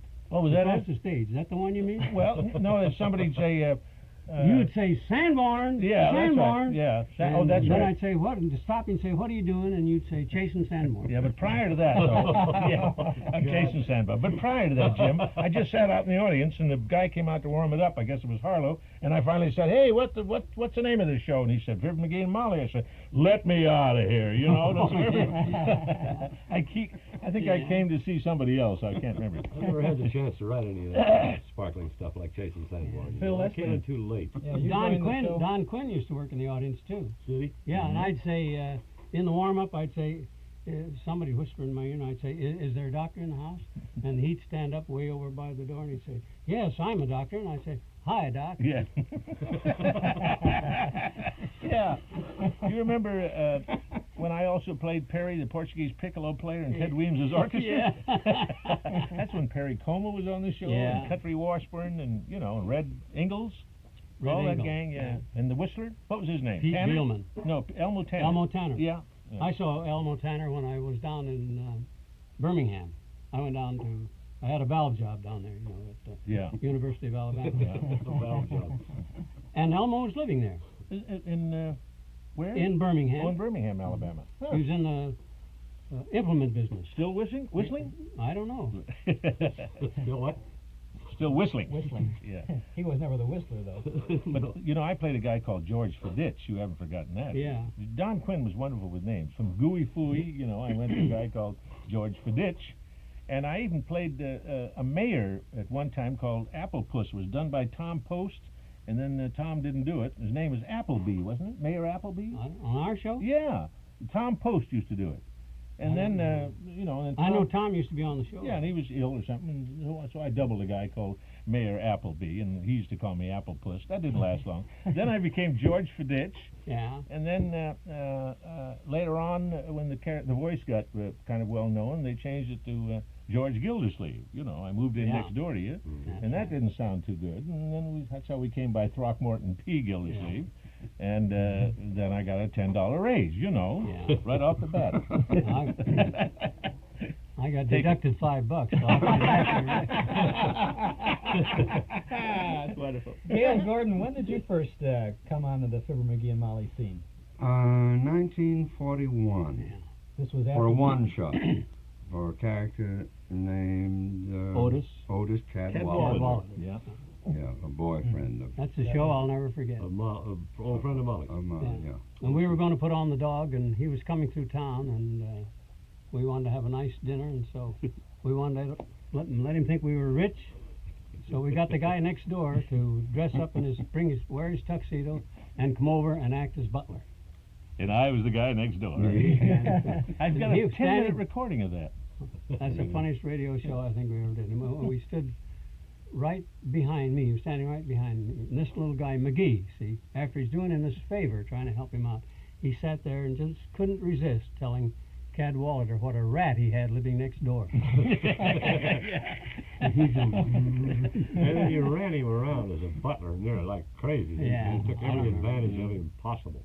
It was a cute show. Yes, it was. When, Gail, did Merrill Trivia first appear on the scene? You recall exactly? Or No, I don't recall exactly. It was a few weeks after that. You did something in between that Cadwalader and Latrivia's named, what was it, Williams or something? Jim, he did something between Latrivia and Latrivia. There came a time when we dropped the Latrivia character for a while. That was when I went into service. When you went into service. Yeah. And then when you came out, I don't remember exactly why the decision, but Mayor LaGuardia had died in New York, and Latrivia was sort of a name picked up from LaGuardia by Don Quinn, and I don't know whether that was the reason or not, but then Gail played Foggy Williams, the weatherman. Yeah, Foggy Williams. And he was never quite sure about anything. The weather tomorrow is clear probably, if it doesn't turn rainy, and it was always in the fog. Foggy Williams, that's right, forgotten. For a couple of seasons, right. And then we went back to Mayor Latrivia, which was the great, strong character. Well, Latrivia came in after Gildersleeve had left the scene, right? And wasn't Latrivia really the same kind of a, I know it was a different character, but it was the same role, the antagonist was Another McGee. straight man, that's we, all. No, because you were on the show when I was doing Mail the Tribute. Yeah. For, They're both for on. long after And that I went on that he I even left came to do back, too, and Gildersleeve. did some guest things, and he was on it. Yeah. Wasn't the same kind of a character. No. Just we were both straight men for McGee, that's all, I guess you'd call it. Well, they both dominated. Outrageous. We both Yeah. tried to put him down all the time. Those wonderful Merrill Trivia blow-ups where he just gets so frustrated and confused, you know. Foggy Williams didn't do that. No, no. Foggy Williams was a much quieter, gentler character. Never as good a character as no, it didn't. Molly and Fibber used to just, you know, they deliberately baited La Trivia to death. There was not, they weren't no mistakes about it. They just set out to hang him on every word he said, you know. The announcer who was on the show for, it seems forever, I guess, the whole run of it, really was Harlow Wilcox. Now, he always had a sketch with Fibber as they'd come in and do the Johnson's Wax commercial. Did he ever get involved in any of the other scenes on the show, do anything with you folks? He played Harlow. I think he did. I remember once when he said, "Hunker down by the fire." Yes, and that was a Western. We did a sleigh ride. I was looking at some old scripts not long ago, and you did a sleigh ride in which the whole thing took place on a sleigh. Yeah. It was a cold winter night, and McGee has hired a sleigh, and I don't know who was driving, maybe McGee. Anyhow, Harlow went along on that, simply to do his commercial in the middle. Everybody was on the sleigh.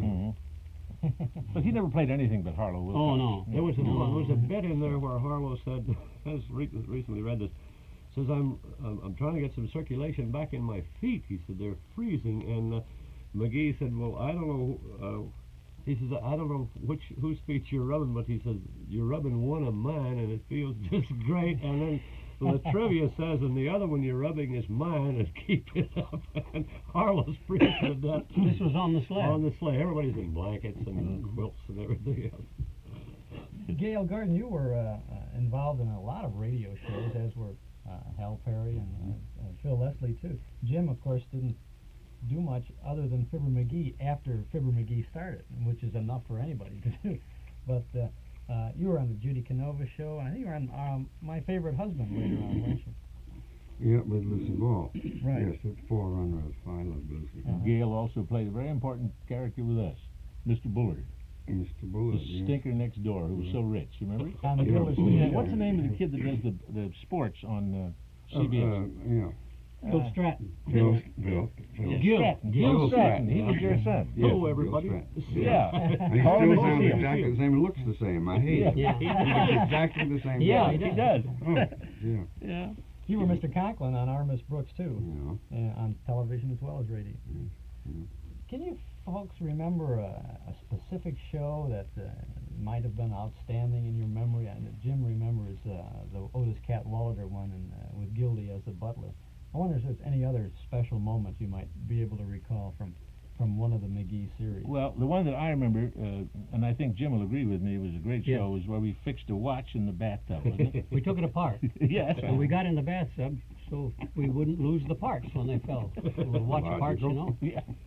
We did the whole show sitting in the bathtub. Right. And laughing their heads off. Yeah. Never had a chance to take a watch apart before, and this was a watch that Fibber had found on the street. And I think the payoff was the mainspring went down the thing. I don't know. Payoff was that when they looked inside the back cover, Hal, it was a watch that had been bought as a Christmas gift and not delivered yet, and it said to Throckmorton P. Gildersleeve from his grateful employees. Yeah. That was the payoff. From the Gildersleeve Girdle Works. Yes. That's employees had bought it for you and lost it on the street, and he found it. Gildersleeve was originally slated to be a summer replacement for the Fibber McGee and Molly show, wasn't it?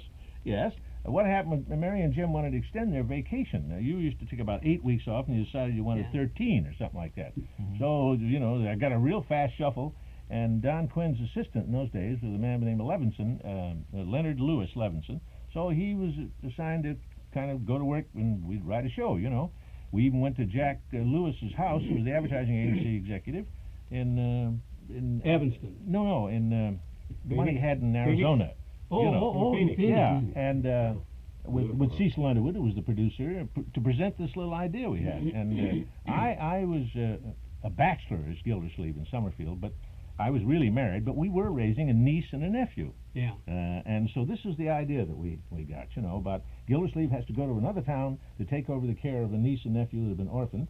And we even had the housekeeper was called Birdie. But the real one I had was Virdie, Virdie, but Levinson contrived that, Anyway, I go to Summerfield, to take over the children. But en route, I fall from the upper berth into the lower berth on a guy by the name of Judge Hooker, who later became my nemesis for a long time. Yeah. We presented the show. It ran like 13 minutes over in the studio audience, before the studio audience, and we said, boy, we're a riot. Got a lot of good laughs. I remember our old friend Frank Nelson was on it, doubling 4 or 5 parts. He played a porter. Can I brush you off, sir? And I said, no, I'll just get off all by myself, And that's the one gag I wanted to take out, and they wouldn't let me. Got a great big laugh. Yeah, it did. Anyway, they sent the show back to Mr. Johnson, and Mr. Johnson heard it, said, very funny show, but I want Ransom Sherman. And that's what he got.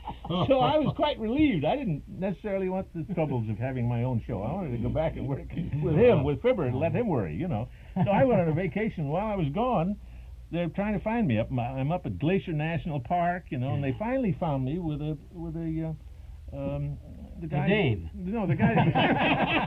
No, the guys that wear the hats. What do they call them? Forest ranger. Oh, yeah. Yeah. Then they brought me back, and Cecil Underwood was on the phone. He says, Hal, are you sitting down? I said, well, no, I'm standing up. What the hell? I was outside, And he said, well, you better sit down. I said, why? He said, well, Jack was a little upset about his brother-in-law not taking your show, and he went over and sold you the Kraft. I said, what, for the summer? I can't make it. I'm up here. No, you're going on in the fall. And that's how it happened. You got about 6 weeks to get ready. Yeah, that's right. Get back here quick. And then I thought I was going on for cheese. I didn't go on for cheese. I went on for an oleo, and my father was the head of a big dairy up in San Francisco. Nobody spoke to me for years. Well, my dad, of course. Yeah. Yeah, and that's what happened. That's the truth. Yeah, that's how the great Gildersleeve got started on his own. It scared me to death, too. Started on Sundays, didn't it? Yeah, started on Sunday, right after the Catholic hour, before Jack Benny. And my competition was a very charming lady by the name of Mrs. Eleanor Roosevelt. Yeah. You told a story the other day about Eleanor Roosevelt. Yeah, that's part of my act. I'm not going to do it here. Oh, all right. Unless you come up with more money. Yeah. We'll double what you're getting for this interview. Yeah. What about after work, after hours on the with the McGee cast? Did you folks all kind of go your separate ways, or did you have other jobs?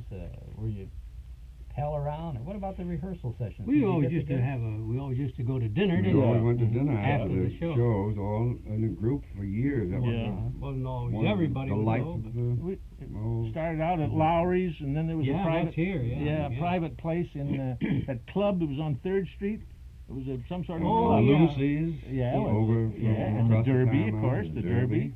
But Tally Ho, wasn't that on? I don't know. It was a place on 3rd Street. And back in somewhere. Yeah, it was a famous private club, Yeah, that's right. They used to kid you into thinking it was a club, and you pay another $1 for the drink, or whatever it was. It was a happy show and a happy group always. It wasn't always the same group of people, but generally pretty much the same. I worked for the same advertising agency, and the same man produced our little Gildersleeve show that produced Jim's show, and then we had 2 of them. We got real affluent there, and I had my own producer for a while. Those were in the Palmies, though. Yeah. Did you have to give up being on the McGee show, Hal, to do your own, or were you working consecutively for a while? I did my own show, but then I came back and once guested. in a while. Yeah, and then you were off the show because you were ill one week, and I came in and did. And I had to give up doing everything else, which I regretted, because people would recognize me, like if I did an audience show, like I went on to do Charles Boyer shortly before I had my own show, when I still was with Jim, and they neglected to introduce me to the audience, the idiots, and so I went on to after the show had been on about 5 minutes, and Boyer is out there charming the people and the lady, and somebody started a hell of a big hand out in the audience when I walked up, and God, I almost died, so I went on and did my little scene with him, and after the scene, or we had a little break, he turned to me and said, "Who the hell are you?" Oh, I'll never forget it. He knew me, but he knew I was somebody else. You know? He's also the fellow that said to me when I was doing his father in the show.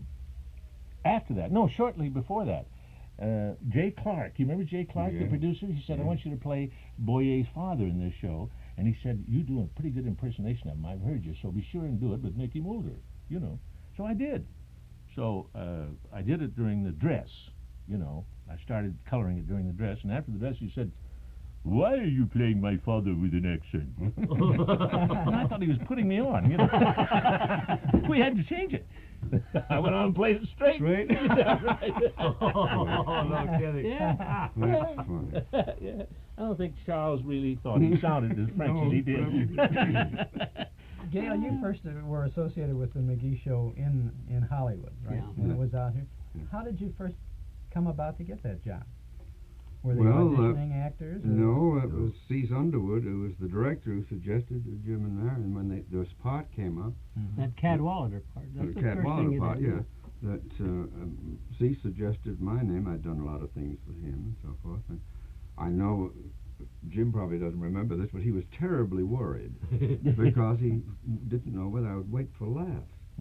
Oh, yeah. He said, "Well, Gordon's a straight dramatic actor." He was very, very worried. He ceased talking into it, obviously, and I got the job. And I think I waited for the laughs, all right. Yeah. Didn't you do it in a picture, too? Yes. Oh, yes, that's right, at RKO. Yes, at RKO. Yeah. In the picture. Yeah. You danced with Here Marion? We Go Again, or something it's called. Yeah. Well, what roles were you doing? What kind of thing were you doing prior to that as a dramatic actor? Well, I was Irene Rich's leading man on the Welsh Grape Juice Hour. I was for 9 years I was on that show, and that was a different character each week. She did a story a week. And I was doing a whodunit thing, and I was on the Frank Morgan show doing a professor of something or other. And you know, any parts that as all the radio actors in those days, any parts you could do for $10, $15, or $20. When gosh, I went on to McGee, got $150. That was, you know, Then came after. God, you know. But I started out at we were talking about $5 a show earlier. I started out at $2.50, and the CBS and NBC took 25 cents for hiring. You got 2 1/4. I thought you got $3. No, that was afterwards. Oh. I held out for $3 at KFI down in Los Angeles, and they wouldn't hire me. They said, "We're not going to pay that money for that." And they didn't. They wouldn't hire me. I had to scrounge around somewhere else for $3. Times did get better a little later, didn't they? Yeah. But for years, NBC and CBS took 10% out of your check for calling you. That was just the artist service. The artist service.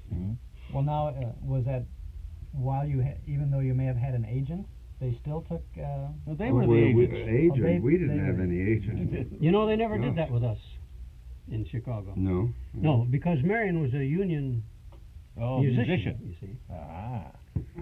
Yeah. But you just brought your piccolo, Gail. You'd have saved all that money. Yeah. You know, I held a check for a long time. I turned in an expensive kind of check in San Francisco when I was with the NBC Artist Service for $7. They sent me out to do a little promotional thing, and somebody sent the check for $7. I think it was a furniture company, Bruner, up there, and NBC deducted 70 cents. From your expense account. My expense account. So I never cashed a check. I almost drove the poor dame to out. The name McAdoo. She was the head of the bookkeeping department. I was already in Chicago, and they were writing me letters. Spend the check, you know. I had it hanging in my office for a long time. You know, for some 20 years, I worked for CBS, off and on doing different things. Second Mrs. Burton, which was a soap opera, started out here, did that, and so forth. For 20 years, I got a check from CBS every week of Miss Gail Gordon. And after 20 years, I went and met the gal who was the auditor, and I said, "I'm Miss Gail Gordon." Oh. And that was it, and never changed. But I finally got it, just Gail Gordon. 20 years. Oh, boy. Well, you folks have all been in radio for, really from, if not exactly the beginnings, but... I was in exactly the beginning. So was Before the beginning. Jim, when did you start? What was your first radio thing? About 1925. That's pretty close to the beginning, I was in earlier. When were you? 1923 in KLX in Oakland. I was the Oakland Tribune's Boy Caruso, and I had a boy soprano voice. But the dramatic critic didn't know the difference between soprano and a tenor, so he called me the Oakland Tribune's Boy Caruso. 1923. Probably thought KLX, that was the Oakland Tribune station, Senator Nolan. That's one of the first in this country anyway. Yes, one of the first. That one is in St. Louis. Yeah, that station and one over in that Al Pierce and his brother worked on in San Jose. They were the first two stations in that locality.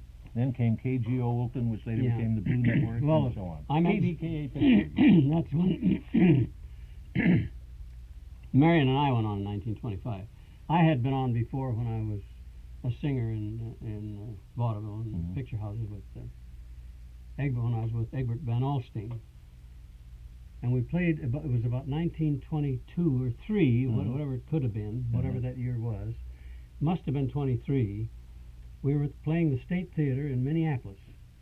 And we walked down under the stage and clear out through a cellar, clear out under the street in the front of the house to a microphone and a piano. And we went in there and we did that thing. That was in 23 or something like that. And I wrote a letter home to my wife in Peoria to tell her to be sure and listen, because we were going to be on the show. We were going to do this night, and she did, and they heard it. But that was before. Well, that's like Hal says. That's about. We just walked in off the street in those days. Even in 25, when we started, they didn't pay anything. They just. I was getting walk in and do it. Little stuff from the Tribune for entertaining carrier boys on Saturdays. With short pants. Boy, you had to be a hero in Oakland even in those days to wear short pants and sing in a soprano voice. But anyway, I did it. I never led with my right hand, though.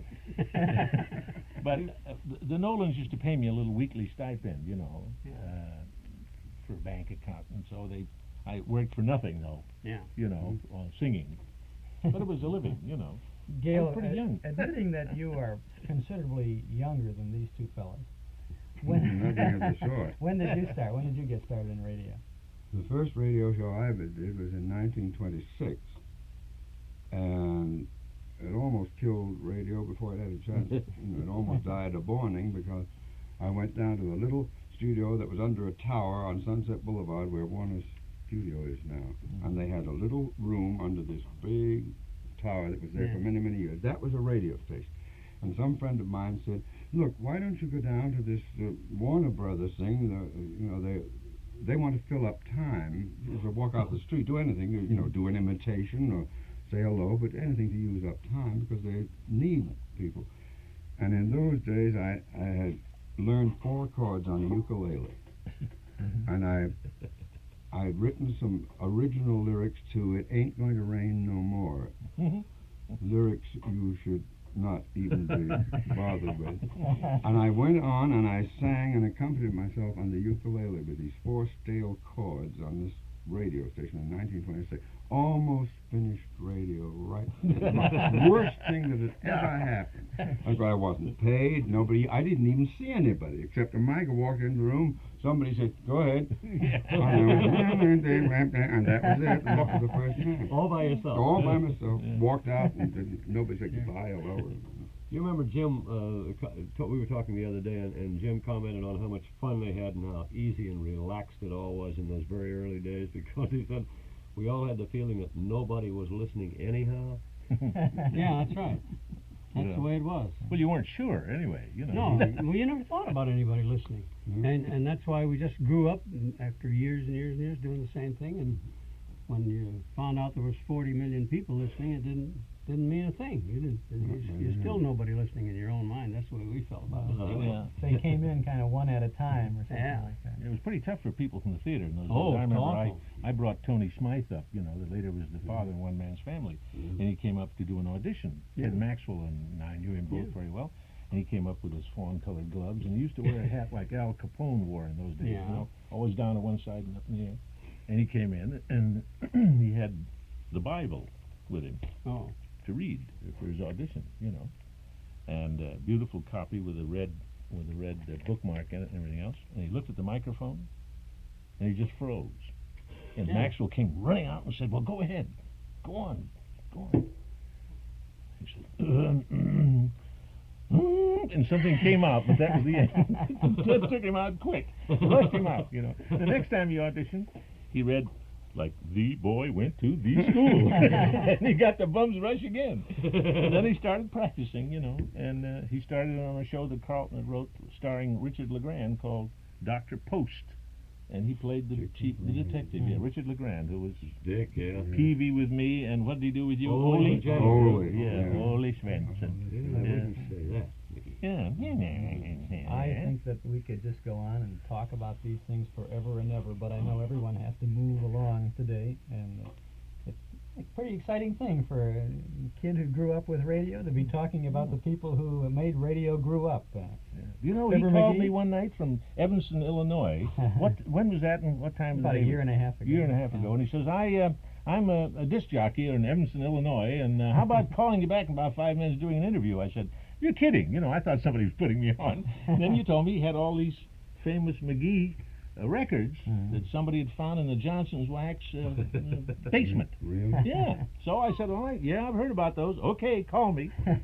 That's one of the very best interviews I ever did. They put them on because tape? of you. Oh. Yeah, all those McGee shows are on tape, so you guys are well preserved. We'll see that you get some. Yeah, he's got a lot of thing anybody said about us all day. We're well preserved. Yeah. Fibber McGee, Throckmorton Gildersleeve, Merrill Trivia, and Phil Leslie, too. Gail Gordon, Hal Perry, and Jim Jordan, thank you very much. And thank you from everybody out there in Radio Land for all the nice things you've done for us. You'll hear from my lawyer about that. Let's see. See here, Shady. Northwest Federal Summertime.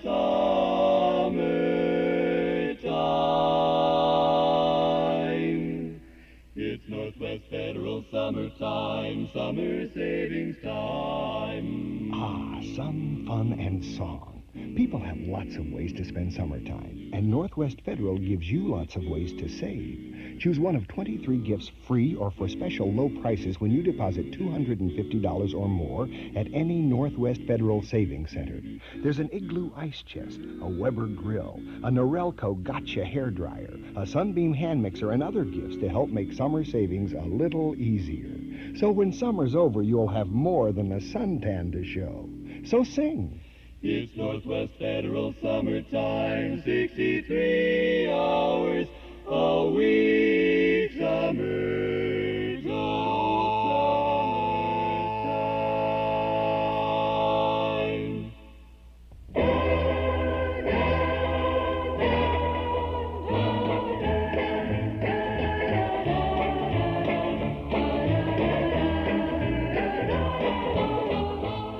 Well, that's it for today, and so much for our National Radio Month special that was so special it spilled over into the following month.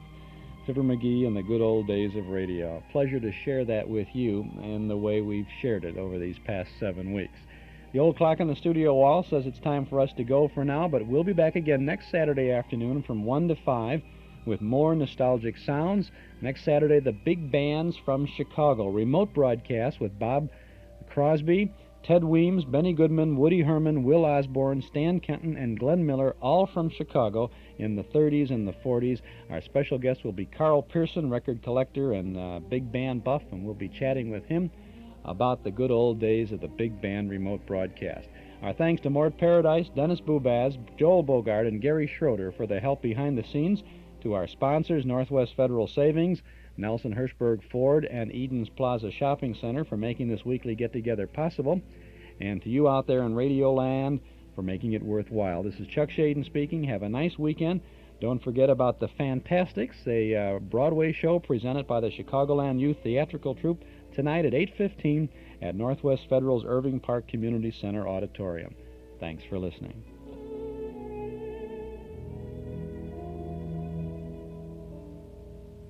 The time is 5 o'clock. You're listening to WNIB in Chicago at 97 FM.